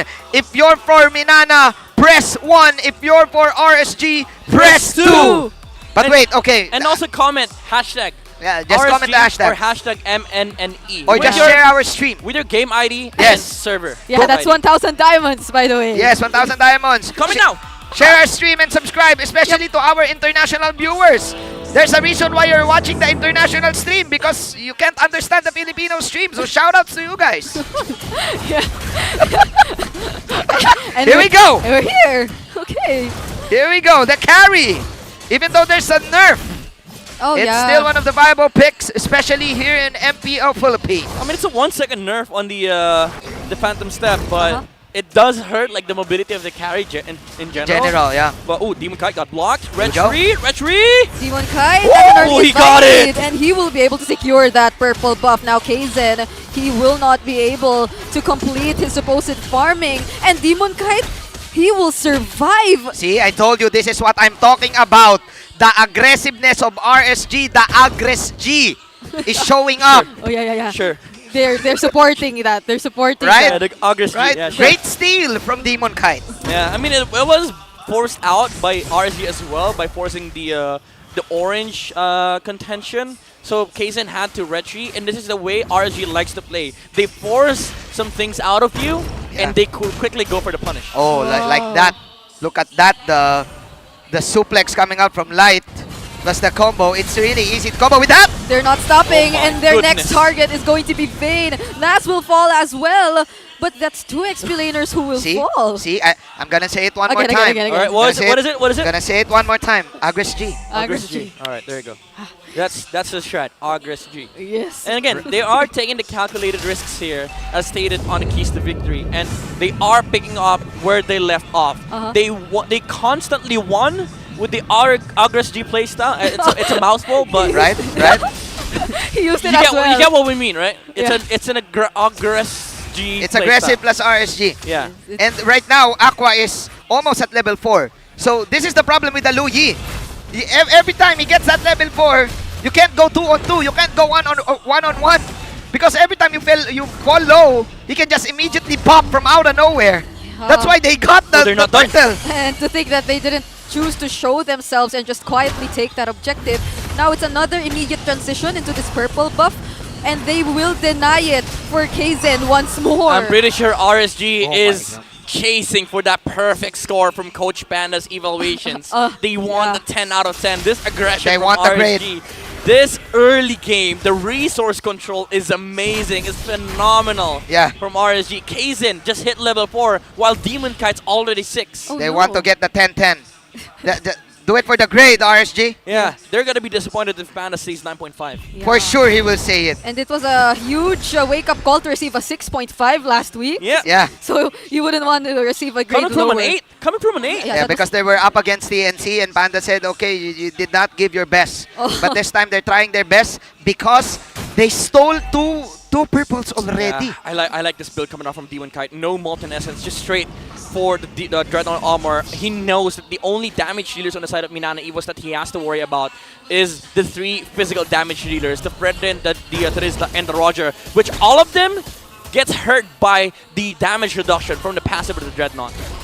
So they're having a really great time Nuts. now. But Okay. Nas, will he be able to sustain Petri! this? This is 2 members of MNNE. The Black Dragon form as an attempt to escape will not make it. That's 2 members he's up against. That's a debut game. And that's a first blood for Vayne. His debut game, getting the first blood. Yeah. I like it. Nats is already 2 deaths in on this Yuzong, aggressively playing the lane. And MNNE EVOS, they do punish, minimizing the effect of what RSG amassed in the early game, but Demon Kite still. Okay, this is the going for those third invades. purple. Oh no. Can he? Oh my goodness, the stun! Oh my glove! What a timing from Demon Kite. Now they know. No retry though. They don't have a retribution. Demon Kite is starving Kaizen for this purple buff. They don't even start it! Oh no. RSG! They're too much in control. They can already dictate the tempo and the flow of the game, and whoever will be starting these major objectives, that's just how much. If we can't feel that it's just a 1k gold lead because of how dominant they're playing. This is a level 6 Fredrin up against Demon Kite Baksha, who is level 8. And another objective secured. Mr. Cedrics. John Cedrics is on a roll playing this Baksha. Yeah, they see him rolling. They see They him back rolling. in. They back in and they hate it. They hate him. And look at this. They're cutting the wave. 5 minutes in, they're already cutting gold lane. Demon Kaita. That's so much space Oh given my to Kosei, goodness. which I would recall chose to go for a very tanky emblem combination as well. So it was a very quiet gold lane. Yeah. We didn't notice anything happening here. Look at this. That's why he's surviving the attacks from the Roger. It's a carry. 5 minutes in. Already in between the tier 1 and tier 2 towers in the middle lane. Now he goes mid lane. RSG's gonna put more pressure there. And once again, Demon Cat showing up. Ain't that nice if you're a carry player? Meanwhile, Oh no, Nats. He's up against 3 this time. There's a petrify coming in from him. Oh, but Louis, that's Louis, enough Louis! time for his teammates to come and provide some respo and take some trades as well. Oh my goodness. Perxiva will be the exchange. So that's a roamer for the XP lane. 1 for 1. But okay, this is the fourth purple. The fourth purple, a Demon Kite roaming around the purple pit. I'm starting to question how does Demon Kite relate this immediately, but then again I remember, oh, he's a Baksha, so he can pick up his own resources and immediately transition to that of Kaizen. But he gave it away. He gave it away. No, the thing is, he's focused on securing the lane rotations here. He cleared the mid in the mid lane so that he can go walk bot. And then the rest of the RSG is going to take up mid. But then again, RSG, like what Midnight said, they want the mid lane control. Just def this tower and we win. Oh, basic MLBB, but goodness. Do they know? Do they know? They use the conceal. Oh, they know! Nats will be able to spot the 3 members hiding in that rush, and now 4 or 5 members of RSG are here to say hello. Sumpac is very low. Will be receiving the Nether Realm, but will that be enough? Because Nats goes in as well. There comes the penalty zone from Vayne, but Kaizen will be the first to fall. And now they're trying to take out all the members, even under the turret. And there they want to combo as well from Aqua as they take down 3 from MNNE. Plus they will TP in another the mid one. lane. Another one. And they will take a tower. RSG Philippines showing us how it's done. Showing Oh us my how to play goodness. aggressive. Showing us how to be a gangster. Showing us that they are indeed the Raiders. The RSG, the task force, the Raiders, Non-stop plays happening on the map. Clear top, Baksha clears mid. They walk mid. They see 3 heroes rotate bot. Diversion play. And Nuts, he knew. He was like, guys, somebody's here. Pops the Black Dragon form. RSG goes for the play. And Minana Evos, they weren't ready for it. They are not. They are not indeed. Oh! And I'm not ready for this as well because Vayne will be surprised by this attempt from RSG. They will be able to pop the Nether Realm and Vayne won't survive that anymore. Divine Judgment used onto Nats, but he will be the recipient of that Appraiser's Wrath, so they will be able to get some answers, but the surprise from RSG is just too much. Oh man, 1-for-1. RSG Philippines utilizing the diversion of Aqua. Yeah. Plus the amount of scale, the amount of lead that Demon Kite has up against KZen. They're just punishing and punishing Minana every time. The idea is we're leading by so much. Why are we not making plays? And RSG, even though they lost Nats in that play, they lost a huge chunk of their gold lead. It does not matter. Because what matters right now is Kasei is 2,000 gold ahead of the Roger. Oh no, that's for a 0-0-5 carry. And now, looking at KZ, he won't be able to use that Appraiser's Wrath anymore. There's too much damage coming in from RSG. And in the blink of an eye, that's a Fredrin that they bursted down. They move so fast. And Minana Evos, they don't even have time to manage their waves because of this constant plays coming out from RSG. They are constantly in defensive mode for Minana Evos. RSG Philippines, is this their new identity? Now, another diversion. Oh, that's a bait. That's a fake.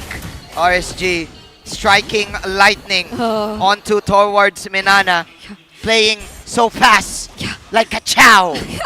This was how Aqua uses the Lu Yi, and before I could even finish what I was saying, Kaizen gets bursted down again right before They don't the want Lord. you to talk. They don't want you to They talk. don't want me to talk anymore. This is aggressive. I mean, even for me. I can't analyze. The way RSG is playing right now, you have no breathing space. And imagine Minana Evos.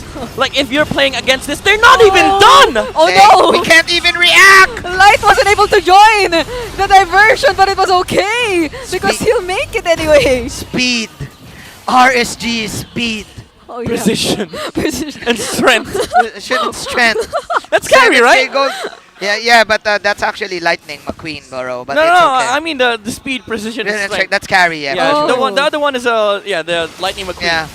But then again, what Lightning McQueen. Yeah, okay. Oh, yeah. We're on to something. Okay, that's 8 out of 10 midnight. Yeah. I still go for the Aggress G. Aggress G. I don't want to choose. That's a 9.5. That's Coach Panda would say. Thank you. Oh, thank you. That's high. Then again, if we're gonna put our foot into the shoes of Minana, I don't want to.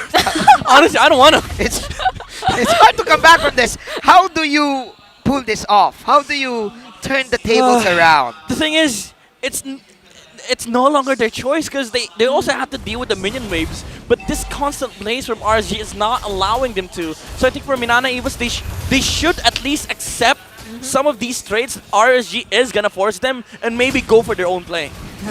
It's Minana's signature to force the game to last beyond the late game and actually gradually attempt to make a comeback from there, but we're not entirely sure if RSG will allow them to do that this time because they're very aggressive, and once they take outside of the map! Oh no, they reprise this once more, but their focus again, okay, to calm down a bit, they will take this inhibitor turret, but there's an Light! but he will be punished right away, and there's a Primal Wrath as well from Light bursting down these heroes one by one, and they're connecting onto each other.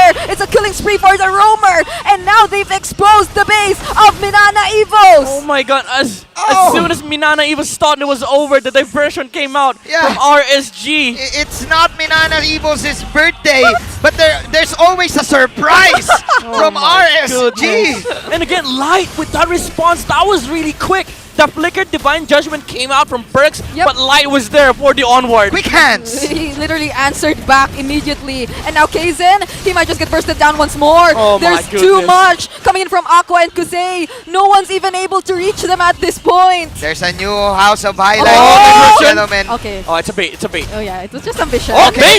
Vayne jumps in. There's another Divine Judgment though. Light will be able to survive. Nuts will be the first to fall. There's another realm still for Minana Evos. And RSG might just be a little bit more more careful, so they will not proceed with this fight. 4-11, 5-12, I mean. Let me pose a question. When was the last time Demon Kite saw his orange buff? This guy has been sitting here for 8 whole minutes. He's just... I think, I have to check, but I think that orange buff has been sitting there since minute 4. Yeah, so we're looking forward to seeing the heat map. The heat map later for sure. Demon Kite playing at the base of his enemy. Playing at the enemy zone. He has not seen his orange buff for 8 minutes. He doesn't like it. He wants to give it away. Does this have something to do with his new hairstyle or something? Maybe. The Kimpy. That's the Kimpy hairstyle. That's the winning hairstyle. Oh, now we know. That's a jungler hairstyle. Daddy Cedric's. Oh. Daddy K. Daddy Demon Kite. Might it be time for Kaysen to consider this hairstyle as well? Because I don't know anymore.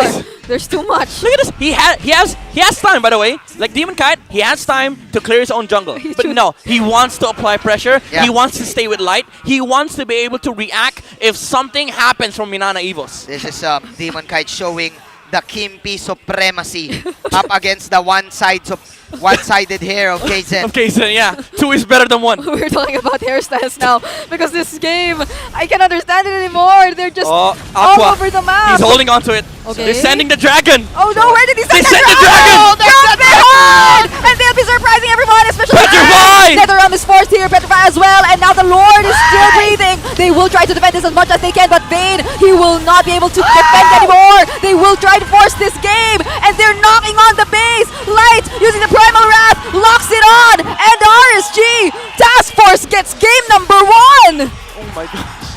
Have you ever seen a teleporting dragon in your life? It's the first time. They timed that so well too. They don't even do that in Game of Thrones. They don't even do that in Game of Thrones. Nobody has done it. I think for the history of Mobile Legends, a teleporting dragon. What? Task Force mission complete. RSG Philippines. Oh my The Raid of Thrones. Showing us their aggressive side. I feel like ranked gamers just got a new idea. I don't know what panda feeds them on. The teleporting dragon. I don't know what panda feeds them. That is the teleporting dragon. What is this? I wonder what grade he would give for just game 1. Oh my goodness. That was...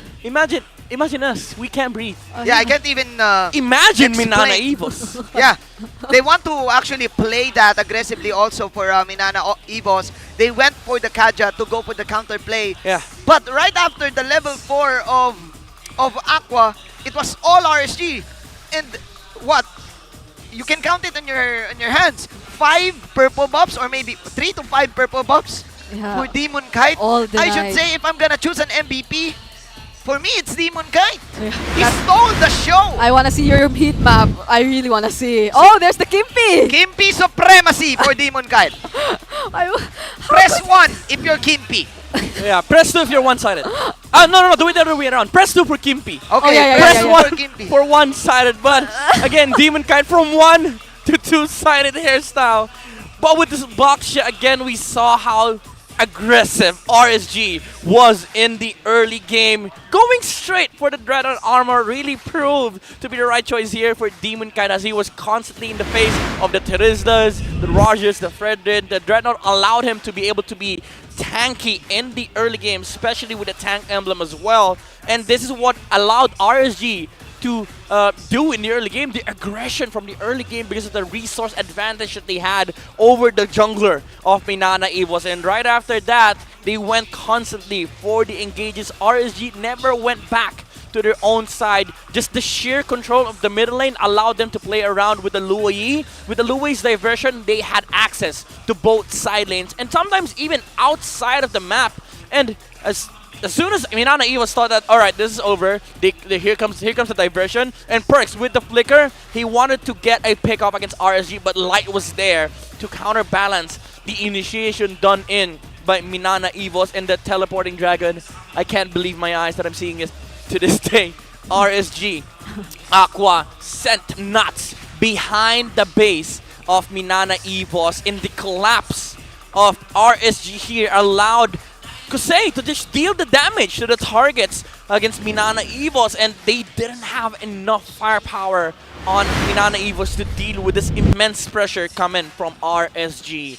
Now, looking at the emblems, again, Demon Kite was so tanky in the early game with the Vitality Tank emblem, and of course, Season Hunter on the box shield, allowing him to just constantly steal the purple buffs away from Kaizen. And as I've said, the last time that they saw the orange buff of Demon Kite was, I believe, 8 minutes in. The 5 that they have here, I think 3 of those were the orange buffs on the other side, which is the orange buff of Kaizen on the side of MNNE EVOS. Maybe 2, maybe 3, but the point is, RSG, they never went back. They were constantly in the jungle of MNNE EVOS, not allowing Kaizen some farm, not allowing Sumpak to be able to farm up. Even though they had the Roger here, they had the aggression, they had the right kit to deal with RSG's early game. Just the sheer jungle pressure and the resource control of RSG allowed them to have a faster momentum, a faster timing, a fast-paced game. And the late game came much, much earlier for Kosei compared to Sumpak. And you see it in the GPM, 788 GPM on a carry, by the way, 14 minutes in. That's a crazy stat line. Usually when we have games like this that finish under 15, you'd see gold laners have maybe 700 flat. That's the highest. But 788 on a carry on RSG.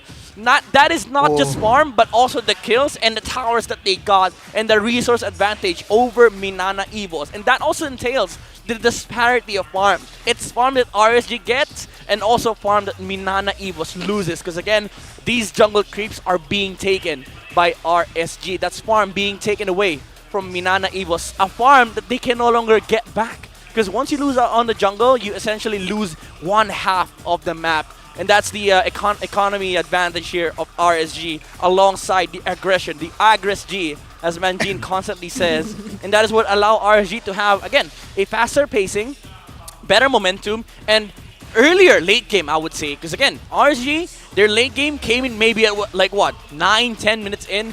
The carry was already online, while MNNE EVOS had to recover some space here for Sumpak and Kaizen because they were really behind. They were trailing in their matchups. Demon Kite was always in the face of MNNE EVOS. He never went back to his jungle to farm up. He was always ready to set up with Nuts Light. There's no downtime here for RSG. They're always ready to go when they need to. There's always the group up here for RSG. If Aqua is able to use the diversion, Light and Nuts will always be there.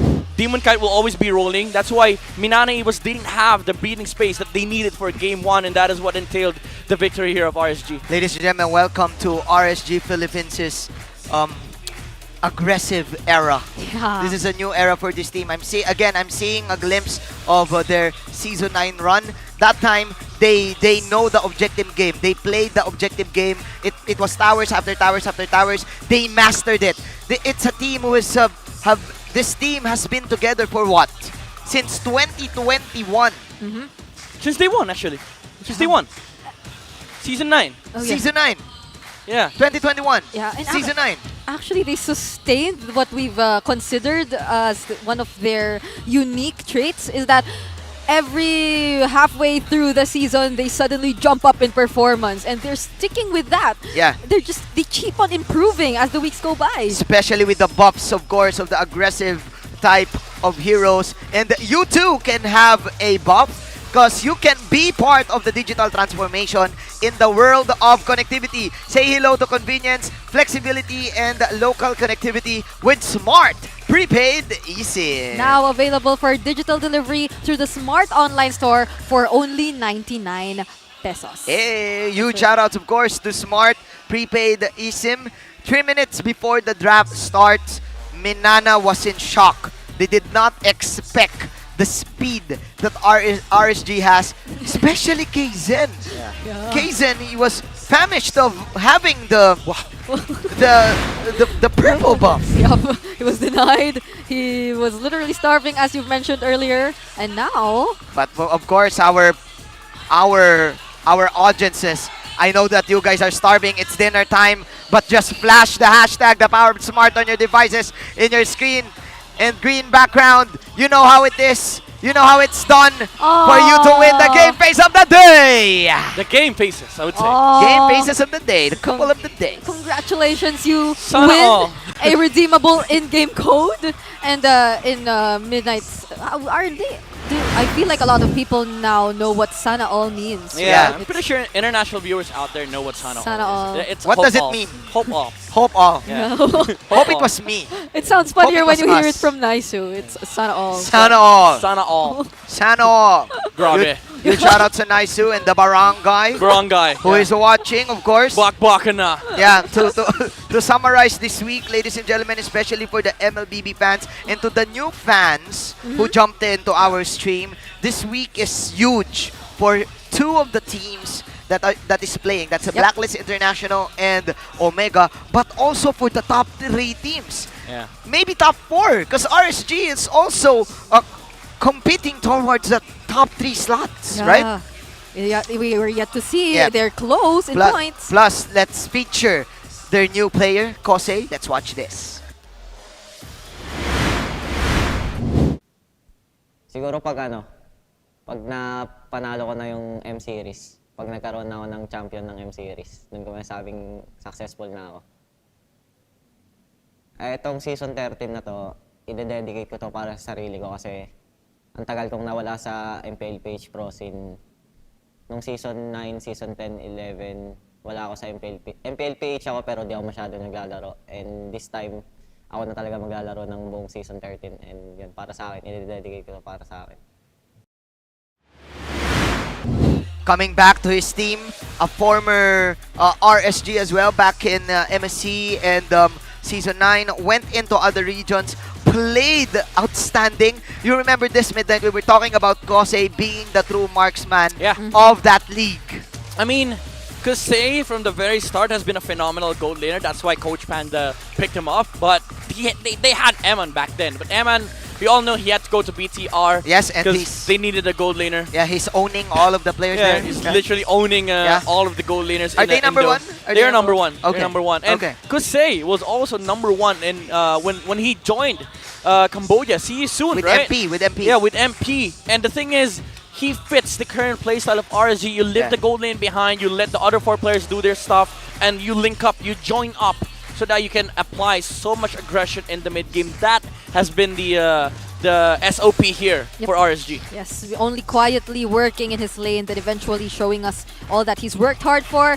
But speaking of RSG, it seems like this time they're going to the red side. Okay. Earlier, they were... In the red side also. Oh, so it's the same. It's the same, because I think Midnight said this, the losing team for game number 1 will choose the side, right? Mm-hmm. So it means that Minana chose blue. Okay. Yeah. I think this does give a fair advantage to RSG because they get to repeat. They get to repeat what they did on game number 1. But for sure, there's gonna be adjustments coming out from Minana Evos. Maybe they look to trade the Fredrin, get the Paksha on their side, because Demon Kite has been dominating games left and right with this Paksha. Oh yeah, and whether or not we'll say bye-bye to the Luyi, which we will. There you go. Oh, no more, no more. Chip as well. No more Luyi, because it really disrupts your rotation if you have that diversion ultimate. Question is, alright, RSG, there's a good chance they let go of the Fredrin and the Arlet. Who does Minana Evos take? Because it's a pain for them if they let go of the Arlet, considering that Nuts is gonna be able to get his hands on the Arlet. Yeah. And even, I think, if you give him another hero, like the Yuzhong earlier, it's just the same level of threat that he can pull off. But the Varats as well being respected. Yeah, I think you go Fredrin again if you are Kaizen. Or maybe steal the Baksha, maybe. Yeah. It depends on what RSG does in this specific ban. Maybe I call this sometimes the throwaway ban, like ban whatever you want, because like at this point, you're looking for the Baksha, Fredrin, Arlet trades, and RSG will win because they get 2 on the red side. Oh, I wonder what they're willing to give to RSG this time, though, after that performance. And especially considering that they seem like they really want to end things immediately. Yeah, they're on a rush. It's still 6:30, people. Yeah. If you're gonna look at the, so early. at the time. It's too early. It's there you go. Early. There's the throwaway ban. Minana Evos, what's your call here? Do you Arlot? Arlot, Baksha, Fredrin. Choose Choose one. I'm gonna go Arlot here, bro, if I'm in the purple side. Okay. Alright, Arlot Boxia, let's go. Arlot Boxia for RSG. Okay, okay. Will they? Will they? Maybe Arlot Vixana pick the Boxia third, so you get a +1 What for do you RSG. think? What do you think, Bridge? What do you think?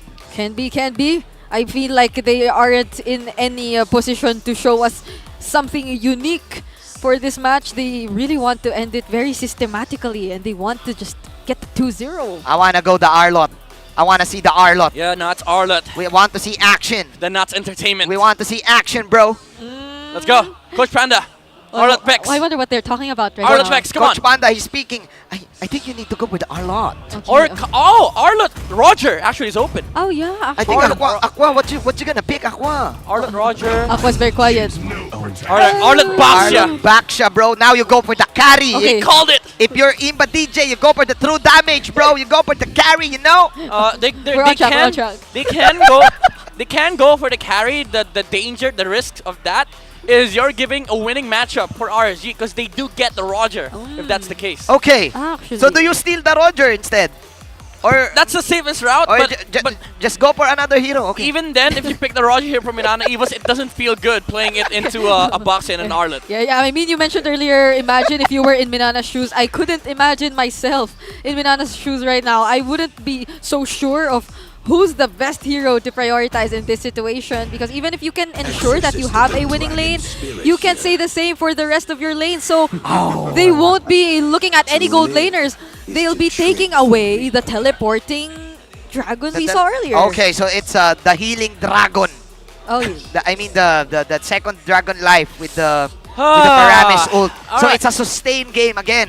Sustained damage. RSG, they can pick up the marksman here or the mage. Val and Odette are very high priority picks here for RSG. I think they could prioritize the marksman first because there's still a lot for Aqua to pick up on. MNNE EVOS will likely have to spend 2 bans on the mage share of RSG. Yeah, you respect Aqua, bro. Aqua heroes.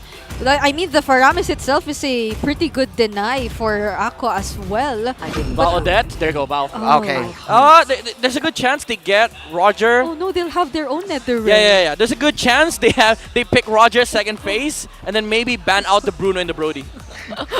So it's a battle of the gold right now. That's what you're saying. Because Aqua immediately locked the Valentina to be safe, for sure. If there's a Paramis, there's a Valentina. Remember that. Oh, will we say goodbye?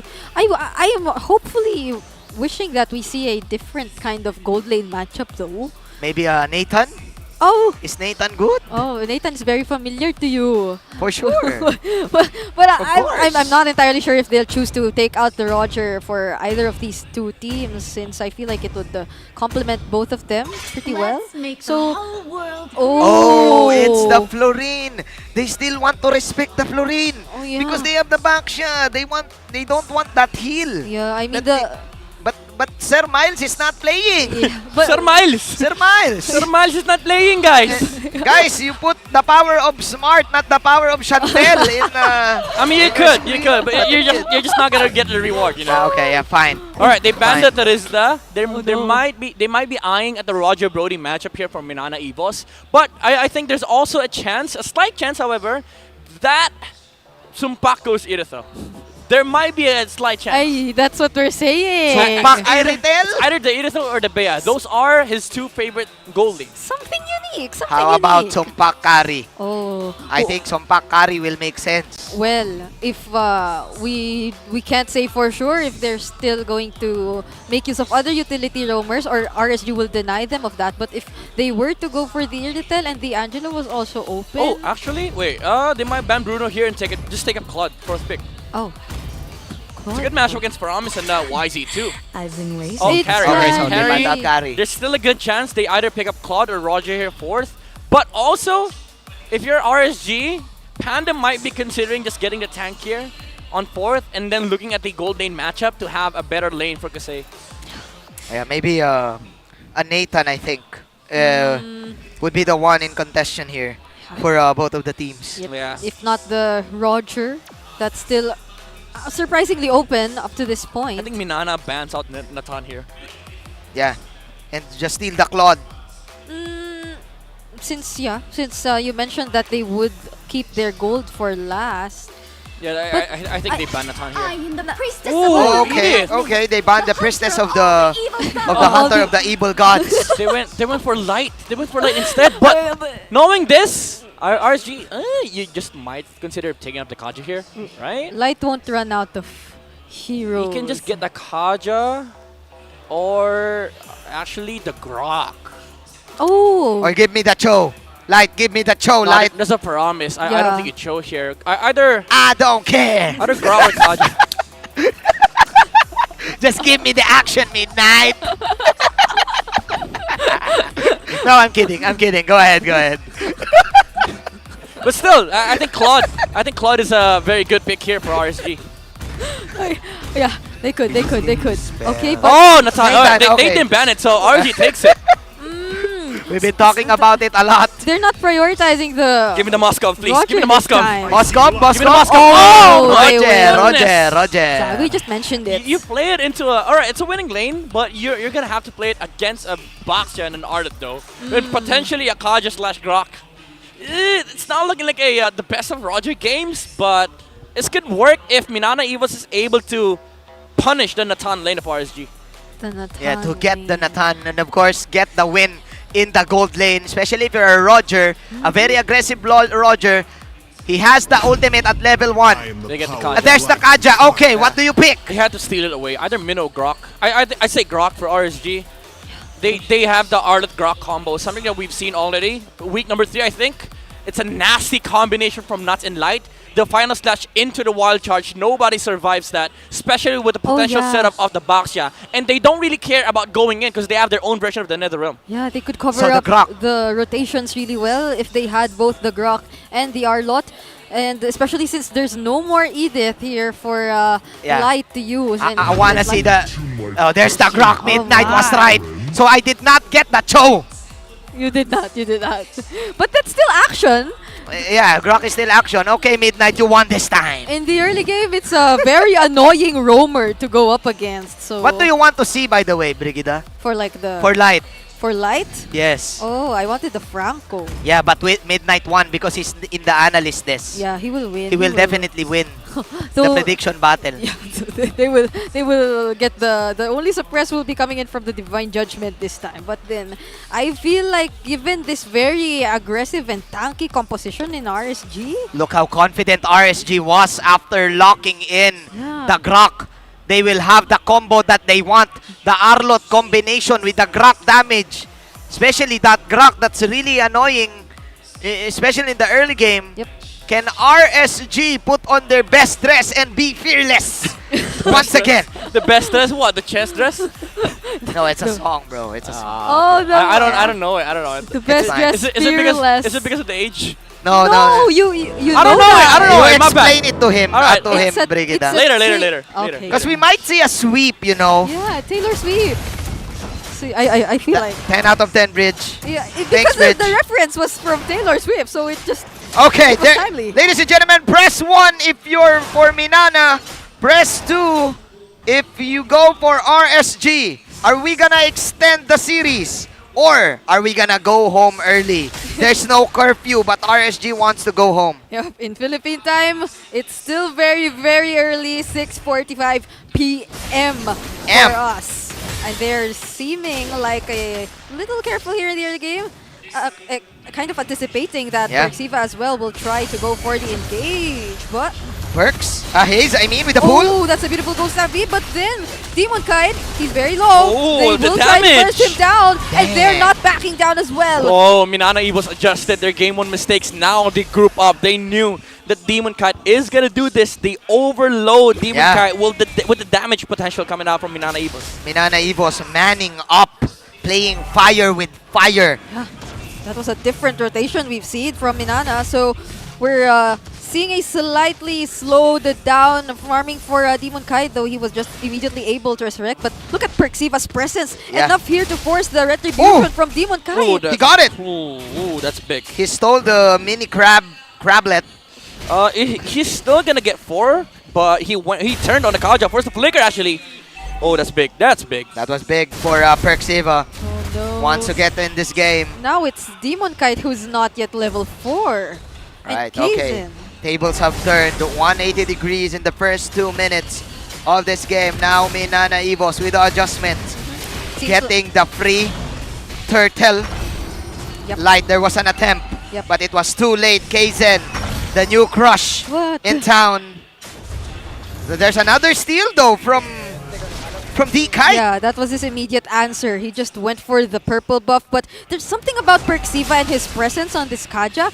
We've been seeing Demon Kite use his Retribution a lot more often in this game compared to the previous, and it's Kaizen right now. Yes. Doing the disruption. The thing is, with the Kaja, there's a high chance that he is going to be able to steal like a lot of these jungle creeps because of the damage output coming out from the Ring of Order and the passive. That's almost 600 damage early game. So Demon Kite has no choice but to use that Retri, and MNNE Evos, they're forcing it out against RSG. This time around, they are the ones who are in control of the resources. This time, they have the control. They are in the driver's seat. They know the tempo. They have the leash. They have the Divine Judgment. Every time it's online, we go. That's the call for MNNE Evos. They're not hesitating this time. They don't want us to go home early, but Kaizen and Demon Kite, they'll be able to see each other here in the bottom lane. Kaizen is at level 6. Then again, Midnight said this. The combo coming up from RSG, it's really dangerous. The layering of the skill, the Arlot plus the Grok. You also have the Valentina with the counter Netherrealm. Meanwhile, MNNE Evos, they have the pick-up capability, but they need to be quick. Then again, the game slowed down. Look at this. I mean, we haven't seen RSG really go for the engages or the rotations yet Demon because it's always MNNE who's starting it. Demon Kite, he slightly dodges the Appraiser's Wrath, but he will try to run away with the backshot. Netherrealm. No, there's still the Netherrealm, but it won't make it. And now, they might just have to be a little bit more careful. There's too much grouping up happening on the side of MNNE. Oh, MNNE Evos with a beautiful pick. That was a jungle. And they will prepare themselves in this turtle, the second turtle of the game. Now having the tempo that they want. Kosei doing the double lane, trying to trade a hero here in the top lane. But nothing's gonna happen. MNNE Evos on a roll. Yeah, we've been constantly saying that MNNE Evos is definitely capable of pulling off early game snowballs like this one. As we saw last week, Perks, with the constant invades, the pressure is there from MNNE Evos. What RSG did to them in game number 1, MNNE Evos is doing the same thing. But I would say this is a much lower game compared to what RSG played earlier because of the Luo Yi. But this does give a certain advantage to MNNE Evos because they have a walking win condition. They can take things slow. They can take it step by step because they have that Divine Judgment from Perks. Yeah, and it's very unfortunate to see that with this beautifully executed early game that MNNE has done in the first 5 minutes of the game, that Demon Kite is unfortunately at a 0-2, which is really a huge indicator that they're doing or they're handling the situation pretty well. Even looking at how they position themselves here in the top lane. Great turnaround, great rebut for Perxiva and company. He's not like this earlier. And with this, Kaizen also with being comfortable here in this Fredrin. Now with the conceal, they want to give it all to Light! Light heard it, but he won't be able to escape. The flicker while charge coming in from him though. That's worth, that's flicker and ultimate. Okay. Oh wow, that's just so much resources burned here. Vayne trying to defend this turret all alone against 3. They will force to take it down, but he's doing a pretty great job. And now they're trying to take him down. There's a Terrify, and the countered Black Dragon form copied, and they will be successful in taking both the turret and the kill. Okay, who won that trade? I mean, I would say RSG is definitely happy with that trade, but MNNE Evos got one they wanted on the top lane as well. Natan is forced to defend that lane, and now MNNE Evos, they have the control of the turtle side. They had to recall, however, on the Roger, so they have to defend bottom wave. RSG, they do get some towers and they get some form of control, but MNNE Evos, they still have prio in mid. Oh, nuts! Oh, that was never a mind. beautiful 2-man final slash. But there's the Netherrealm coming in from Haze, trying to save Perxiva. But there's the block. Look at the wall, and Perxiva will fall. Haze trying to get another pull, and Demon Kite. But there's Kaizen from the side, surprising us with the Appraiser's Wrath. And the Ghost Bursters will be able to finish off the job. Kosei is down for RSG, and Demon Kite near as well. But Haze gets Oh, that's so And close. he will fall. That's kind of deep though. MNNE Evo's overstaying. That was quite greedy for Mr. Batanon. But then again, the objective is just to get the turtle. Great sideway flank coming out from KZ. Yeah, there's so many good things that happened there. RSG, they knew that MNNE Evos will likely fast clear in mid. Nats went for the punish. The final slash was there to punish whoever is going to clear from MNNE Evos. That's why they were able to start the fight on their own terms. But KZ, as you've said, the side flank onto the Natan, depleting RSG from the damage output. And they got, once again, the Turtle Prio. Hayes, however, did overstay. Almost got the kill on Light. But still, they have the control. They have the pressure in this mid-game. Oh, but who will get caught? No one gets caught. No one got caught. Here we go. Here we go. Kaizen with a poke. Kaizen, ladies and gentlemen, keeping his composure right after game 1. Now freshen up. Now being the aggressive one in this game. Yeah, I mean, look at how much time they're spending here in the resources of RSG. It's reminding us of how they performed earlier when RSG was almost always at Kaizen's resources. Now it's completely the other way around. But one thing for sure is that they're doing a great job in defending this mid lane turret. They're not just giving it away to MNNE. I agree, because this is a Nathan. And Nathan can just spam his ultimate and plus a Valentina. So quick clear waves present for the side of RSG. But then again, the threat of that Divine Judgment together with Kaizen. Kaizen's Appraiser strat. Really dangerous if you are RSG. MNNE just putting on a show. Yeah, I feel like there's so much respect coming in from Aqua as well. He's choosing to always copy the Nether Realm instead of getting the Divine Judgment and going for the engages themselves. So they're really trying to anticipate whatever MNNE is trying to do, especially in this situation where they're ahead by 3k, almost 3k gold. This is really big for MNNE Evos. Again, Lord is gonna spawn. They once again have mid prio. Every play starts in mid, and they also get the opposite side. Look at this mid control from MNNE Evos. This allows Roger to clear the opposite side. That's gonna build up into a slow push, which means for the next X amount of seconds, they don't have to worry about the top side. Now they can play the Lord side, but RSG also quick to respond, immediately getting the opposite side of the bush. Oh, but Kaizen gets caught in the middle of 5, but there comes the conceal from the rest of the members of MNNE, but they get blocked by the charge! And there's a counter Nether Realm as well. Aqua almost falls, but that clutch Nether Realm will make him survive. But Mats will be the one to fall, and that's the exchange. Now they have to run away because they lost their XP lane right before the Lord. Clutch Nether Realm! Let me just say, intense macro gameplay from both sides. RSG, they knew MNNE Evos had the opposite side control. So what they did is they immediately went to the Lord side bush to get the control of that area. But MNNE Evos, that Nether Realm from Hayes. Divine Judgment though! Kusei, but he'll be able to use the entropy to escape. And going back, that is really some massive macro gameplays from both. Massive macro and massive confidence coming out from MNNE Evos. Let's look at the instant replay of that team fight. Look at this. They caught off Kaizen. Again, this is classic RSG. They see the jungler, they all go for him, but the clutch NetherRealm save from Hayes allowed MNNE Evos to extend that fight and get the kill on Nats. Bataanon still has it. Mr. Janiel Bataanon, the SEA Games gold medalist. Kaizen is feeling it, the new crush. Oh, he's feeling it. The 2-level gap, he's feeling it. That's just a completely different situation between these two junglers, and now they're slowly pushing all of the turrets that RSG has. And there's a conceal from behind. Will they be able to catch anyone? But Demon Kite will catch them. Final slash on Super Xiva brings him under the turret, but with the Nether Realm, he makes it out alive. Another save for Hayes. Half man, half amazing! Oh my goodness, this clutches from MNNE Evos. They're making RSG bleed at the moment. And again, Sumpak with the Roger, they have a better momentum this time around in the gold lane. With the Hasclaw, the sustain is there. This is a very good adjustment coming out from MNNE Evos. They are able to prolong the team fights with the sustain of the gold lane and the added layer of sustainability from the Nether Realm. And also, you have to consider RSG, even though they do make a lot of plays, they still have to consider that they're fighting against a Kaja. I think that if you are RSG, you really need to just maybe bait out the Nether Realm, just poke out HPs from the enemy, and if ever Hayes uses Nether Realm, just go in and just berserk.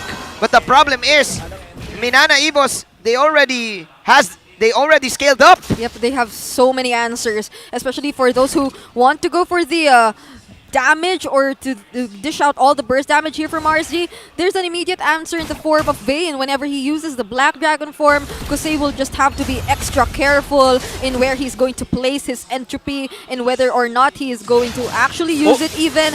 And there's just so much things to consider given the lineup of Minana. Look at this, again, top side. Minana Evos, they have control of the opposite side. Slow push is going to build up. This is macro gameplay at best of Minana Evos. They only have to worry about the Lord spawn. Now, Natan has to deal with the top lane. Minana Evos, they have a choice. Alright, the Natan is not going there. If they're up against a Kaja, they know they can't show up on the top side. 4 seconds on the Lord.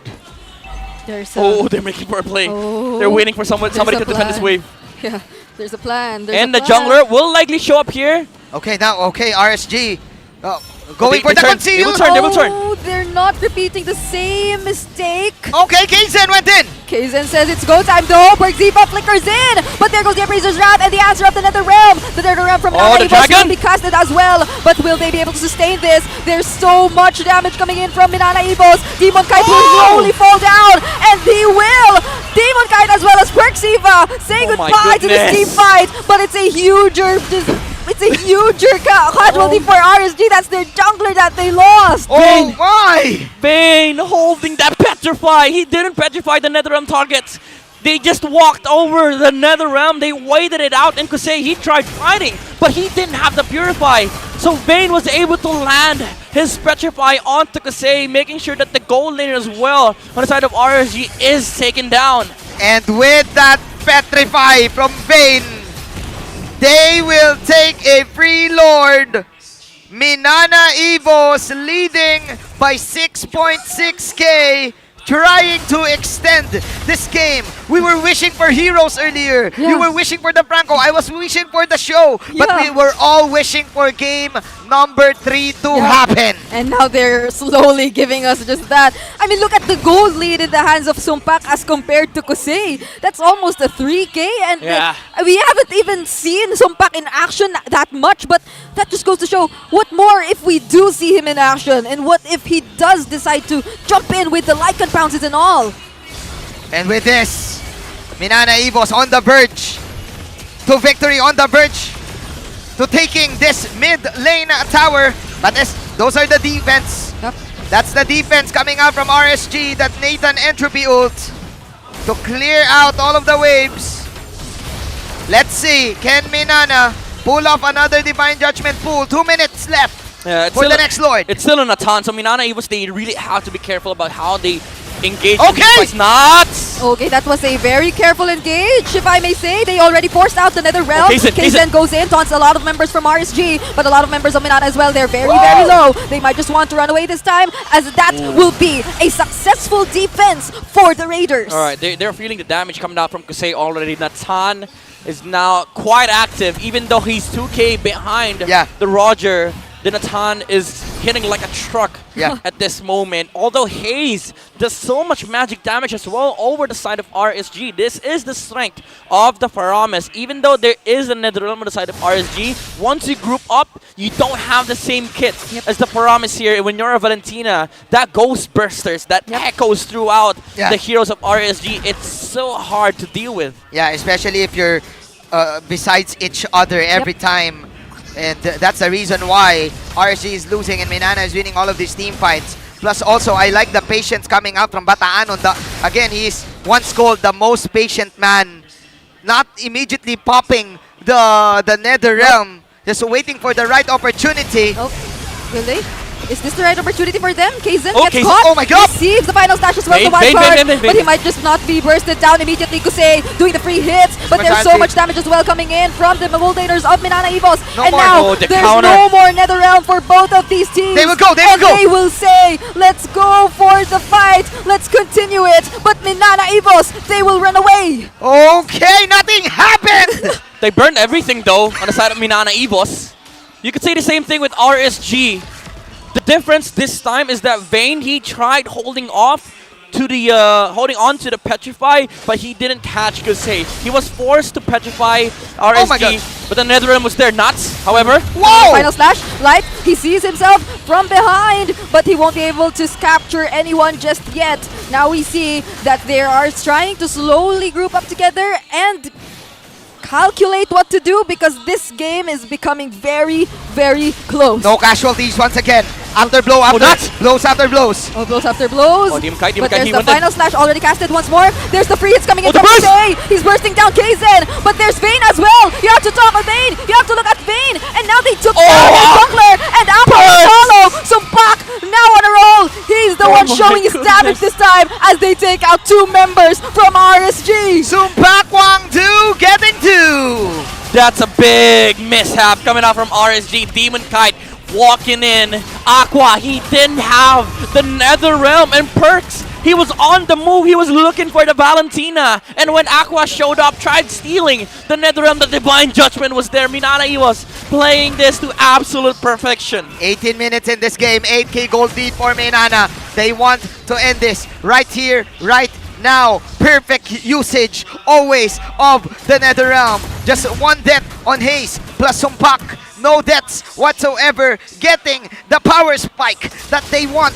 Getting the opportunity to get and take this game away. Yeah, they're feeding the damage coming off from so much stuff on Haze. The Lightning Truncheon procs with the glowing one, with the echo as well from the Ghost Bursters and the Divine Glaive. The magic penetration is penetrating to the magic defenses of RSG. And they're lacking the sustain, even though they had the Netherrealm. Unfortunately, in that last team fight, they didn't have it. But now, Aqua, he does have the copied version of the Netherrealm concealed though. Oh no, Perxiva, who is he looking for? Oh, the bait! Baits out the final slash from Nats, and there's the Black Dragon form as well. Perxiva goes in, but receives the Grok, receives the ultimate. The Wild Charge is there, but they try to go away. The members of MNNE Evils who are trying to push down the base, and now they're trying their best to defend, and they might just get 1 kill. Haze will fall, but the Appraiser's Wrath will fall as well. Takes out no one though, and that just might be a successful defense here for RSG as they decide to continue this fight. Vayne will be caught, and now look at Nats. He's just vengeance in vengeance. Oh my goodness! And they will take down Sumpak, and now there's an immortality pop for KZ, and they will be able to take it out as well. It's a double kill for Kasei, and a defense for the Raiders. Oh my goodness, What? RSG! What happened? The zone, the micro from RSG. They saw Vayne come in with the Black Dragon form. Even the Perks baited out the final slash, the spacing of Kasei. They were dealing so much damage from the Natan. Plus the chase down. Plus the chase down coming out from Nats. Nats Entertainment happened. And now the Raiders, they're shouting end the ball. Can RSG pull off this comeback? Vayne, he's trying to defend this, but Oh he my God. uses 2 or minions. receives the Wild Charge once again. Perxiva is very Oh, low, Kasei. but will be able to escape. Wow. Haze also uses the Netherrealm, and that's a Purify Force for Aqua.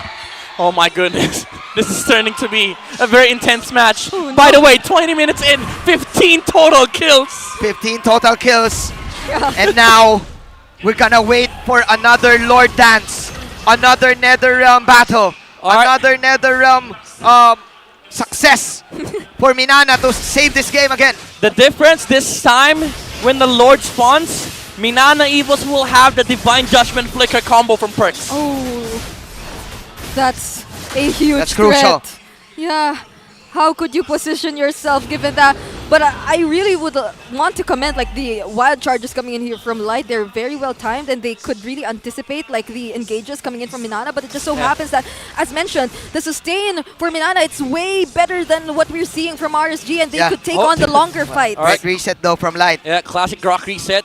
RSG, they need to make sure that what happened inside the base won't happen again. Because Say needs to be able to free hit against MNNE Evils. And on the opposite side, that is what Vayne is looking forward to. Okay. The Demon Kite? Or will they go for Perxiva this time? Because Vayne already uses the Black Dragon form. Light is very low on HP as well. There's a free hit coming in from Kasei, but Kaizen gets caught. Will be able to dash out, but Nats will chase after him. Will he be successful in taking him out? And they will take out Vayne first, but Kaizen is very low as well. Nats is doing so much for his team and providing so much information as Aqua and Kasei just continue on the free hits. And there's the entropy in coming in from the gold marksman, and they will be too confident. That's a mega kill for the Nathan, and that's 3 members down for Minana. Hayes has the passive though. Hayes has the passive. He's alive. Perxiva, they will try to chase. Maybe. Will they get Aqua? No. All right, breathe. Okay. Let's breathe in. Let's breathe in first. There's a pause. Oh my goodness, the final slash from Nuts caught Kaizen. Even though Hayes was there to save with the Netherrealm, they were so out of position. The Black Dragon form, even though it was used, good zoning from Vayne, however. Aqua had his own version of the Netherrealm, and nobody was touching Kusei on the back line. That is what Nuts is giving to RSG at the moment. They engage first, they have to deal with the Netherrealm of the Valentina, and Kusei is just free hitting from the backside. Great positioning from Kusei. He learned this lesson after so many team fights. Great positioning of the Entropy, and just go ahead and put in a lot of damage. And with that, RSG Philippines, we thought that they can end the game, but luckily enough for Team Inanna, there's a passive on the Paramis. Yeah. So we're still again going to wait for another Lord attempt, another Lord dance for this game. Oh, I can't believe it. Initially, I was thinking that it seems like Minana has already mastered just showing Kaizen all the time and letting him be the recipient of the final slash and all the damage, because initially he was able to just sustain it all, but it was slowly coming to a point that Kusei's damage, it's just really slowly It's building getting up. harder and harder for Kaizen to do his job. Oh, Because whenever he gets final slashed, the damage is so overwhelming from Kusei. The penetration, that's the magic penetration from the Nathan. They have to keep doing this answer, especially against Oh my god. the backline potential of Vayne, because if they do, this is a very interesting way to take back the series. But for Minana, you wouldn't want to let it go. And you don't want to lose this way. If Yeah. you're Minana, you don't want to lose this way. You're already winning. You have what, 8k gold lead? Yeah. That's the comeback that you want. You want the reverse sweep. Honestly, call me biased, I want games 3. I want more of this. It's surprising We to all see want it. game 3, It's such Midnight. high level MLBB too. Every Friday, we all want game 3. Oh, Exactly. yeah. It's not like RSG messes up these fights. It's Minana Evos also, like, you know, making a clapback against RSG when it comes to the macro gameplay. Yeah. And the thing is, these plays that they're pulling off, you would see RSG do the same thing to them as well. And what surprises me is, we all thought that Perks, he has the divine judgment that he will do the initiation, but no. It was RSG starting off that fight. They slowly were building up the confidence, because we never saw them go for like the all-out committed team fights or engages, as we've mentioned earlier. Because supposedly we were expecting, of course, the Wild Charge and Final Slash combos to be all over the map, but it didn't happen. It was more of them using these ultimates to respond to, like, whenever they see Minana slowly approaching them and going for the engage, or whenever they see Kaizen. But how is it that they're able to bring us to this point? I want to give Kosei the credit of learning the way, because we always call him Kosei is the way, right? He always dodges. For the last 2 team fights that we saw, he was preventing himself to go in because he was always waiting for the dragon. He was waiting for the dragon to pop, and he always positioned himself to get rid of the dragon to dodge the petrify every time. It's a matter of the fight between the Netherrealm of the 2 mages, the Valentina and the Promise, but also they have to time it properly, especially on the side of RSG. There's also the counter engage with the Petrify from the Yuzong. They have to make use of the Petrify for Minana Evos, however, because like the last time we saw it, he petrified before the Netherrealm came out, and it was countered by the Netherrealm of the Valentina. I'm saying Netherrealm so much because it's how big of an impact in this game it is. Because like it saves the whole team fight for each other. But I would say Minana Evos, they do have the advantage because they have more firepower when it comes to engaging. But RSG, again, as we established already, the Natan is starting to hurt. It doesn't come down to executions anymore. For Minana Evos, they need to have answers against Kusei. It's the late game scale, that magic penetration scale from this Nathan. The hybrid damage output. He has the Blood Wings. He has the divine, what do you call that? The divine something. Glaive. Yeah. And he has the way. And he is the way. Yeah, Kusei is the way, ladies and gentlemen. I should say Hayes. Here we go. Case needs to be really Here careful. we go, Lord Dance. We're back, we're back, we're back! And we'll be receiving a wild charge as soon as we get back.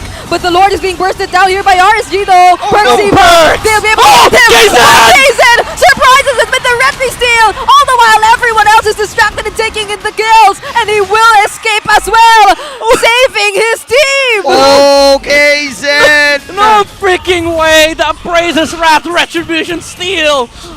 The new Crushy in town, Jason! Probably saving this game with that retribution. They have everything though for RSG. They can actually fight this one. But the tower lock is an issue with the Netherrealm of Haze. Yeah. Question is it going to be up for this base push? Yeah, they have to answer this Lord early on. It's hard. It's going to be hard. This is the Nathan. Alright, never mind. It's Kasei. Never mind. It's just okay. Especially that passive, that attack speed, movement speed passive from the Nathan. Those fidget spinners hurt, bro.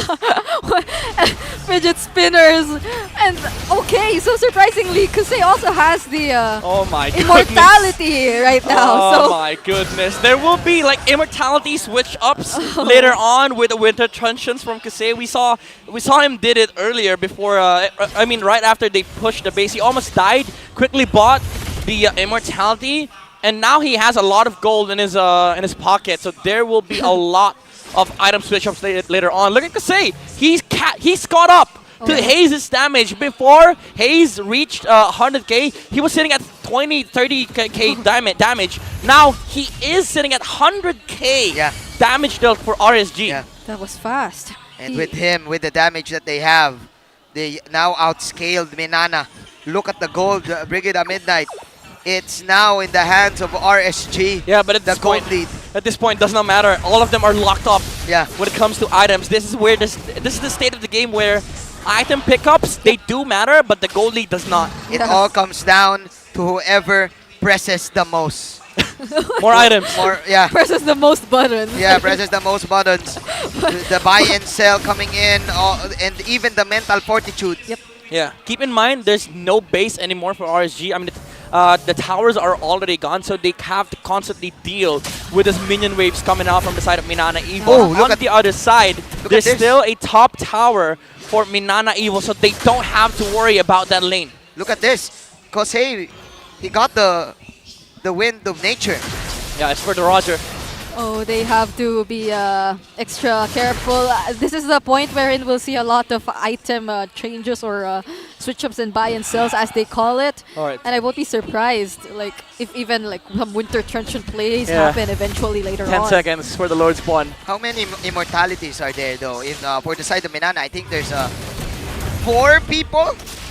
1, 2, 3, and 3 people, 3 heroes. Initially, Kusei had one earlier. I mean, they could just buy, you know, right after using the items. They could just buy, especially after the Winter Truncheon. They could just buy it for Minana Evos with Demon Kite. No roll, however. Here we go. This place is so familiar. This is it. Another Lord Dance. Look at light. RSG Philippines manning up. They know that Minana is here. Haze though. Oh. Okay. Oh. It's about whoever forces, who can force out the Netherrealm first. Yeah. Let's go for the poke. Vayne is Kaizen sitting quietly here. Not time to go back. Kaizen baiting the Lord. Yeah, they don't see anyone. They don't know where Vayne is also.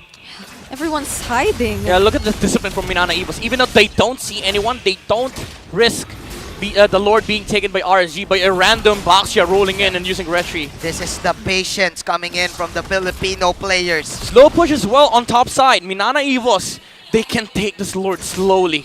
Oh no, this is too much for RSG. That's a fat minion wave top side though. Yeah. We have to deal with that. They cleared the mid also.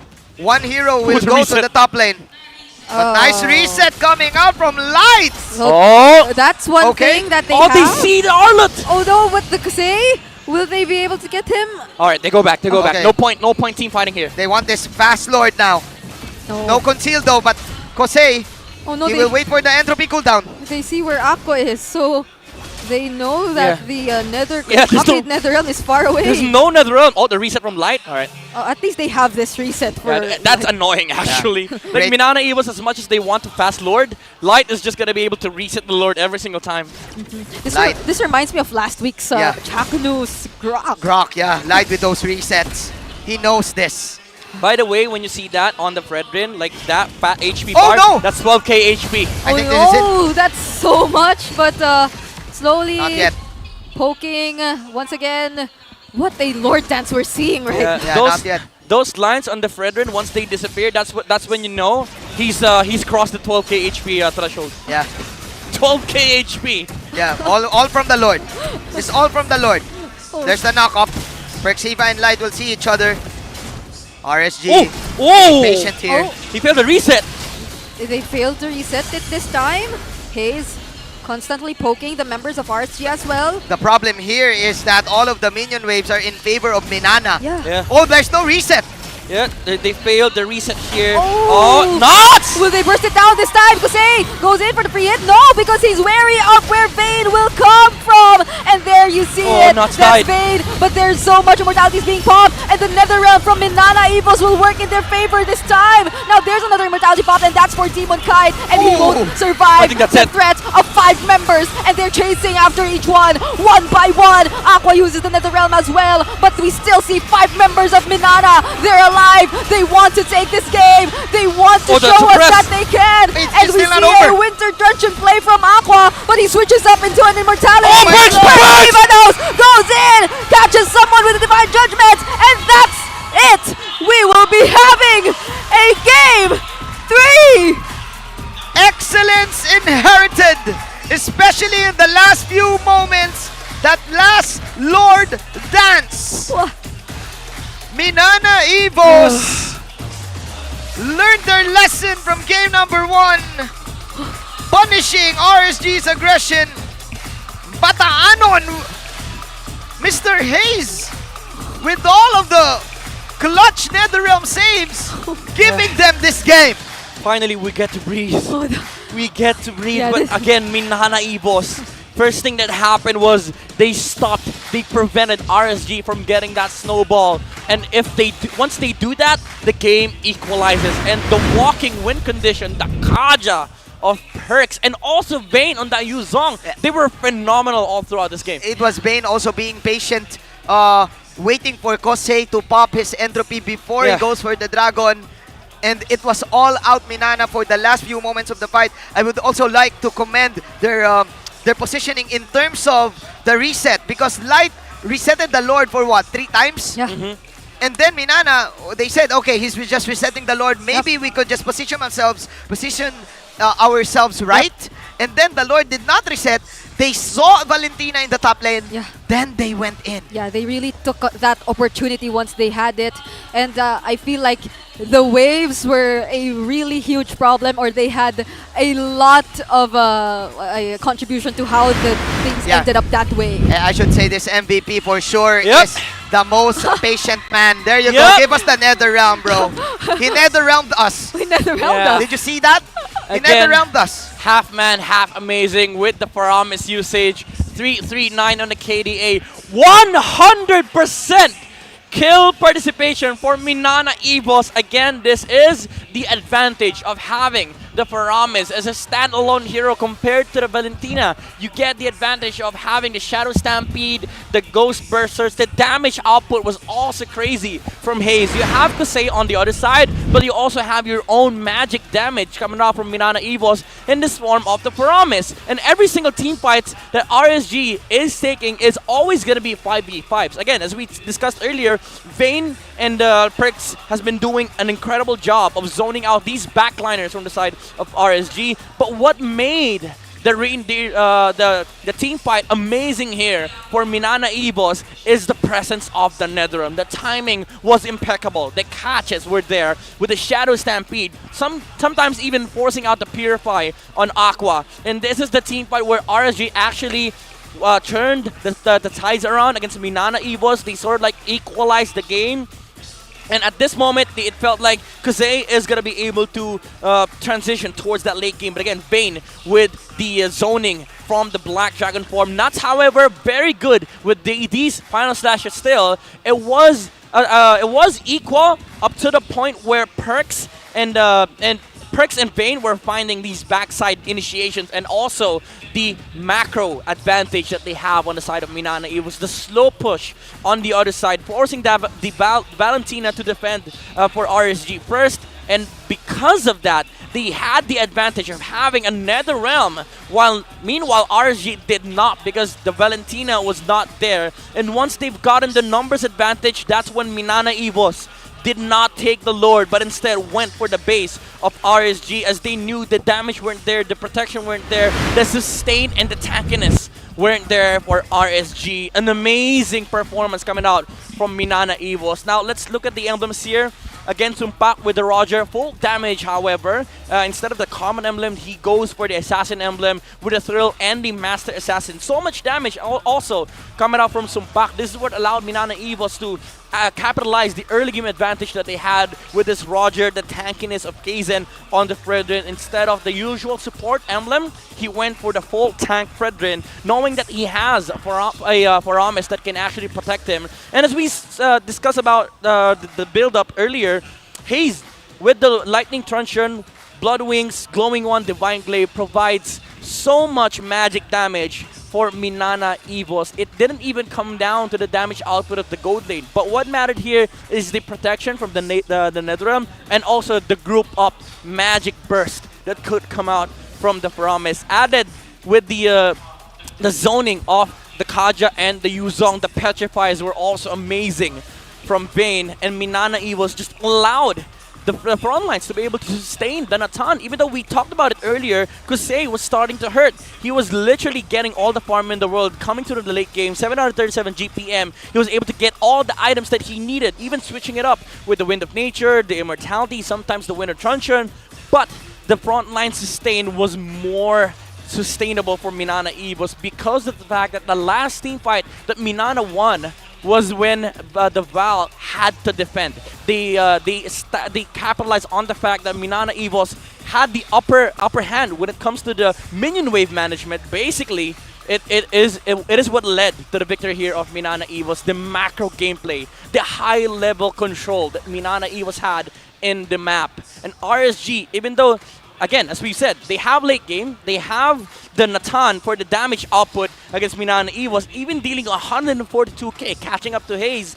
The Kaja was there. The walking win condition for MNNE EVOS. He didn't have the freest of games on the Natan. The Petrified threat was also there, even though they had a save with the Netherrealm. The thing is, MNNE EVOS were always trying to force out the Netherrealm of the Valentina. That's why it came down to whoever forces out the Netherrealm first. But again, coming back to that last Lord fight, the Valentina wasn't even there. That's why RSG lost the team fight, lost the numbers, and MNNE EVOS just capitalized on the fact that they are going to win in terms of head-to-head collision because of the fact that they have the Paramis. They don't have to wait for the Netherrealm. As long as Haze is there, as long as his ult is available, Kaizen and the squad will just jump up against RSG. Light with the wild charges, he was amazing with the re-engage, the counter-engage, but the thing is they don't have the same punch as MNNE EVOS has, because even if they do counter-engage, there's still the Divine Judgment, there's still the Black Dragon form, and there's still that Netherrealm coming out from Haze for MNNE EVOS. An amazing performance from the ex-captain, I would say, the ex-coach, the ex-analyst, and now turned once again player for MNNE EVOS. The half amazing Paramis pick up here for MNNE EVOS. A crazy, crazy game, but I'm excited for Game 3. Macro gameplay is everything. That was crazy also for Haze, Mr. Bataanon. Imagine, 13 seasons in this game, and he still has it. He still has it. I can't believe what we've just witnessed in the previous game, because the macro really mattered, as constantly mentioned earlier in the analysis.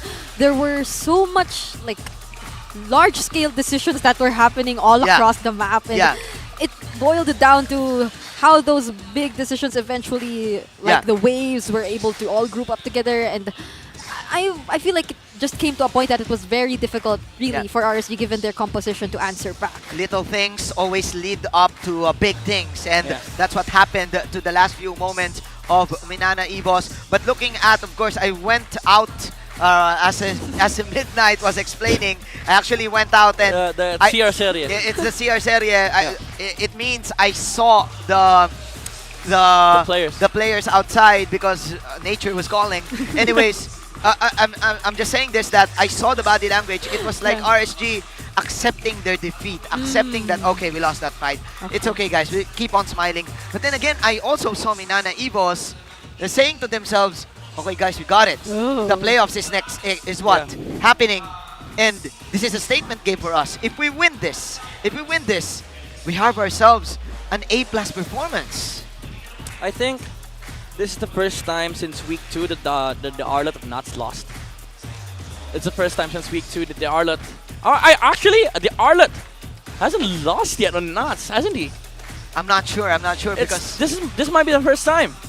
And don't get me wrong, RSG, they got what they wanted. Yep. It's just that I would say a sleeper MVP here on the side of Minana Evos. It's either Vayne or Perks. That early game, the advantage that Minana Evos had in the early game. RSG was not playing the Task Force trademark that they were known for. We were looking for that divine judgment earlier at game number 1, and we saw it at game number 2. By the way, assemble your own community tournament. Be part of the E Project. Esports for everyone, and show the world your impeccable esports prowess. Enjoy tournament access mode, free in-game items, diamonds, and more. Register by scanning the QR code that you will be seeing in a bit. Right there. Check it out. There you go. Right there. Go check it out, guys. Yeah. Check it out and form your community and have yourselves a great community tournament, just like what we did last night. If you saw our stream last night and even midnight, if you saw it, just go ahead, go to the E Project and register. But speaking of register also, you don't have to register to this because MPL Philippines live stream viewer rewards are now available. Come and watch MPL matches in TikTok to join the goodie bag lottery and be one of the lucky winners. Again, simply go to TikTok, go to the MPL Philippines TikTok channel at MPL PH_official, click the official live stream, and power tap the top left corner to join our goodie bag lottery, where a lot of prizes are awaiting you. Actually. Is it located here? It's here. Not or it's here. Yeah. Is that right? Ooh. Okay. All right. It's the same. Minana will pick blue side first pick once again. So they were side prior first game. They lost game 2, that's why they get to decide. And now the first game, Prio gets to select again for game 3. So they pick once again the blue side. Again, certain advantages for doing this. You already see what RSG is doing on the other side. Yep. Like if you let go of the Arlet, they are gonna get that trade. So Minana Evos, I would say, starting with the momentum that they have on game number 2, they have all the advantages in the world. The advantage of picking up the side, knowing what the draft is gonna be, looking like, and also the momentum from that amazing game. Yeah, again, seeing their body language outside, it's like their confidence is back right after that loss because they were so disappointed that they lost one series, if I'm not mistaken, that was up against Echo last week because they really want to exit with the bang. They just don't want the playoffs. They want to be a threat. And I think teams here in the MPL Philippines is underestimating the strength of the Hukbo, Minana Evos. Now going back to the draft, we saw 2 Peregrine picks for Kaizen. Is RSG Philippines, do RSG ban? Will they ban the Fredrin or will they steal this hero? Remember, Demon Kite always uses the utility junglers in the season. Honestly, the danger of doing that, now that we know that Minana Evos is first pick, if you do decide to go for the Fredrin ban, expect that Kaizen will steal the Baxia away from Demon Kite. Either that, or they're gonna have to play into Kaizen with a new set of heroes, maybe the Martis alongside the Florian in the first phase, because we've seen Minana Evos do that. The Martis or the Akai paired up with a Paramis and maybe even a Florin. Like the fighting healer strategy, it's still a possibility for Minana Evos. That's maybe a thing that RSG is thinking at the current moment, because you have to decide, do we face the same strategy that Minana Evos has used for game 1 or game 2, or do we force them to use a different strategy? So Coach Panda did not go for the second strat because it's quite risky. especially heading to game number 3. So It's hard going in blind. They just want to match up with the Fredrin. They Yeah. know that the Fredrin is coming. Yeah, and The Fredrin is coming. I'm actually curious about like how impactful the Faramis is beginning to be in this match, because for the longest time we've known it to be an Aqua hero. I feel like he has had a 100% win rate on this hero so far, but then it has always been going into the hands of Minana. But I'm not entirely sure if that will be like affecting, because if we would recall the early stages of their draft, they were very favorable. Oh, they so steal it alongside Arlet. They stole it. So they got it this time. Yeah, I was gonna say either they get the Roger here or they steal the Foramis for Aqua. Oh, I like Because the the thing is, Minana Evos, the best thing you can do here, you have nothing. You have nothing against the Baksha third pick of RSG, but the best thing you can do here is probably get the Roger and maybe a Val so that you get the copy of the Netherrealm. For sure, the Valentina is going to be a second phase pick for Minana. Unless For Hayes sure. wants a Vexana. That I'm not sure anymore if they will go for the Prio Valentina. Since earlier it did not work as much, so they won't. They won't. All right, so Valentina can be banned here.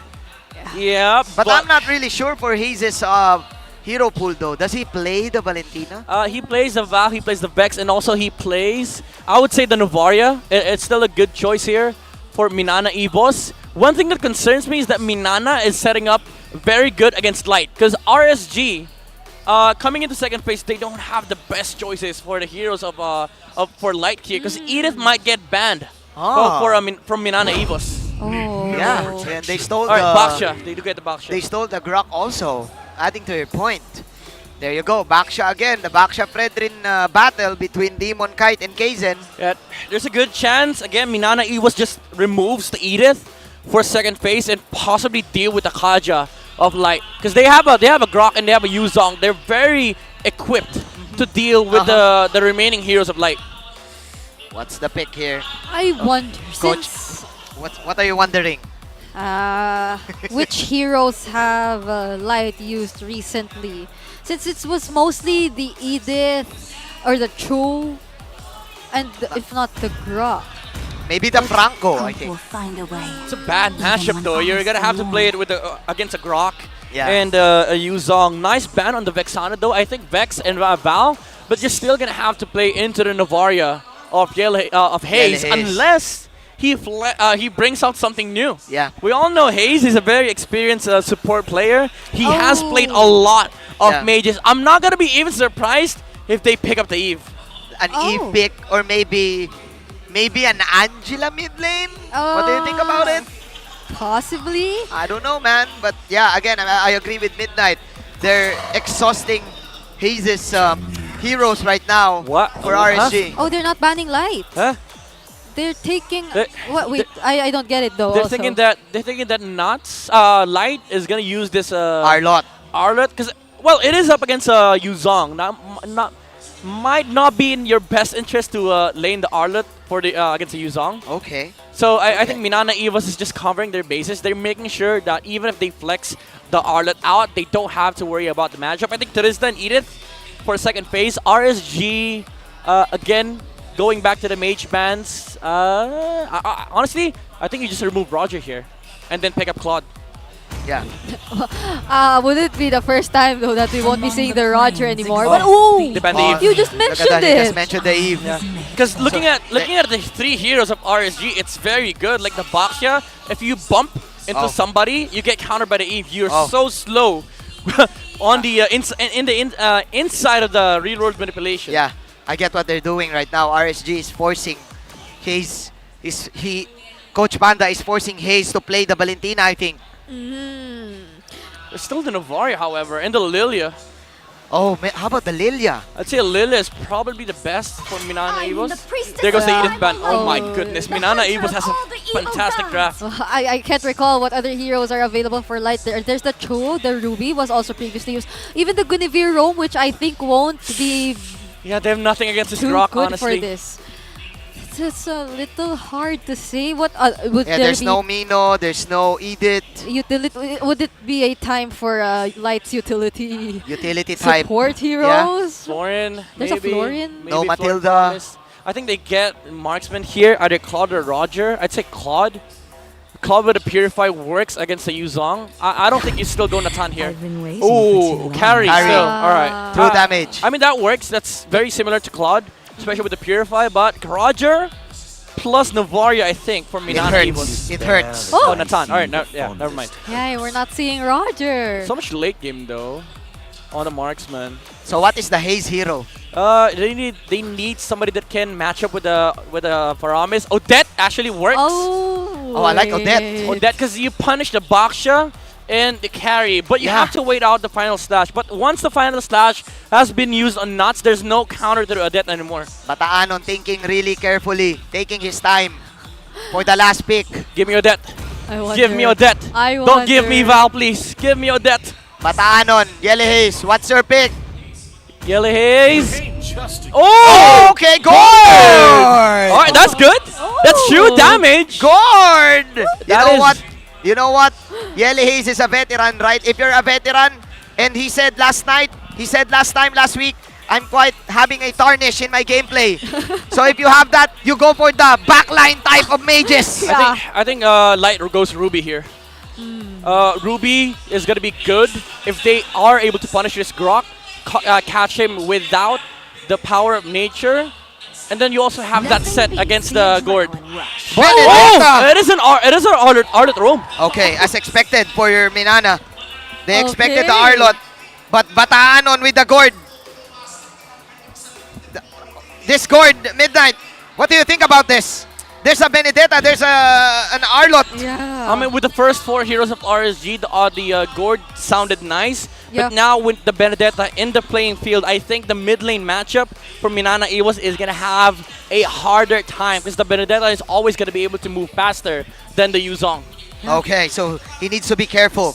He needs to be careful in landing all of those gushes, landing those lasers, the damage output. It's the killing type Haze for Minana Evos with this Gord damage up against RSG. The adjustment on Light. Yep.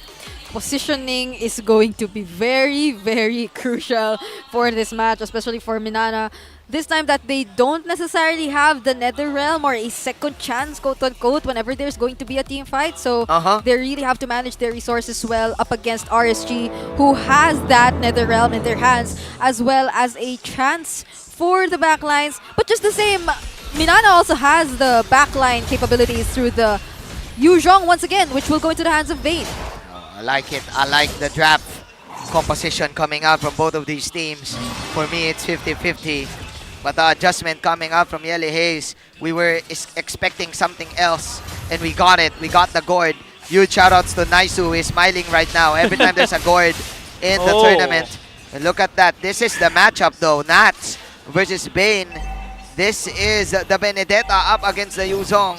And remember, if Nats gets his early game, there you go. Quickly, it's all over. Oh, they were still able to use that Ghost Stampede, though. The damage might just be a little bit lacking. We're still in the early game, and I do feel like both of the teams, they're being extra careful in this game. Yeah. In contrast to Game 1 and Game 2, nobody's getting invaded. First turtle is probably where we start seeing things. I just want to point out Simpak went for a sort of like a different Natan emblem setup here.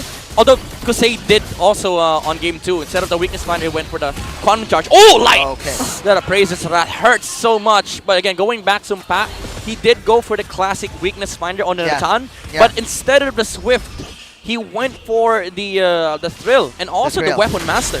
Okay. Oh, speaking of that, Kaizen? Oh, okay. Nasty pick up. That wasn't the most careful we've seen. He's so deep. Nasty pick-off coming out from Nats Entertainment, getting the first blood and getting an extra gold from that pick-off. 4 heroes were there as RSG will set up for the turtle of the game. If you're up against the Raiders, you don't want to give their XP lane a great time in the early game. Yeah, you see what Demon Cut did there, right? He just showed up for a second and then suddenly Vayne got so scared with clearing the minion wave. That's why Nats is able to clear the wave faster. Although he's not level 4. That's a big thing. Okay, but that's the reset coming up from Perks. So this game is just an equal game for the first 3 minutes. Oh, Demon Kite. This time it's Perks who's able to do the reset. This is a constant from D1Cat. He always shows himself on the XP with the Boxia so that Nats clears much, much faster with like the final blow. It's what you call a pump fake. Nats goes in, but the retribution will be secured here. Demon Kite gets the turtle for his team. And that was just what? They just zoned each other out. Yeah, the pump fake coming out from Demon Kite 2 times in the bottom side. That's why Nats has the better opportunity to zone with the final blow. That's why you said it yourself, Manjin. Like these little things, they do add up, and that small thing from Demon Kite allows Nuts to be there in the turtle pit much faster compared to Vayne being able to zone out and getting that retribution for RSG. Wow, that's a petrify used here for Nats. Oh no, they know that there's no dragon. He knows the cooldown of the dragon, and that was crucial. That was Nats is 2 levels ahead now against Vayne. 2-level gap for an XP lane who can rotate immediately across the map. This is dangerous. Yeah, this is the best thing that they can do. Minana Evos cover their gold lane, make sure that Zumpak is able to clear his way, but RSG transitioning already. They dodged that Appraiser's Wrath very well, and now they catch the 2 members back in with a Ghost Stampede. Kaizen falls down, Perxiva gets to escape, but still that was a immediate burst down from RSG. Yeah, alright, Nuts. Maybe a little bit too much. Too much dive on the XP. He was trying to cut the minion wave, but Vayne was there. Didn't even need to petrify. Yeah, but then again, the gold plating coming out from Kosei. He's getting everything. Getting everything. There you go, free 200 plus gold. Plus that crab coin gold who got buffed actually every time you get it. Yeah, he was still able to get the last hit. So that's yours. We saw the coin flying back to him. It's basically the old crab, so. Yeah. I don't know why change it to the first space, but it's basically the old crab. The old crab. You get it instantly, however. Yep. That's the change. Yep. It has more animation now. Then again, Cuter gold is gold. Cuter animation that you get the coin, but gold is gold. And look at this, RSG just. They know, they understand the state of the game. They don't have to worry about Demon Kite anymore. Yes. They're just making sure that Kusei is having the better time. And now, Tower is taking top lane. No, they're very happy with that because they might just expect him to be present in the team fight. Oh, wow, Kaizen will be able to secure this turtle for his team, but RSG, they're not yet done. They're continuing it that they've started. Vayne will fall, and so will Perxiva. So for that turtle, they'll get 2 kills. Look at Kusei. He's stealing the purple away from the Fredrin. yeah, because Minana Evos is distracted with that turtle attempt. Now they will also take the tower in the mid. This is the literal sense of he's getting everything. Kusei is getting everything on the map. Took the top tower, took the purple, even leaving the small serpent there, and even took mid lane tower. What else could you give him at this point? He's leading by, surprisingly, by quite a bit. So for sure. That's damage difference. Oh, that's damage difference. For sure.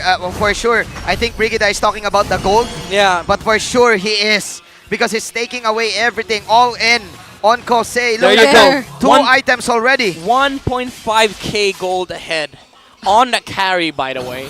This is the same exact game from game number 1. Kosei is getting his way. Everything funneled into this carry. Yeah. There you go. That's an early demon.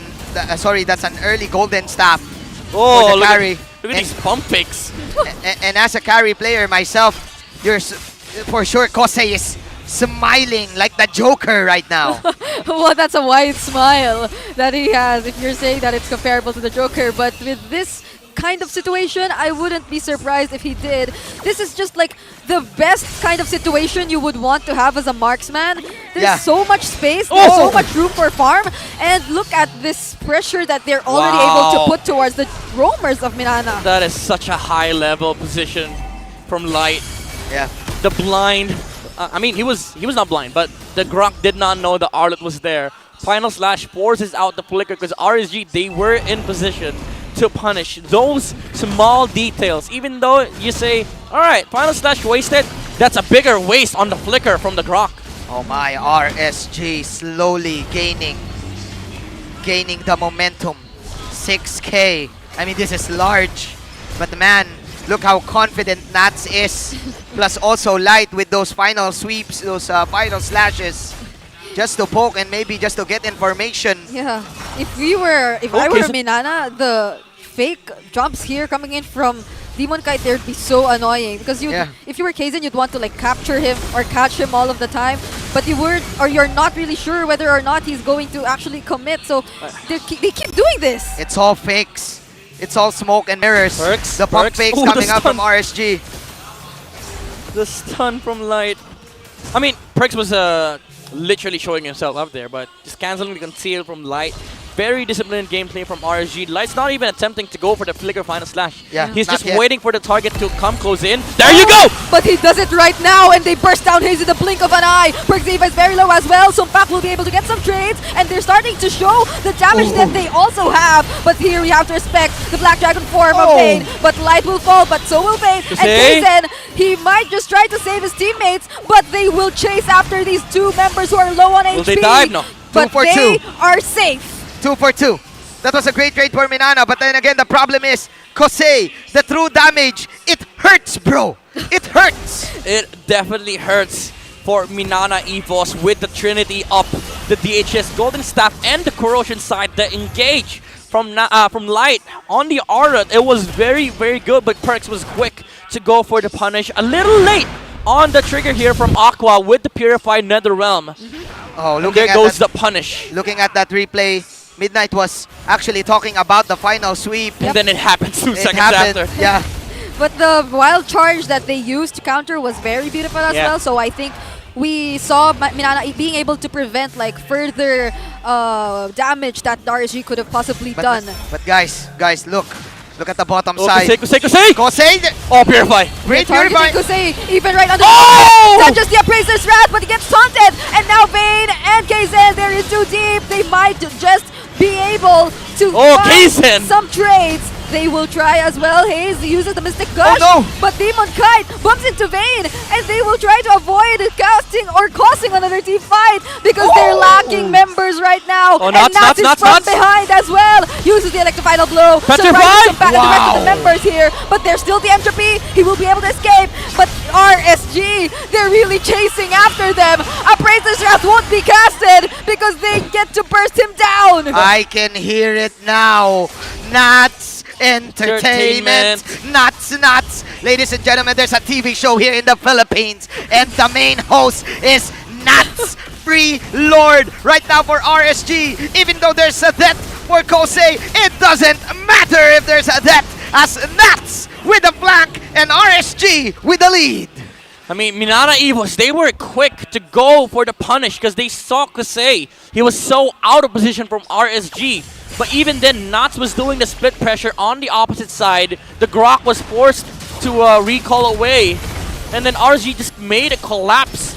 And the sandwich play onto the top side. Sumpak had to purify, so he was able to go away. But then the chase, the rundown from Demon Kite and the gang allowed them to catch more heroes on the side of Minana EVOS. Yep, the sandwich plays are very scary here for Minana, which I think they would rather opt to be safe here near their base. They're going to lose everything here, all the jungle camps. You know what, Midnight? You know what, Brigida? There's a pattern here for RSG. You really don't want to give Nats that early game advantage. Light. We never saw that, Light. It's okay. What? The damage is too much here. Perks just nearly got bursted down with half health. How many shurikens coming in here from Kosei? Yeah, the speedy light wheels. Yeah. Ka-chow. Speed. The damage. I mean, Kosei is literally, I think half of the gold lead that RSG has right now. It's just the gold lane difference. Wait, Nats is here behind though. Oh, right! Use the Electrified Blow, but before we see the Electrified Blow, it's Sumpak who gets caught with that final slash. And Vayne, using that dragon form, tries to also go for the counter engage, but they won't be successful in doing so. Light with the final slash flicker. You can't purify that. That's a displacement. Yeah. I mean, you could, but you have to react so fast. Yeah. But he was in a very good position when he did that. You have to time it perfectly. But then again, RSG is on a timing. Yeah. They want to end this. Could this be their timing?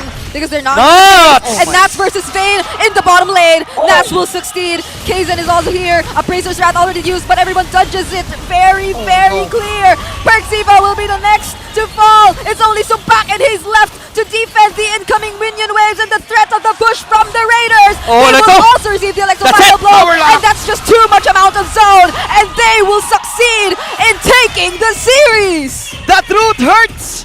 That's why it's gone through damage. RSG Philippines gets the 2-1 and gets 3 points.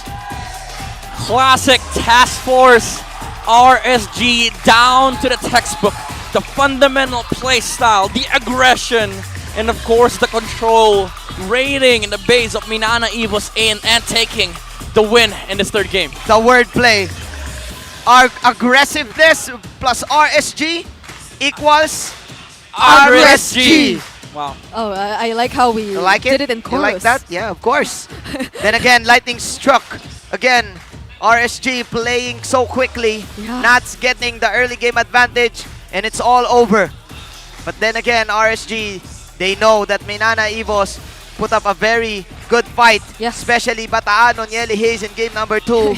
But they locked him down with banning his pool, forcing him to use the gourd. The Eve Bando. But the Eve Bando also. The Eve Band. Yeah, there were a lot of things that they had to.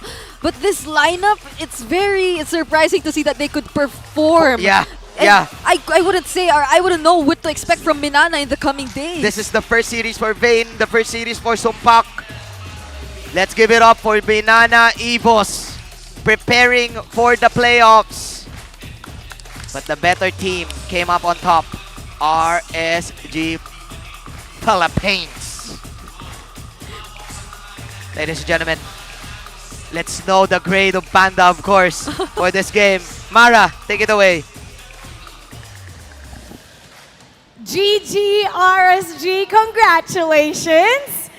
This one naman, Coach Panda. Coach Panda, this time around, we're not gonna be asking you to rate your team. Instead, what's the criteria for your rating for the past few weeks? Just feelings. Kapag Just feelings. kapag sobrang satisfied ako, I will just give them a high five agad, tapos walang feedbacks. Pero kapag bitin ako, then medyo timing ako and feel like this is a 7 or 8 or 6. So it just really depends on my mood, on what I see.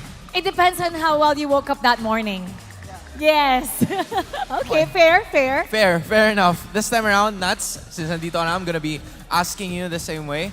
It was a struggling game number 1 for you at the same time kasi ang daming early deaths or like the pressure really was on you mula sa MNNE EVOS. Game number 2, ginawa nila ng paraan to force it into a game number 3. So, in spite of all of those, na nagkaroon ka ng pressure, specifically in your lane, how do you manage to push through and what do you usually tell yourself kapag nabe-pressure ka ng ganong klase ng gaya nung ginawa ng MNNE sa'yo? Actually, di naman ako na-pressure nung game 1. Nung namatay ako mga 0-5. Parang tinatawa ko na lang ganun. Kasi parang ang pakit na laro ko talaga. Pero game 2 naman, bumawi ako. Pero natalo din kami. So game 3, try ko yung hardest ko kung anong makakaya namin. So nanalo naman. Thankful ako. Really is thankful. And that's, I'm sure na yung game number 3, what do you think is the strength of this team pagdating sa mga series na matatagal? Kasi we usually see you guys win a ton of series via sweeps pero kaya nyo ring manalo ng ganito. What does it say about you as a team na kahit gaano katagal yung serye, kaya nyo makasabay? About sa composition ng sa composition rin po na kasi ng ng mga hero po. So kanina po kasi ng game 3 is naka-bene kami, parang early talaga. And early to late game. And counter rin po yung Nathan and Gord. So parang wala talaga silang chance. May chance naman po sila mabot ng late game pero mahirapan po sila. So it's more on the composition. Kung alam nila yung compositions nila, they know how it's done. Ito naman para kay Light. Hi, Light! Light, may chance pa kayong matapos ang ating regular season bilang isa sa top 3. So gaano kahalaga nga ba yung last match nyo kontra sa Blacklist International para sa inyo? Yung Blacklist nakikipaglaban din. They're in so much pressure to make it sa ating top 6. How about for you guys? Super halaga po sa amin kasi yung yung first day kasi if mag-top 3 kami is makapag-rest pa kami, makakapag-scout kami ng nakapag-plan kami, and hindi kami gawin sa mga oras, ganun. Kaya super halaga po sa amin nun. At alam mo ba na ikaw ang MVP for Game 3? Congratulations! Light, I feel like it is now time na ibigay ang iyong mensahe sa lahat ng sumusuporta sa iyo at sa lahat ng sumusuporta sa RSG. Thank you sa sumusupport sa RSG, sa loved ones ko, kay sa ka-team ko and sa RSG, and kay Tita Nadet, kay sa baby ko na nanonood. I love you so much. Thanks. Wow! Congratulations to RSG. You may now take your bow and take your walk of victory. RSG Philippines may chance pa makapasok sa ating top 3. And you know, Mara, nung tinanong ko si Nats, are you feeling some sort of pressure right now? Sabi niya, I don't feel pressure right now. And I'm sure that the pressure is also gone pagdating ng playoffs. Silipin natin kung ano nga bang sasabihin ng ating mga casters. We're gonna break it down for you. Casters, pasok. We did not hear Coach Panda's grade, but what if we grade them? What grade would you give? I mean, as us, humble humans, I'd say 10 out of 10. For sure. Maybe maybe 9 out of 8. Yeah, if I would channel a little bit of Coach Panda, 9.8. 9.8, yeah, for sure. You cannot be perfect. Yeah. You cannot be perfect. Yeah, you cannot be perfect always, but you can have a close to perfect performance, especially with Light on the Arlet. One of the rare times that we see the Arlet flexed into the roam position here for RSG. Usually it's Nuts that makes the plays here with the Arlet, but now we see Light with the Arlet gameplay. Again, very, very big difference because they get to pull off the Arlet Benedetta combo here for RSG, and he provided the same effect as if Nuts have played the Arlet this time around with those final slashes, the combos as well with the stun into the final slash. The final slash flickers from Light provided so much for RSG, and again, the name of the game here for RSG is to give everything for Kusei. Engage first, counter-engage, fight the fights that you need to fight, especially with the gold lead that RSG had. There was no stopping RSG from pulling off these jumps and these plays. And again, Nuts with a terrifying Electo final blow sandwich play from the side of RSG. Sumpak did, however, survive because of the Purify, but once again, inside the base, even with the Purify, now we have to rewind that. Even with the Purify, that final slash flicker from Light allowed RSG to secure that victory when they took down the Natan of Minana Evos. Without the main damage dealer, RSG just naturally wins the team fight. Nuts even takes a one-on-one against the Yuzong and wins that trade. And with both damage dealers down, they didn't have the firepower to suppress the push of RSG. It's similar to game number 1, even though it's not as aggressive with the Louis, but you see the pressure here. You feel that RSG is constantly making aggressive plays. The threat is there, the pressure of actually using those spells. Minana Evos all throughout this game were just in the defensive mode. They weren't really able to pull off some of the plays that they wanted to, especially with the Gord. With the Gord, you want to set up for plays with the tanks and possibly the jungler, but after that jungle takedown from the side of RSG, when they took down Kaizen in the early game, it already started for RSG. Like the raiding, the task force RSG, they did not let Minana Evos breathe throughout the early to mid game, even with the rotations being done in by Demon Kite here. The fake pumps on the XP allowing Nuts to clear much faster to Vayne is what gives RSG the advantage in these turtle fights, and getting those momentum in the early to mid game allows them to play again the typical strategical fundamental play that we all know from RSG. 867 GPM, 12 minutes on the carry, beating his record in game number 1, higher GPM this time around, and RSG ending the game under the 13-minute mark with the plays coming out from Nuts, Light, and also the damage being dealt by Aqua and Kusei. This time around, they got the promise on their side. They had the advantage. If Minana Evos groups up, Aqua is going to be able to deal more damage with the Ghost Bursters, and of course the true damage coming out from the carry allows RSG to shred through any HP of the frontliners from the side of Minana Evos, and it all comes down to execution. In RSG, they do not let up the they didn't stop the aggression here. They didn't lift the feet from the pedal, as they just wanted to keep on pushing and pushing and driving Minana Evos towards inside of their base. No plays were made here by Minana Evos, even though it looked like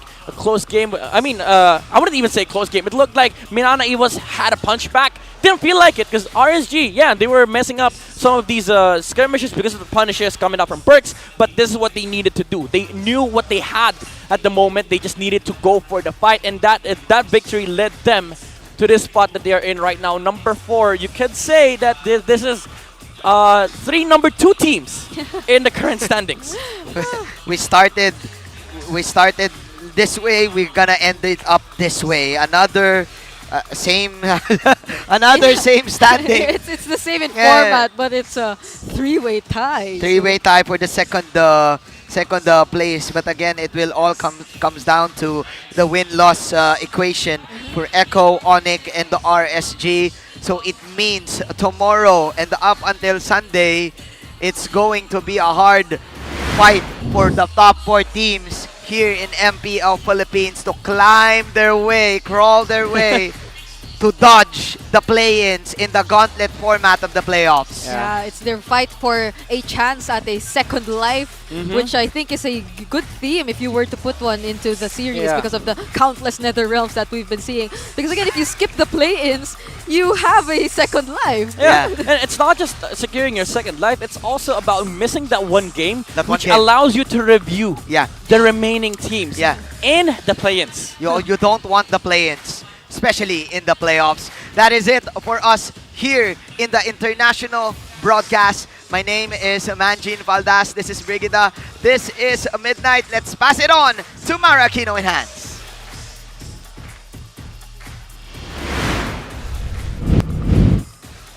Two crucial victories from ONIC Philippines and RSG Philippines ang ating matutunghayan para buksan ang unang araw ng final week ng ating regular season. Ramdam mo sa performance nila that they're really out to get that top 3 spot. Biruin mo, nailabas na ulit ni King Kong ang kanyang Ling, while the Raiders were able to extend their winning streak to 3 matches. Bukas, mas mabigat na laban ang ating matutunghayan dahil may laban ang dalawang koponan naglalaban para sa huling playoff spot. You know, that's Blacklist International and Smart Omega. Huwag kayong mawawala dahil we are pretty sure you don't want to miss that out. Muli, ako po si Mara Aquino. At ako naman si Ans Galeria. Na nagpapaalalang magkakaiba man ang ating pinagdadaanan, sama-sama pa rin tayo sa laban. Para sa tagumpay. Keep it good vibes, everybody. And see you tomorrow.